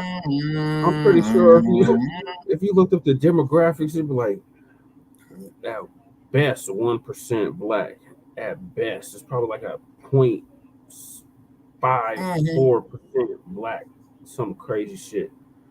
Like that town, what is it, Vital, Georgia, which is a sundown town. Oh yeah, just like that motherfucker. Just like Aurora, Colorado. Yeah, just shit, just like Colorado. That. I know I'm outnumbered in here, laughing out loud. But Melanie from Denver. I mean, with you being a woman and all, couldn't this here be behind some woman? Yeah. And like we said, probably his first or second cousin. Yeah. Incest. Yeah, because not only is this case crazy, this shit is bizarre like a motherfucker. Yeah. And I ain't never seen no shit like this here in the great state of California. Oh, that's what my lady say. Yeah. She said she's in Aurora. She's in Aurora, Colorado right now. Okay. I mean, the only scenario, people, that I could put together based on what little evidence we have is that some coochie was involved and is here for real. For real. I mean, man, shit, I got $20 on it. The judge lost his life as a result of it. Damn. By the baby. Now, let's ask ourselves this here, people. Oh, yeah. Yep. Are you in North Aurora? You must be in North Aurora. Yeah, it's definitely like that in North Aurora. Okay, now. Okay, now let me ask you this here, folks. Okay, now could it be that the sheriff had got a parking ticket like I saw on the Andy Mayberry show one time? Oh my God. Okay. Yeah, okay, like old Barney got a ticket and he had to go before the justice of the peace, and old Andy Taylor or Andy Mayberry was the justice of the peace, which is some damn kangaroo ass judge too. Just like sometimes when I've been to court, I went before commissioners and all that. They asked me, do you want the commissioner or do you want the judge? I said, give me a goddamn judge.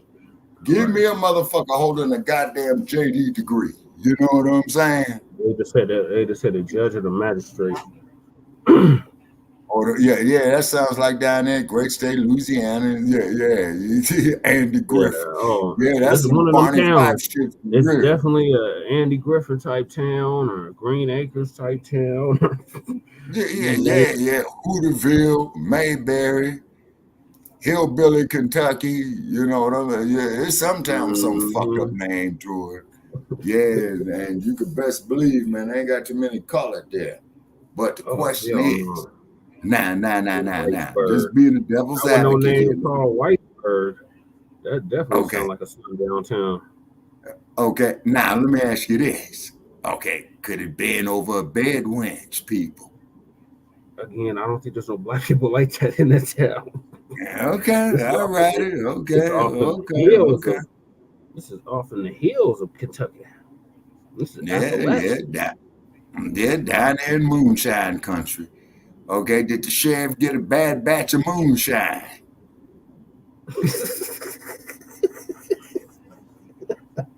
He might have, Shabagi. I mean, was the sheriff and the judge in cahoots on a still down there, man, and the judge didn't get the sheriff his bribe money? You know what I'm saying? Because I am not putting nothing past the motherfucker. Yeah, Mayberry. Yeah, bad winch is suspected, Melanie. Bed winch is unsuspected. No, bed winch is suspected 100%. Yeah. What is Whitesburg, Kentucky known for? Yeah. Progressive arts and cultural horror. Yeah. Lynching. Yeah, you know. Or people commit suicide in their jail cell. Okay, here it is, y'all. Here it is. I knew I wasn't tripping. It says this town is 97.31% white, 1.72% Asian, 2 or more races, less than 1%, and Black or African American. What does it say? For Black or African American. Oh, damn. 0.28%. Okay, so which means is if they got 1,000 motherfuckers in there, then that means you only got 28 colored folk in that city. At heat of the night, yes, one of those kind of towns, definitely. Pretty sure. The finest meth. Sure. Yep. Okay, Rainbow says pretty sure they have the finest meth in Kentucky and Whitesburg. Okay, well, hold on a second, people. Wait a minute. Now let's look at something else right here.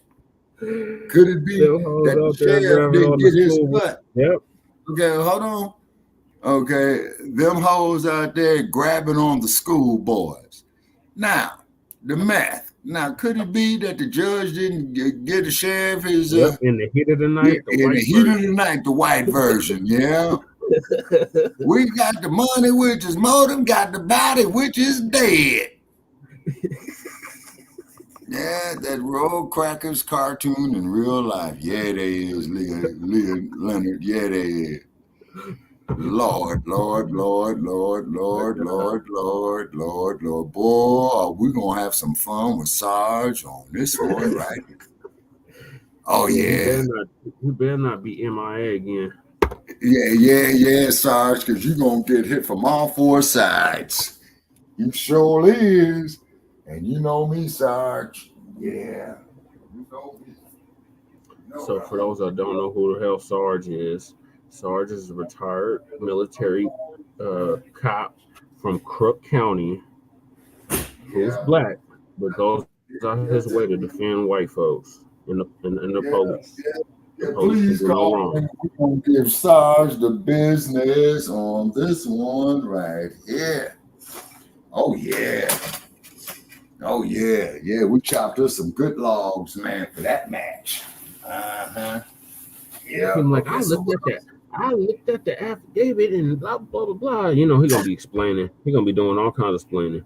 Okay, so the last topic, y'all, is a very serious one. And it is our brother, JAVION MAGEE. I don't know if y'all heard about this case, but the brother was a truck driver. And he got caught up in one of them sundown towns. Oh, yeah, they strung the brother. Ended up lynching.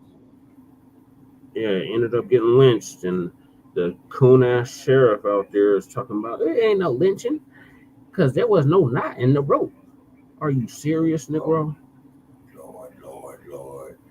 Man, you don't need no rope just to strangle a motherfucker or to break his neck, man. This is an update. We wanted answers. It looks like a few answers have now been given in the case of a man who, according to his family, was hanging from a tree. JAVION MAGEE. So put it up full mass. We got updates to share. So questions are still lingering over the death of JAVION MAGEE after his body was found tied to a tree in rural North Carolina. In the week Joe Gibson country, if Joe Gibson call on Tuesday, we definitely got to ask him about this. Because from what I've heard, like I said, that town where he was lynched, that was a sundown town, and all the black people in North Carolina that I've heard from via Twitter Spaces or social media and YouTube have all said the same thing. That town was no good, and that brother shouldn't have been in that town at all. his death or since his death, authorities have released more details. His family is fiercely advocating for a thorough investigation. Authorities launched an investigation after locating his body in Henderson, North Carolina, Wednesday, September 11th. Coon, Buck Benson, Follow the timeline. Vance County Sheriff Curtis Brain.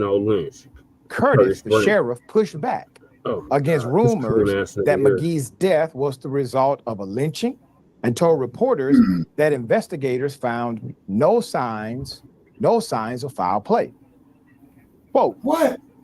I understand there's over 1,000 hits on TikTok accusing the sheriff's office of not being transparent, not providing information to the family, and that is not true, Brame told reporters on September 13th.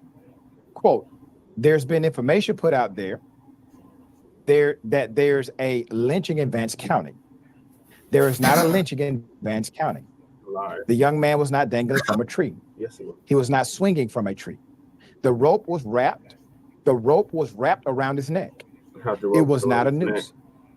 There was not a tie in the rope. So therefore, it was not a lynching here in Vance County. Now, I want you to understand that the sheriff made multiple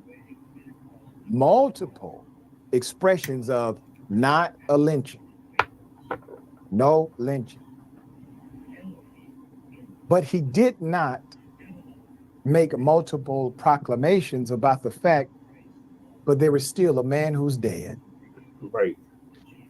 There's a reason why the family doesn't trust the investigation. And I think their reason was justifiable. With millions watching and many people benefiting from this program called Indisputable, we just need 1% of the viewers to become a paid member so we can continue to bring this content to you.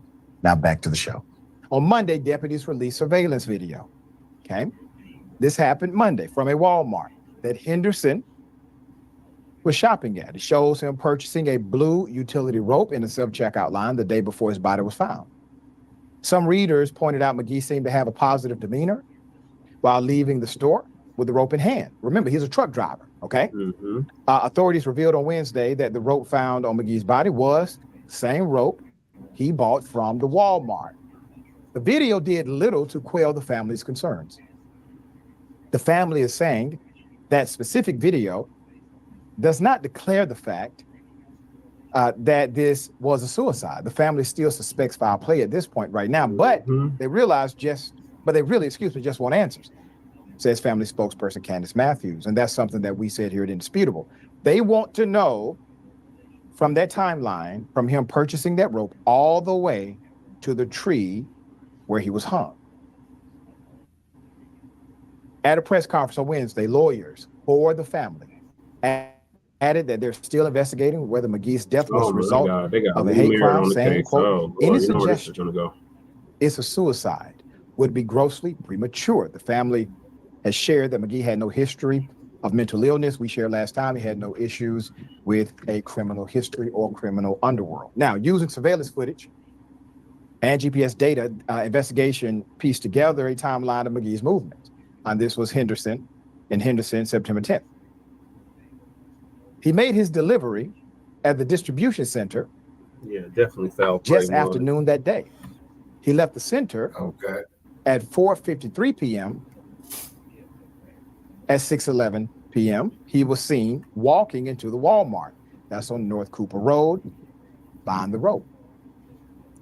He was seen walking into his hotel room at 6:28 p.m., talking briefly with a hotel clerk, and leaving the hotel in his semi-truck at 6:34 p.m.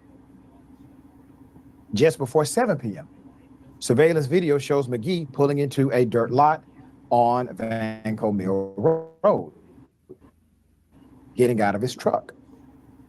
He was getting in and out of his truck, walking toward the wood line of the lot with an object. He's seen getting out of the semi for the final time at 7:30 p.m., walking toward the woods. Surveillance footage doesn't show him returning back to the truck. A 911 call was placed after 10 a.m. the next morning after someone found his body not far from where his truck was parked. Dispatcher, Vance County 911, what's your emergency? Caller, I have some guys out here mowing the grass. I got a man who hung himself in a tree. Dispatcher, the guy hung himself in a tree? Caller, yeah, he looks dead. He still got a rope around his neck. Autopsy results revealing McGee's manner and cause of death have not yet been released. A toxicology report is also pending. Authorities say McGee had no defensive wounds or scars on his limbs, including arms and legs. And there were signs of hemorrhaging detected around McGee's neck. According to a 2024 study by the University of Georgia researchers, Black men die at a rate 4 times more than Black women. The report also cited data from the Centers for Disease Control and Prevention that shows that the second leading cause among death among African Americans between ages 15 to 24. Now, those are statistical data sets. That data doesn't know that man. The family does. And when you look at the Walmart video, he seemed actually quite cheery. He seemed positive. Right. Spoke to the clerk, had a good conversation. Nothing seemed off about him, according to those who witnessed him prior to. The family still wants answers, obviously. But I do find it ironic, compelling, and really unprofessional that the sheriff's office came out with a conclusive, no, it wasn't a lynching. No. The family said, wait a minute, you didn't even have time to investigate. That doesn't make sense to us. And then later they said, if anybody has information that could solve this crime, call the Crime Stoppers hotline. Wait a minute, you just said it wasn't a crime though. This is why the family doesn't trust them, because they changed the story multiple times in front of them as they were getting their story together within the 48 hours before we got the story. All right, we still need inclusive answers. Jordan, it's a hell of a story, man. I mean, it obviously things don't seem to link up like you traditionally would see when somebody has a mental health issue and they're looking to unalive themselves. And then you have the sheriff's office completely negligent at best and malicious at worst. What say you? I think what you said at the beginning is really important. You know, he's rushing out to say, this isn't a lynching. This isn't a lynching. There's no lynching here. What he lacked and what the department lacked was sensitivity around somebody who is not with us anymore. Right. And within that, there's a callousness toward a family who is certainly grieving, and you can see that in their behavior, in TikTok, a cousin or a relative made. All they want is answers and transparency, and all you're doing is going out and trying to cover yourself. It's totally backward priorities. You're there to protect and serve. You're serving this family in this instance. So I totally agree. It should have been handled totally differently. The one thing I did read, the News and Observer in Raleigh had an interesting piece breaking down this timeline. And for me, you talk about his demeanor when he's leaving Walmart. On his way out, after he purchased that rope, he was also seen on a security camera giving someone who is experiencing homelessness $228. And investigators tracked that person down, other witnesses down, and he reportedly said, I don't know how much this is, but if I had more, I would give it to you. To me, I think that shows this is somebody who has made that decision, unfortunately, and that's a permanent decision to likely temporary problems. Whatever he was dealing with, I'm really sorry, and you can see the hurt in his family, but that point to me showed that this is somebody who is just, that's what his next steps were, and he just, on his way out, he just was going to help somebody out. And that's tragic, because you see there is goodness within this person, and it would be better for his family, for him, for everyone if he was still with us. It's a very tragic story all around. Suicide. And that kind of heart and soul, that is what the family knows of him. And that's why it doesn't add up to the family. But just think about this, Jordan. If the sheriff would have done what an investigative authority should do, wait until making a conclusive report. And when you do have your conclusion after investigation, present it to the family first. Don't hold a damn press conference after you have been negligent in the investigation toward the family. All right, bring updates. All right, so we're gonna hear from the family now. All right, and this is gonna be the last clip for me, Brother Che. Okay. Condolences to the family by all means.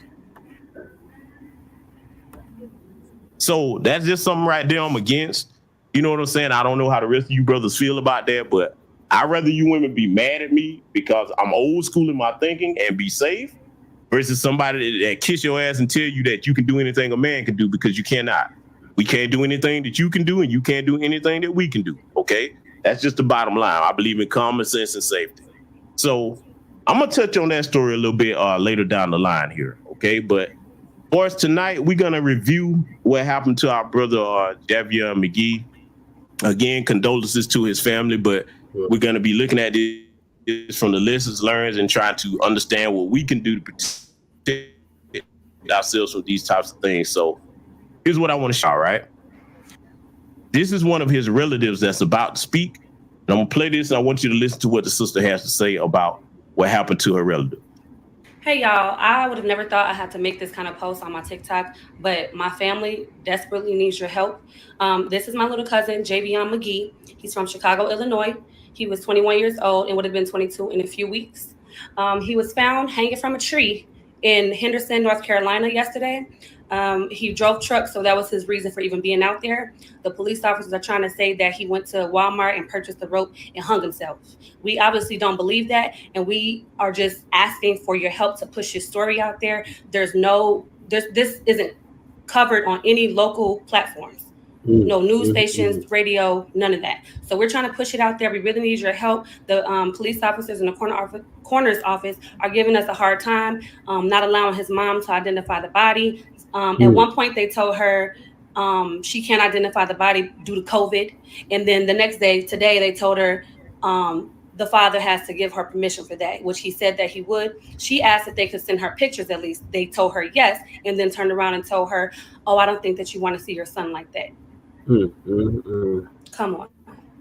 Like, this is just very devastating for my family, and we really need to push this story out there. So if y'all could please repost this video, keep saying his name, JAVION MAGEE, hashtag justice for JAVION, and we are going to fight for him, and we are standing behind my cousin 100%, and they're not getting away with this. So please share this video. Thank you.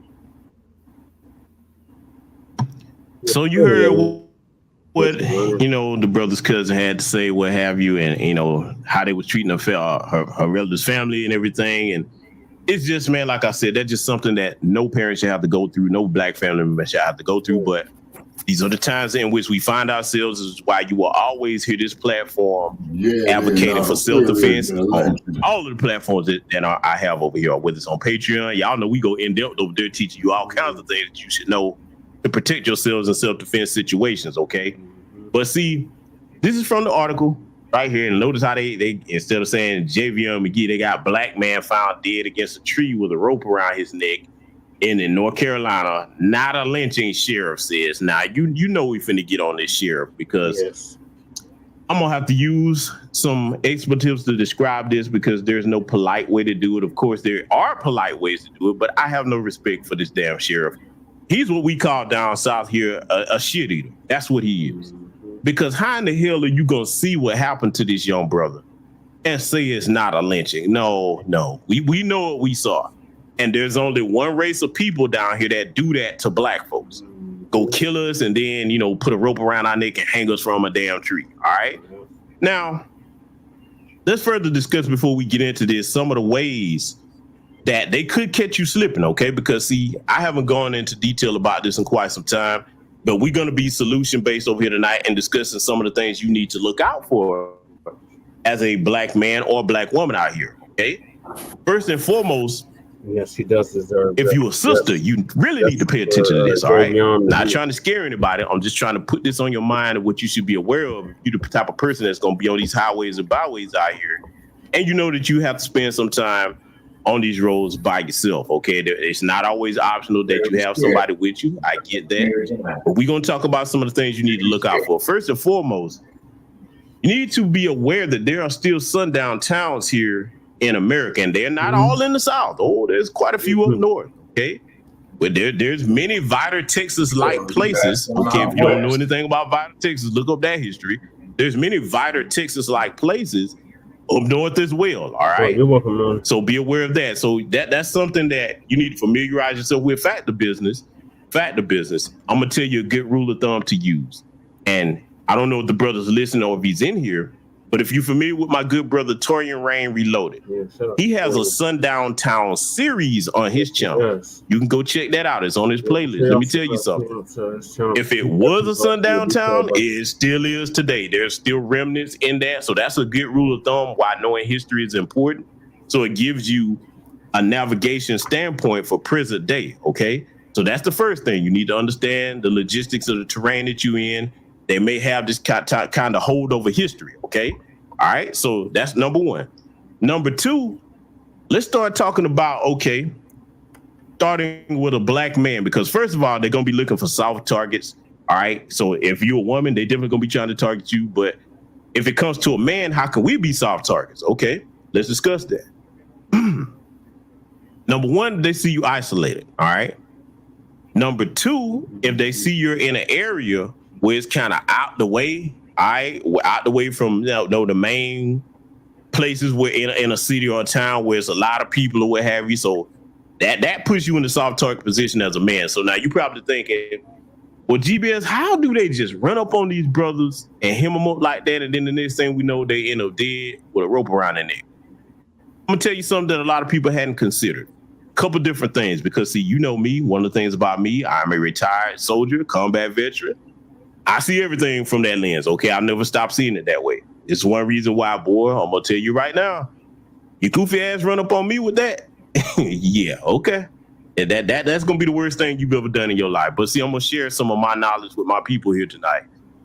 Couple things. One, this is something that's very, is really kind of skipped over and not talked about a lot. You got to consider things like, okay, chloroform. Let me give you a scenario. Suppose there's a scenario where you in a truck, you stop, all right, you get out, you doing whatever you need to do with your truck, and then somebody pull over, they're trying to talk to you, asking you for something. They might be asking you for some type of help, this, that, the third, and it's one of them folks. You better position yourself in a way where you can see behind you, don't, because I mean, hey, they could say, all right, I'm gonna go distract them. You come up behind them with this chloroform, or here's something else. They could have something in a needle and grab you and inject you with it, and then now you go out. Or if you don't go out completely, it makes it to the point where your motor functions are disabled enough for them to handle you and do whatever they're gonna do.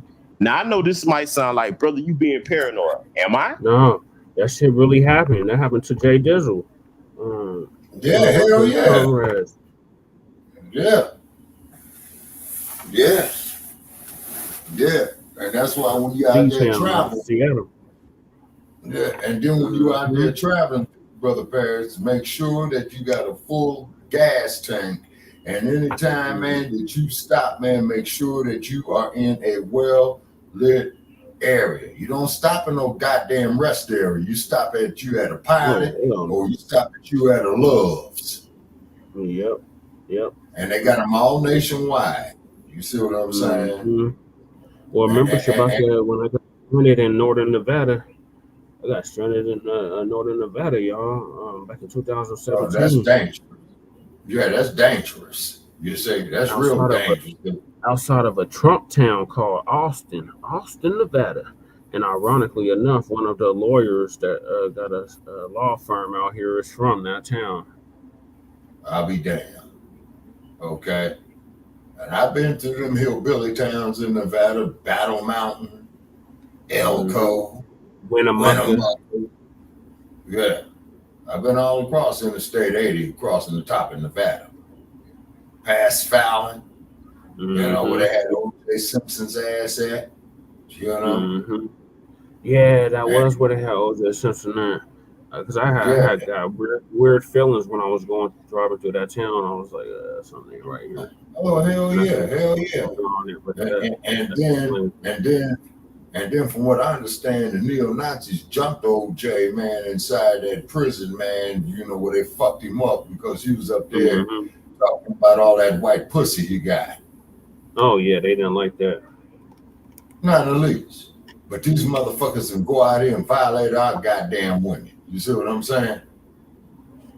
Now, well, that's a racist comment, Shabak. I wouldn't give a good goddamn. Just like what this brother's saying right here. I'm talking about shit that I've lived through. All right, I'm gonna let the video continue, Shabak. Am I? Because look, you got to think about how this happens. The average brother, well, I got to be honest. A lot of you young brothers today, y'all are not really, you're not like we were in my generation where we weren't running around here bone thin. We put some weight on us, okay? But nonetheless, whether you got weight on you or not, I just want to acknowledge that I'm aware that there's an average weight difference between the way we used to look versus where they look now.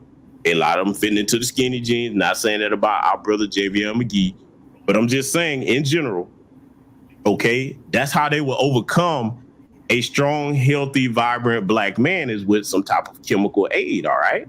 In addition to having numbers on you or somebody holds you at gunpoint or what have you. Hence why I mentioned having your Second Amendment game together, all right? And being in communication with people. If you do have to make a stop, it's good. Hey, you got your phone with you. Hey, man, I'm over here, XYZ, whoop, the whoop, exit. I just stopped over here, man. I'm probably going to bed down for the night at XYZ Hotel or whatever. Just want to let you know where I'm at. Hey, if you got friends in that area, tell them to come by and kick it for a minute with you. You know what I'm saying? At least give a presence where, okay, if you in these towns like that, they see, okay, yeah, he knows somebody here. It's going to be a bit hard just to run up on them like that, okay? So now, let's discuss something else. I got to go here with you brothers. I'm going to say it to you. And I believe that my brother Diesel Mike and anybody else that's been a truck driver from a male perspective will back me up on. Y'all know where I'm going, brothers. Leave these goddamn lot lizards alone. If you don't know what a lot lizard is, that's a damn prostitute that hang around truck stops. You don't know what them bitches into, especially the white ones. How you look, let me tell you something. Don't you know that in these good old boy areas like that, don't you know that they'll set you up, man? You thinking that, hey, you finna go on here and slide her $20, $30, whatever you gonna do, and get your rocks off, and now she got Bubba rolling up on you. And then caught you in a compromised position that you would be least expecting. See, I'm what you call a tactical thinker, okay? My mind does not shut down. I'm the guy in my family. If we out somewhere, I'm always watching. I'm like, yep, you know what? That right there don't look right. You know what I'm saying? I'm always looking, even if I don't say anything. I'm the one that I'll probably catch it before it go down, okay? And be prepared to get my family and my little ones to safety or deal with whatever threat needs to be dealt with. I'm that guy, all right? So what I'm saying is, if you out here on these roads, man, and that's what you got going on, you better think, is that putting you in a compromising position, all right? And I'm not saying that that's what the brother JAVION MAGEE was doing. I'm talking about scenarios in general that you need to consider that could get you hemmed up out here, all right? For you sisters, there's quite a bit more to it with you because unfortunately, they're going to look at you as the softer, easier target because you're a woman. They're going to look at you that if you out here and something goes wrong, they know that you're going to be the ones asking for help or what have you. See, this is why, call me chauvinist, whatever. Certain jobs I just would rather our sisters not do unless they just had to do it. Because there's certain things that might happen on the trust that you can't handle by yourself. I'm just saying. Certain things, you know what I'm saying? So at the very least, you need to have some type of buddy system in these places where you go. I prefer women have some type of partner with them on the road if optional, okay, if the option is available to you. But, hey, they're going to be looking to get you with some of the same methods that I discussed, all right? And then, bless our sisters' hearts, some of you, not all, but some of you are just overly friendly out here. And especially the younger ones, you be thinking, okay, ain't nobody going to do nothing to me like that. And again, you better think back to what I said at the beginning of the broadcast. There are people out here that hate you just for breathing because you black, okay? That's an ugly reality. I get it. I would rather you be disappointed, angry, frustrated, upset with what I said and heed what I say and continue living, okay? Now, let's talk about some other things. Remember when I said situational awareness? You need to be aware of your environment and what it looks like. You need to talk to other truckers about these different routes out here. Be like, hey, man, you ever made a run at XYZ place? yo, man, what was that like? What was the climate like? You know what I'm saying? How it look like they act towards black people. That's something that most truckers should do, but maybe the younger ones don't, you know what I'm saying, do that, because we have to understand that across occupations, young people have their own social culture amongst them or what have you. That hey, they be like, all right, that's what the old folks do. We ain't on that, man. You know what I'm saying? But see, when it comes to safety, that's something that I encourage with this particular profession, that you need to combine your knowledge on across generations, okay? So if you're a young person that's a trucker and you're not doing that, you start communicating about these routes. Y'all pass information between each other so that you be like, hey man, if you running through there, make sure you gassed up, drop your load, keep it moving. Don't even stop through there no more than what you got to do. All right, and see, let me tell you another useful thing about the trucking profession. You brothers and sisters out here on these roadways, you can bring information back to us about stuff that the average person that doesn't travel cross country doesn't know. Now, I know most of this country and how things are from one end of it to the other, but I'm just saying in general, share this information with those that may not have that type of profession. So just in case they're going through somewhere on a vacation or what have you, now you can give them your expertise and experience about, hey, check this out. XYZ place over here in this town, don't go over there and stay no long time and when the sun go down, okay?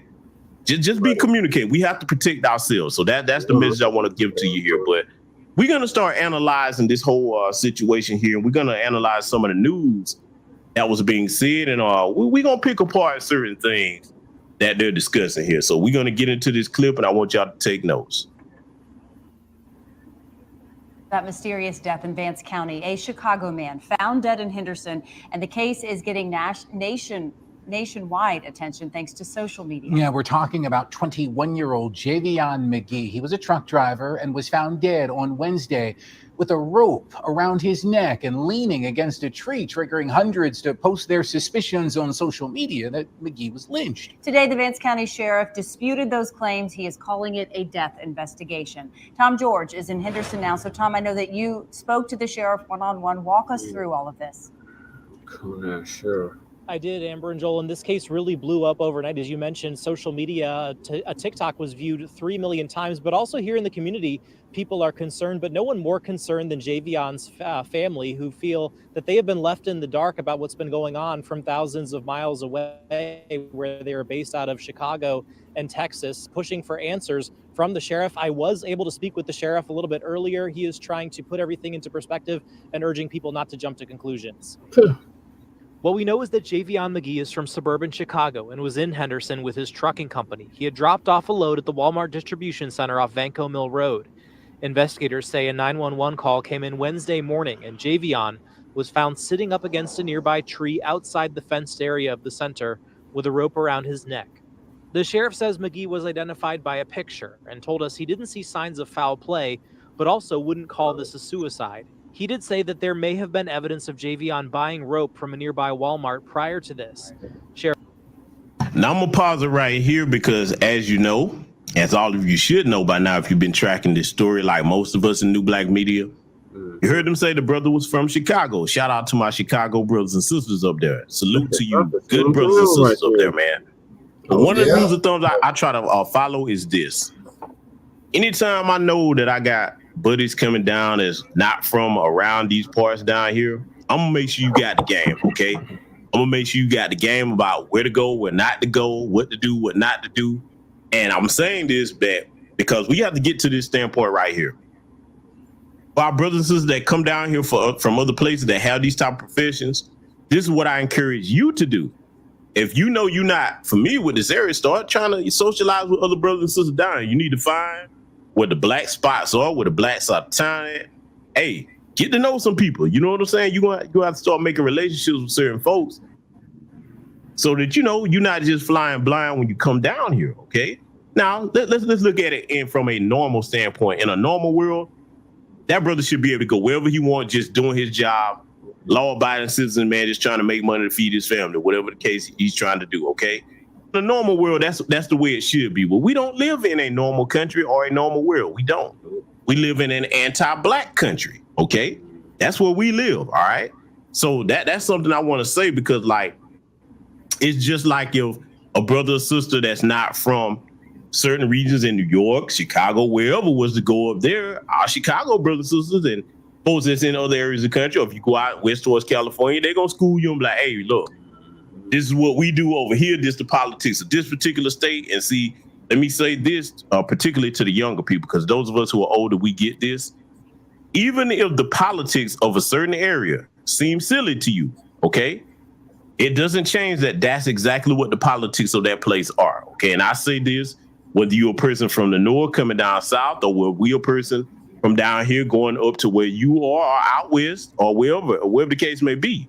It doesn't matter what you think, because as my great-grandfather always taught us, it's like, it's not about where you from, it's about where you at, okay? So you adapt to the politics of that particular area, whatever that culture is, what have you, whatever the social norms of that place are, it would behoove you to go by that, because the people that live there, they know the place better than you.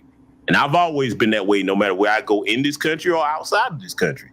I'm gonna listen to the people that live there versus me just visiting or passing through. So I wanted to say that, but listen to what this worthless ass boy, I'm trying not to say certain things.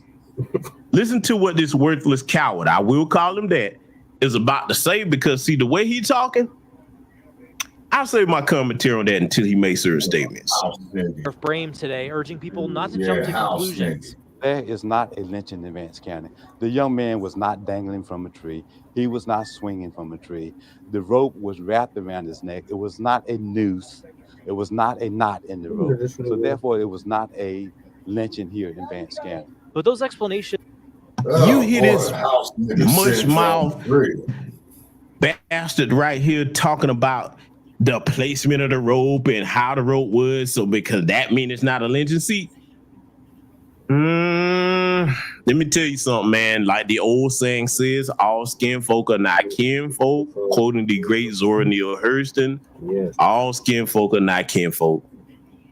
This bastard right here is saying that because he's worried about his political career. You know, and that, or you may as well call the position he's in a political position. He's worried about that. He don't want to offend the good white folks that helped him out. Because see, I guarantee you that the comments he just made, if you get him talking more, and I wouldn't be surprised if some of you listen to this broadcast, start pulling up things and sending it to me, but like, listen to what he was saying.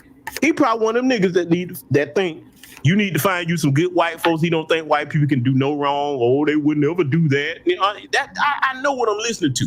Because see, let me tell you something. That type of mentality right there, that's not a harmless crime. No, sure. Do you hear me, brothers and sisters? That is very dangerous. I get them type of Negroes away from me because I understand that I'm in danger if I'm around you. If that's how you think, whether you know better or you don't, that's dangerous for you to be around. You have to cut ties with Negroes like that, okay? Because those would be the people that them folks could say, hey, look, we about to go and kill us 2 or 3 of these Negroes over here. So when it make the news or whatever, you make sure you don't say nothing about it. Yeah, I'm a boss. I'm telling you right now, if you think what I said is far-fetched, you better start listening to the way the sheriff is talking, because we're not done analyzing him tonight by sight, okay? But I just wanted to point that out because that's what he sounds like to me. Let's get back to it. Aren't adding up for JAVION's family. A spokesperson for his mom in Texas says she feels the sheriff hasn't been forthcoming with information. And they say this is entirely out of character for JAVION. He was always in touch with his family on his long trucking trips, and there were no signs that anything was wrong. JAVION is a loving, funny, good to be around. You know, he never had any disturbing issues or nothing like that. He loved his family. You know, he loved just enjoying himself, and he loved being a truck driver. That was what he loved to do. So it's like everybody is confused right now. Like, what is this? Yeah.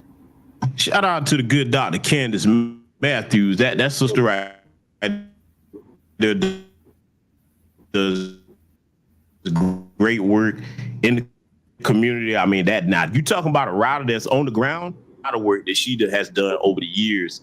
But as the sister was saying, you heard he was just the average brother. I played that video of that teacher busting it open, and she posted those pictures on social media. They found out she had an OnlyFans account. That was the sister that got her fired. Damn. Remember they had a whole press conference. Social media is dangerous. Yeah.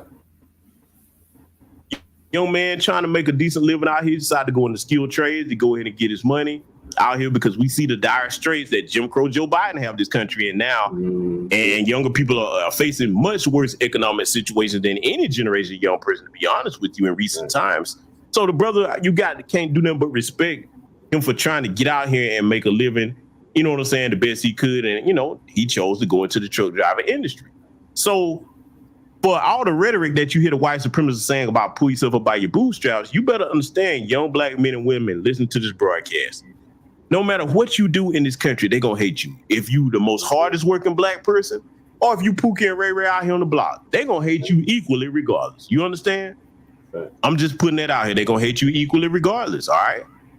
So I want y'all to listen to the rest of the way they're reporting this, because, see, we're going to get back on that mush mouth ass sheriff in a minute here, because, or I'm going to tell you right now, I would have respected it more if he would have said, we're examining all different scenarios with this, so I'm not going to rush to judgment as to what I think it may be.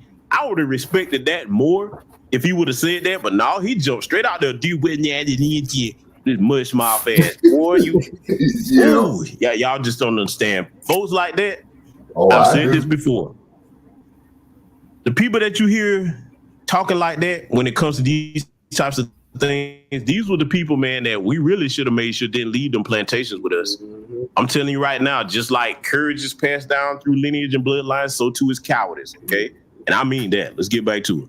A lot of frustration among the family, a lot of unanswered sure questions. We know Sister that some of Harriet this had to family kick a whole is making lot of their them way to North motherfuckers off the Carolina planet. right now, hoping to meet with the sheriff themselves. But in the meantime, the sheriff does tell me that JAVION is having an autopsy conducted today. He's hoping to get the results of that. Again, he is not comfortable calling this a suicide until he knows an exact cause of death from that autopsy. Of course, we're going to continue pressing the sheriff for more information once that autopsy is conducted and we can release more information. Reporting live in Vance County tonight, Tom George, ABC 11, Eyewitness News. The investigation continues. It's disturbing nonetheless. We'll continue to follow the facts. Tom George in Henderson for us. Tom, thanks.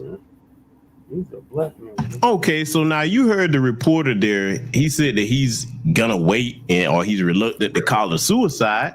Well, then why aren't you reluctant to call it a lynch? Say it's not a lynching. It seemed like that would go hand in hand to those of us that have common sense. But see, again, I've already given you my conjecture. I think, look, for all we know, man, he trying to help them folks. And they actually told him, you know what I'm saying, what was going on. I got to go there at this point. Because why would you be so quick to come out and say, well, did you not a lynching now? Oh, and then the stupidity of the way he described that. Because the rope wasn't in a certain position or angle, it wasn't a noose. No, man. I mean, but see, you need to understand something. When we go hard in the paint on these Sambos over here and these Sambits in these different political positions, now you see what happens when they're in positions like this sheriff is right here, where something happens to one of us, and instead of trying to help produce justice, they covering up for the people that are the perpetrators of the crimes against us, okay?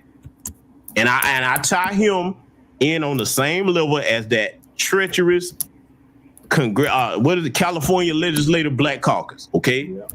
I tie him right in with him, all right? Because see, that same pervasive mentality of the Sambo is treacherous. They don't care nothing about nobody else but themselves, all right? And see, I'm glad that 2024 has shown us the things it's shown us, even the tragic things, because now I think this year right here is gonna forever fundamentally change Black America. And what I mean by that, I mean change us for the better, because now we're gonna start to take seriously these traitors amongst us. See, for a long time, and I've been one of the main ones to say this, for a long time, modern contemporary conveniences, all right, modern conveniences have had us for sports games, whatever you into, whatever it is. There's a lot here in the entertainment industry to pacify Black folks, and a lot of us, and there's nothing wrong with entertainment in its proper place. So I'm not saying that you should be a person that run around here like a serious stone all your life. But what I am saying is entertainment, they know that can be weaponized against us, because when you have a people like our people in Black America that's in a state of perpetual pain that's been passed down from generations, they know you're going to have something to cope with that. And if you start coping with something too much, a problem rather, you'll focus more on just treating it instead of solving the problem. You see what I'm saying? Mm-hmm. At some point, we got to get to solving these issues. Like, okay, what's causing this? We don't need to just treat it. We need to cure it, okay? Right. And when it comes to anti-Black racism and white supremacy, we're the cure for that, okay? Let's be clear about that. We are the cure. As long as we stay focused and don't accept it, like many of the tether class over here does, just accept it and be like, well, just don't say nothing. See, this is why we don't take lightly to when they be making the N-word jokes around us and, trying to go along and get along, talk about we all one race, the human race. That would be great if everybody else thought that way, but they do not. They absolutely do not. Because if they did, not only would this country treat Black folks different, wherever we go in the world, it would be a different story, okay? It would be. Think about it. I don't care what lineage you from, FBA or non-FBA. You would be treated differently in the world if this was just a we all one human race type of society globally. And that's not the case, okay? That's not the case. But see, we're going to get back into the rest of what this goofy sheriff was saying here, because he did another interview. I want y'all to listen to this one. I'm going to stop this one at different points to make certain points here, because see, this type of archetype here of his mindset, I want especially young Black people to be aware of this, okay? In new Black media states, we tell you have to watch these old niggas, and this is exactly what we talking about right here. This is exactly what we talking about. Let me tell you something, man. I understand he got a job to do as far as investigating, but that jumping out there just immediately saying it's not a lynching, who told you to do that, boy? And I'm gonna call him a boy because I can't respect him as a man. Who told you to do that? We're gonna get into this, family. You're gonna see what I'm talking about if you haven't seen this yet. First of all, can you just, walk me through what we know, the timetable of when he was found and what we know so far? Good morning. Yes, this is Sheriff Curtis welcome back. County. On Wednesday, September 11th, approximately 10:08 a.m., Vance County Sheriff Office received a call out to a rural part of the community, Banco Mill Road. Yeah, definitely. The deceased young man was sitting up against a tree. When Lou's and follow some Shabbat's parents and hands on Blog Talk too, there brother. Was not a noose. There was not a knot in the rope.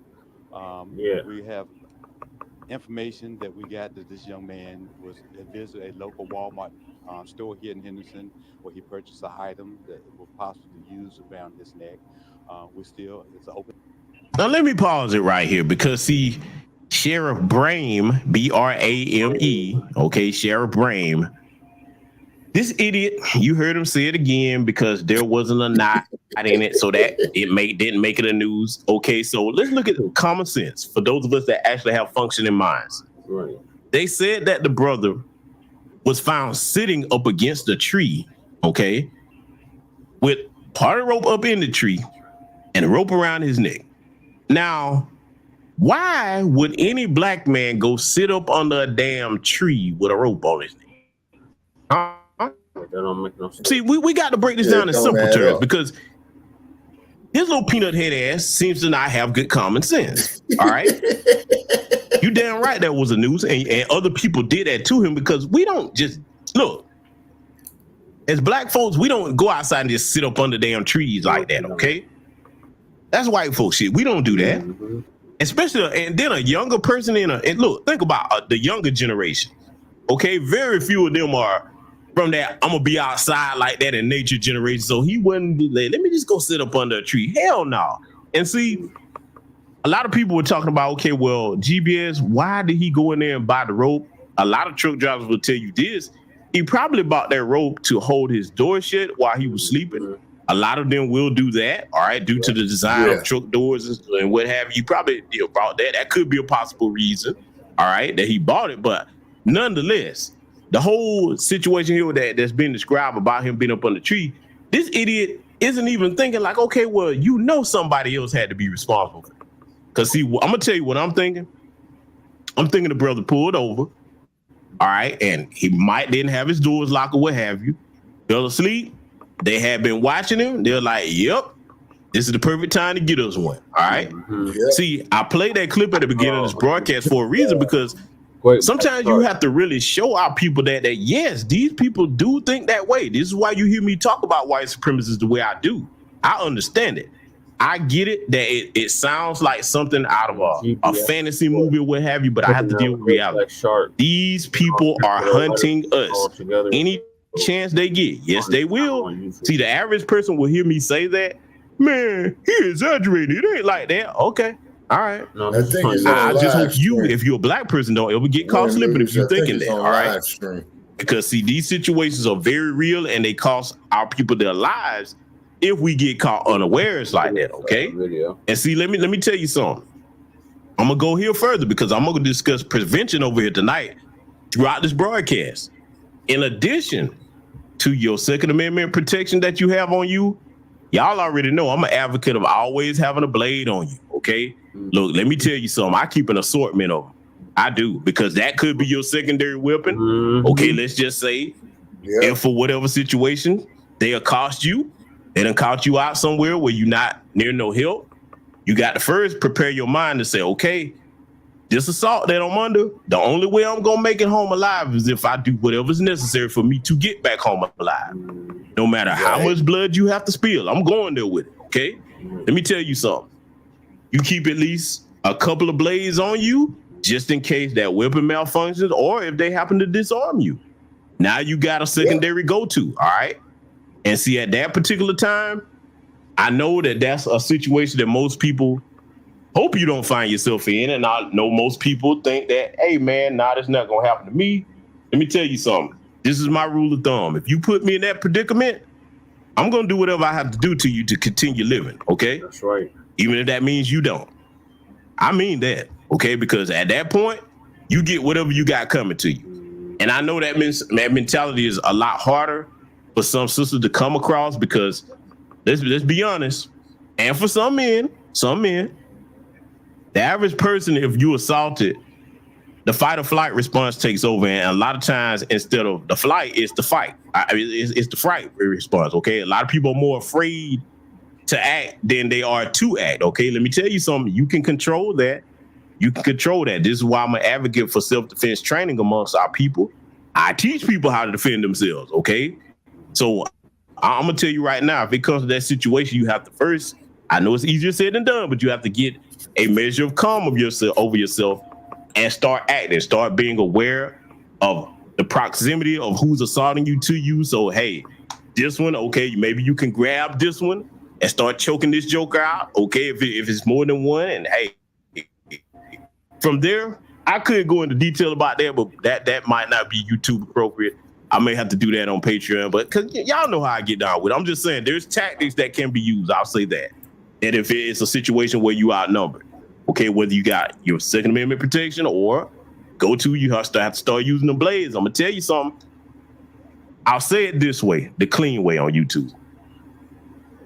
If you've never done it, start studying the human anatomy, okay? If you've never done it, start studying the human anatomy. Look at the different vital points on it that you will have to target, okay, in order to make somebody change their mind about accosting you. We'll say it that way, okay? There's places that, if they were injured to a certain degree that, that would give somebody pause as far as them trying to run up on you. I'll say it that way. So that's something I'm encouraging you to do if you haven't done that yet. Everybody should. And, look, if you're the type of person that is out here and, you have some type of first aid or safety training, just know that training also benefits you when it comes to self-defense, okay? Because just like you're taught to, apply pressure to these areas, or you're taught where, there's vital points that if you're bleeding from here or there that you have to deal with to save a person's life, you can reverse that for the opposite purpose if need be. I'll put it that way. So we're going to finish listening to this mushmouth bastard right here because, see, I'm going to tell you something, man. He don't need to be in office no more. He needs to go just for that comment that he made alone. And hopefully those of you that are in North Carolina, hey, y'all need to get him out of there, man, and replace him with another brother or sister that's going to do the right thing by the community. Because, see, we need to get to a point in Black America where even simple statements like that are made are a reason for us to get you out the way if we have the option. Because see, let me put this on you before we let this continue. You think about if this was the Jewish community, huh? Oh yeah, I'm going there. You think about if this was the Jewish community and something happened to one of their people and they had a Jewish sheriff and he started talking as if, oh, just rule out anti-Semitism. That didn't have nothing to do with it. Their whole community would be like, oh, really? Okay, we're gonna get you out the paint. Now tell me if I'm wrong about that. Let's let it continue. An investigation at this time. We're following all the resources and avenues we're utilizing. We found out he was a truck driver after we identified who he was. At first, we had no identity on it because he had no ID on him. And once we identified who he was, we found that the tractor trailer that he was driving was in the adjacent lot to from where his body was located. So we contacted his family in Aurora, Illinois. We had the Aurora Police Department go out and contact his family. And once that notification was made, we personally talked to my investigators, talked to the family, and informed them of the information that and the ongoing investigation, the death investigation of their son, their 21-year-old son, Mr. MAGEE. And so at this point, you've seen some of these videos from family members that have out there sort of, questioning whether there could be foul play involved. What's your response to that? I understand the loss. I feel gratitude, condolences, condolences go out to the family. Let me pause this right here because I can understand if what I'm about to say to you all, you say, well, GBS, you might be reaching now, but where are my highly educated, semantically astute people in the chat room? Because I'm going to point out something here, and I think I may be right, but I may be wrong as well. It's just what I think. How many of you know what a Freudian slip is?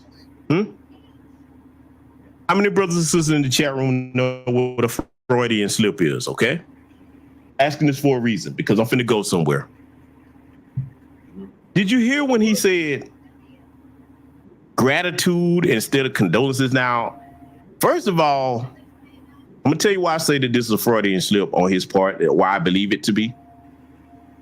Gratitude and condolences, those two words don't sound alike, nor do they start with the same letters, do they not? Last time I checked now. Last time I checked, unless unless some things have changed here or there, whatever. As far as in my world, the way I spell both of those words and pronounce them, gratitude, condolences are not the same thing, okay? Right. Why would he say that? Right. I'm finna go somewhere. I know you like, man, you tripping. No. Just hear me. Hear me out. A person who's already thinking one way in their mind, a person that's full of shit or a liar, sometimes, see, because you got to understand, the human mind, your default state is to tell the truth, whether you know that or not. That's your default state. Whenever you start lying, you're going against your natural human nature programming. So now, when you start lying, you got two different things going on in the mind, okay? The mind is, because let's look at it. Y'all probably never thought about it this way. Your mouth is saying one thing, but your mind knows another. You understand?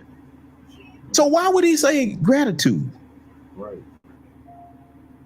Who's he grateful for? Because is it a situation where, them folks told him to go and do the XYZ, and they'll make sure that he keep his job and everything will be. I'm just saying, we got to look at these things because, yes, he's incompetent as hell with his mush mouth ass, but see, I look a little bit deeper than most people do at things. Now, there may be nothing to what I just did at all, okay?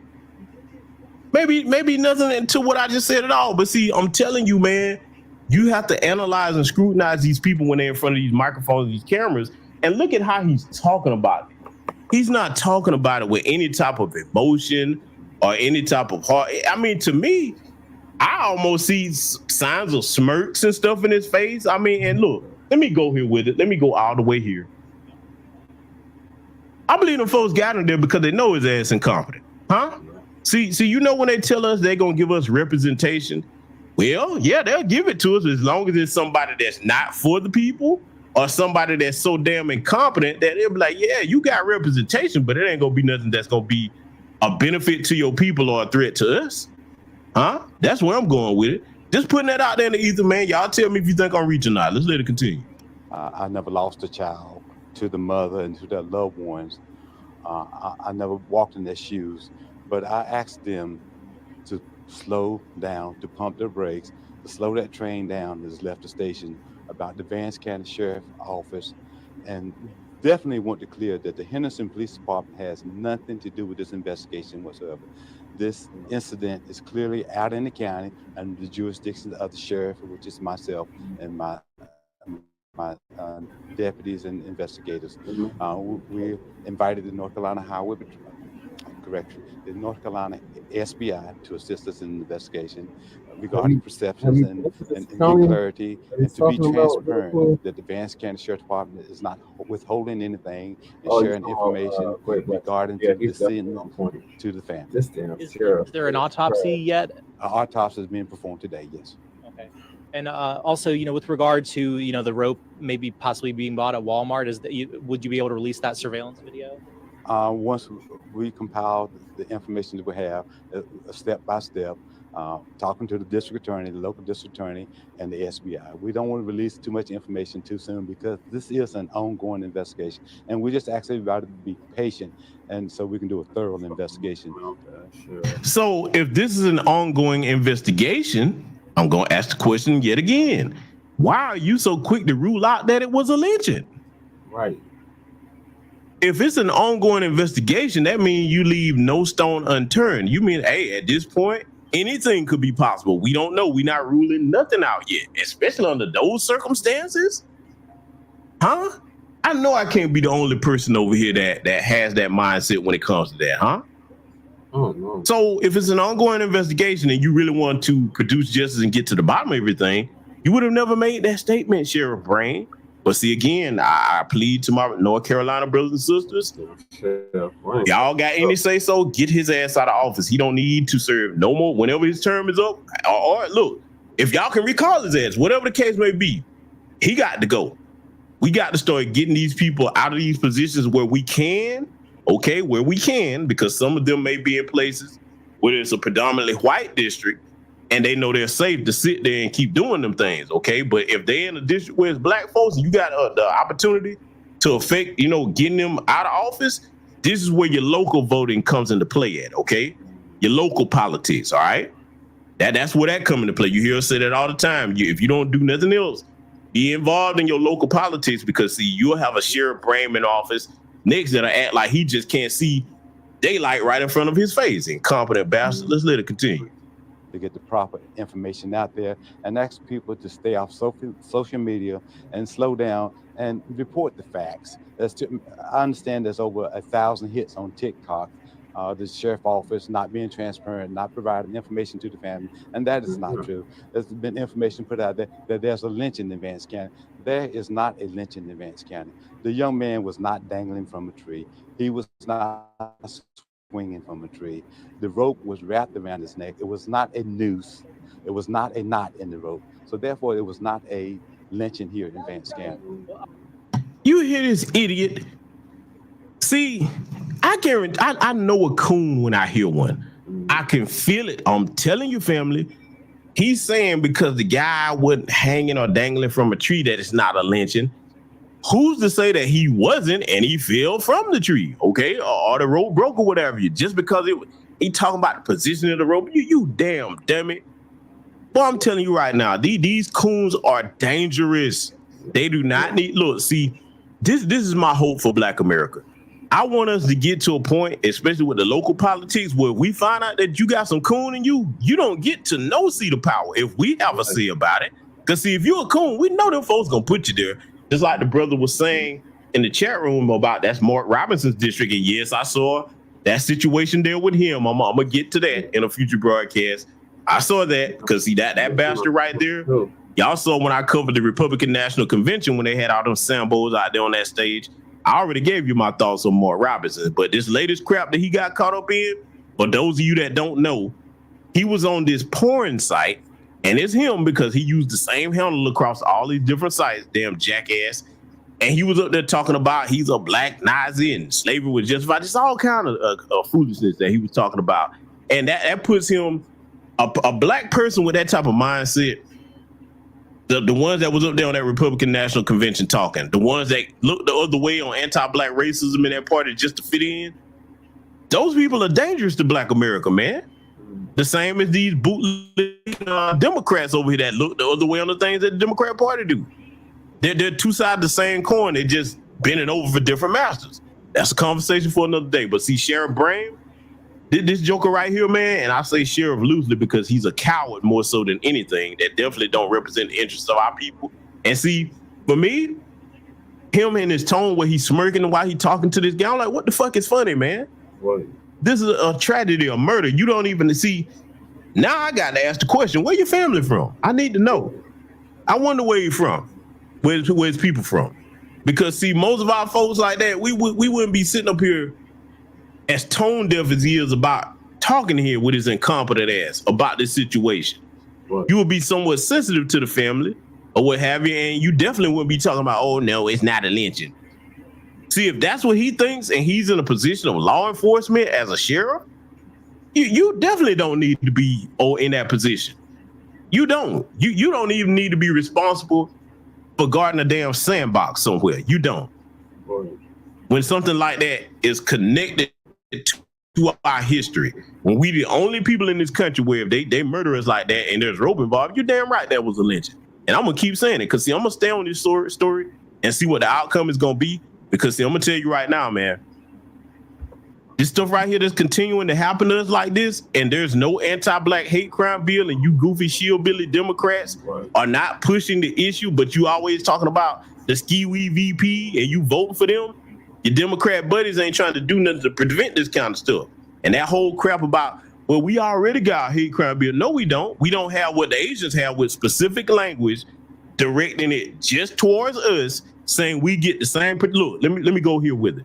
For the Roland Martin crowd and the rest of them that want to keep saying that, anti-black hate crime bill for us is the same thing that the Asians got. Just take Asian out and put Black American in there. Okay, Freedmen, Foundation of Black American Freedom, whatever you want to use, put that in there for us and take Asian out and give us a hate crime bill with that specific language. Until we get that, we don't have a hate crime bill, okay? Because see, if you even damn near squint wrong at an Asian now, hey, that's a hate crime, buddy. Yelling at one, etc. I mean, y'all seen the stories we've covered over here in these new black media spaces. So this is why we are focused on these types of things right here, because this definitely was a hate crime. I'm just gonna call it what it is. All right, and this brother was definitely lynched. It was not no damn suicide. Most young men today, they're not thinking about taking themselves out in the prime of their life like that. They not, especially if they're not on no type of hallucinogenic drugs or stuff like that. Now, if they got no drugs in the picture, that's a different story, okay? And then it's usually about overdose. It ain't about no damn noose.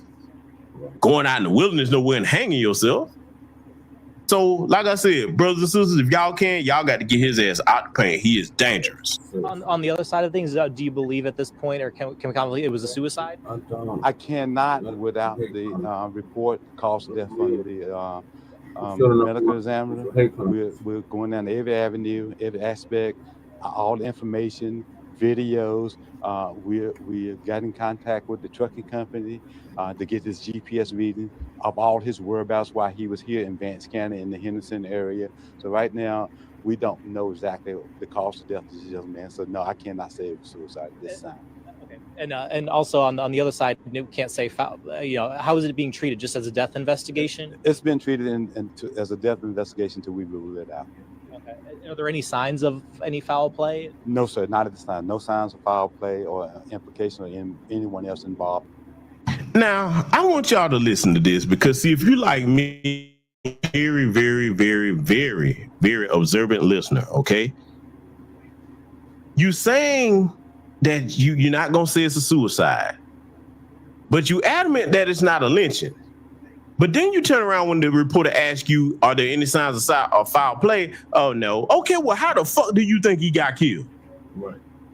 You see what I'm saying? See, look, in case y'all can't tell, your brother has a low tolerance for incompetence and stupidity. I do that. The low tolerance for stupid people. Okay, stupidity, ignorance. Okay, what? I can tolerate some ignorance because if you ignorant in the actual meaning of the word, meaning you just don't know something, you can be educated. But now when people try to educate you and you still remain stuck in your ignorance, at that point you graduate to stupidity. Okay, I have a low tolerance for stupidity. I do. Because what you just heard made no sense. You flip-flopping all over the place. The guy, a wind just blew him out of his truck and blew him up to a tree somewhere and put a rope around his neck? Makes no damn sense, man. Boy, y'all better get this dude out of office, man. Because see, I'm gonna tell you right now, those of you brothers and sisters that live in that area, I would start looking at everything. Any type of mysterious crime that happened to a black person under his tenure, you better start looking at some stuff. You better. Because there's no telling what the hell he involved in. He a little too cavalier about this to me. I smell something else going on with him. Y'all better look through everything about him with a fine-tooth comb and preferably get his ass out of office. Because I'm gonna tell you right now, somebody talking like that, it might need to be an investigation into him. Right. I'm gonna be honest, man. When I hear you talking this way about something that happened to a young black person, somebody that's supposedly of our lineage, because we don't know where he from, I got to go here talking like that. For him to speak in such a tone-deaf, cavalier manner, man, it's like, nah, man, something's not right. Something is not right. So anyway, I'm gonna tell y'all, man, get this man out of office if it's any way possible. Let's let it continue. What's your message to the family? I mean, obviously, regardless of what this was, I mean, they're thousands of miles away in Chicago. You get news that your son is found, near a tree in the middle of North Carolina. Be patient. Call us 24/7. Man, do y'all see this? Now, see this, boy. Be patient. I'm trying to keep my composure here, because see what I just saw here. I know y'all know what I'm talking about. You see this bastard? He's smiling and laughing, family. What the fuck is funny about that? Nothing. See, I couldn't be JAVION MAGEE's relative and have caught him doing that. That's about as much as I can say on YouTube, because that man, what the fuck is funny? Right. How are you talking about something like this, a tragedy? They found him. See, let me go here with this. I've said this before, but I'm gonna say it again here tonight. As an older brother in the community, the one thing that I take deadly serious that hits my heart very deeply is anything happening to a young brother or sister. Okay, I would not be in a frame of mind to be laughing about this. What the fuck you smirking about? Yeah, what is he? Incompetent bastard. Yeah, see, they chose him to be in position because of what you seeing right here. This joker, I guarantee you, and I've said this before, I wish we really had a way to do this with a lot of these Sambos and Sambets in office that have this particular disposition. But I guarantee you, if you could look back and trace their lineage, they come from a line of cowards and Sambos. I promise you that. I'm telling you, I feel that in my spirit. I do. Yeah. I just don't understand what's supposed to be funny right here with this particular situation. You talking to the reporter. That just, man, that's beyond me, man.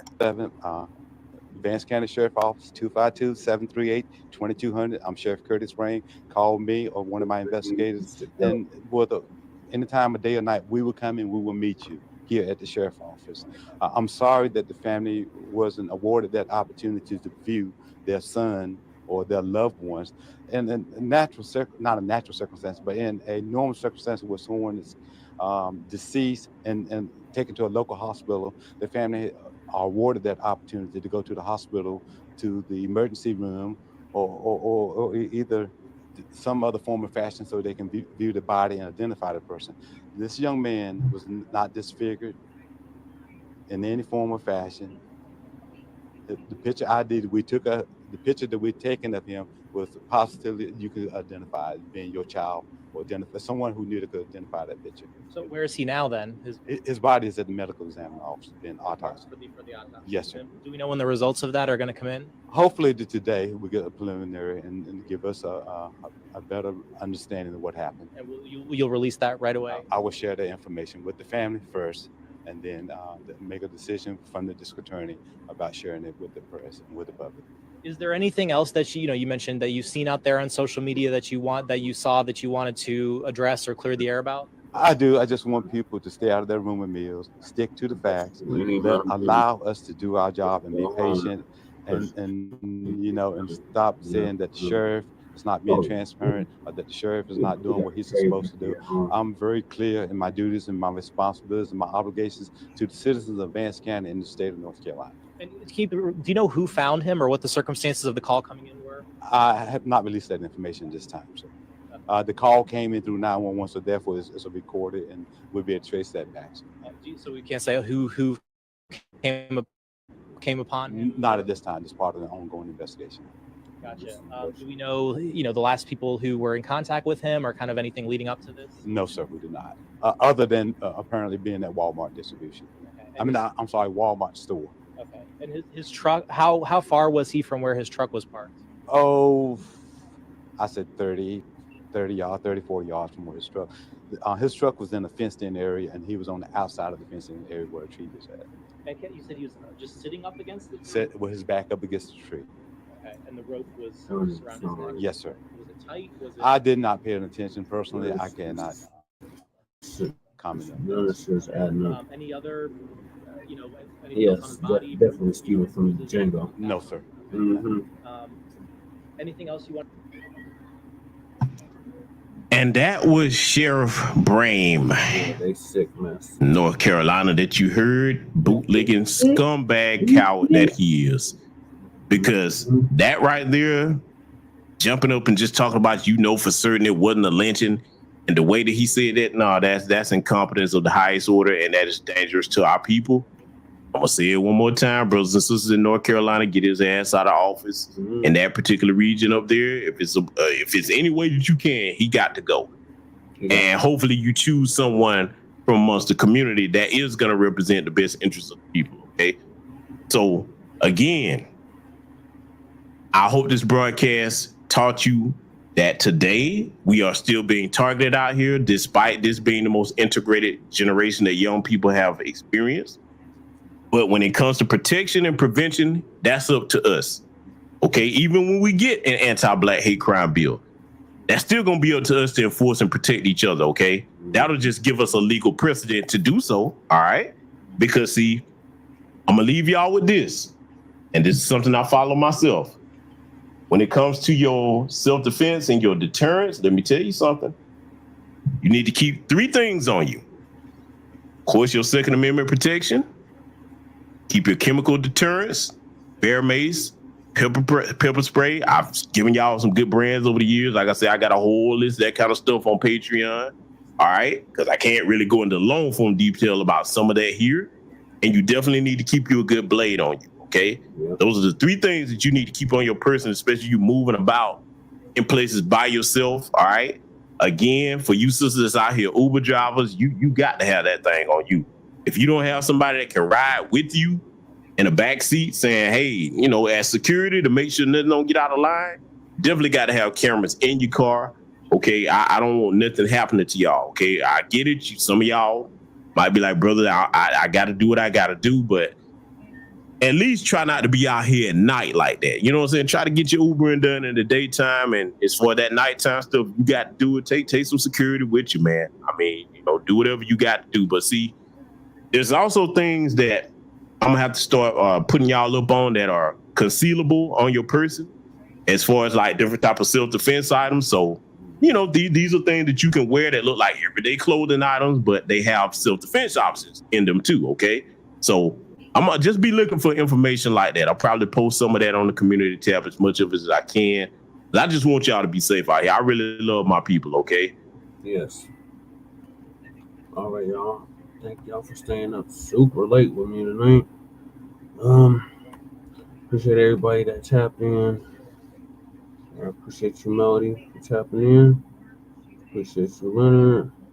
Appreciate you, Jay, Rizzo, Jay Militant. Who else? Win Lewis. Appreciate you tapping in. Even you, Rainbow Nazareth. Who else? Anybody else who was peeking and not speaking? Oh yeah, Joe Cool, appreciate you. Make sure y'all sub up to Joe Cool's channel as well.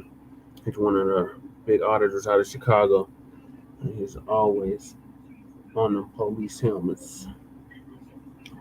So appreciate everybody that tapped in to season 4, episode 26, part 1 of the Frontline Black News. Appreciate our West Coast correspondent Shabaka San Cordy staying up late with us as well. Make sure y'all check us out tomorrow for part 2. In the meantime, make sure y'all like and subscribe to all our platforms. Frontline Black News on YouTube and Facebook. The Revolutionary Agenda on YouTube and Facebook. And Shabaka's Black Experience Enhancements will be doing a brand new episode on Tuesday. So make sure y'all tap into that. And also keep Lady Chain y'all thoughts and prayers. She is in the hospital. Hopefully she'll be getting out in the next few days. Yeah, please keep her in your thoughts and prayers. So peace, love, light, reparations and separations and Black empowerment. Chain Krumah, Jesse LaShawn Paris. On the ballot for Carl State House District 8. Signing out from the Mile High Income and Illegal Migrant Flooded City. Peace.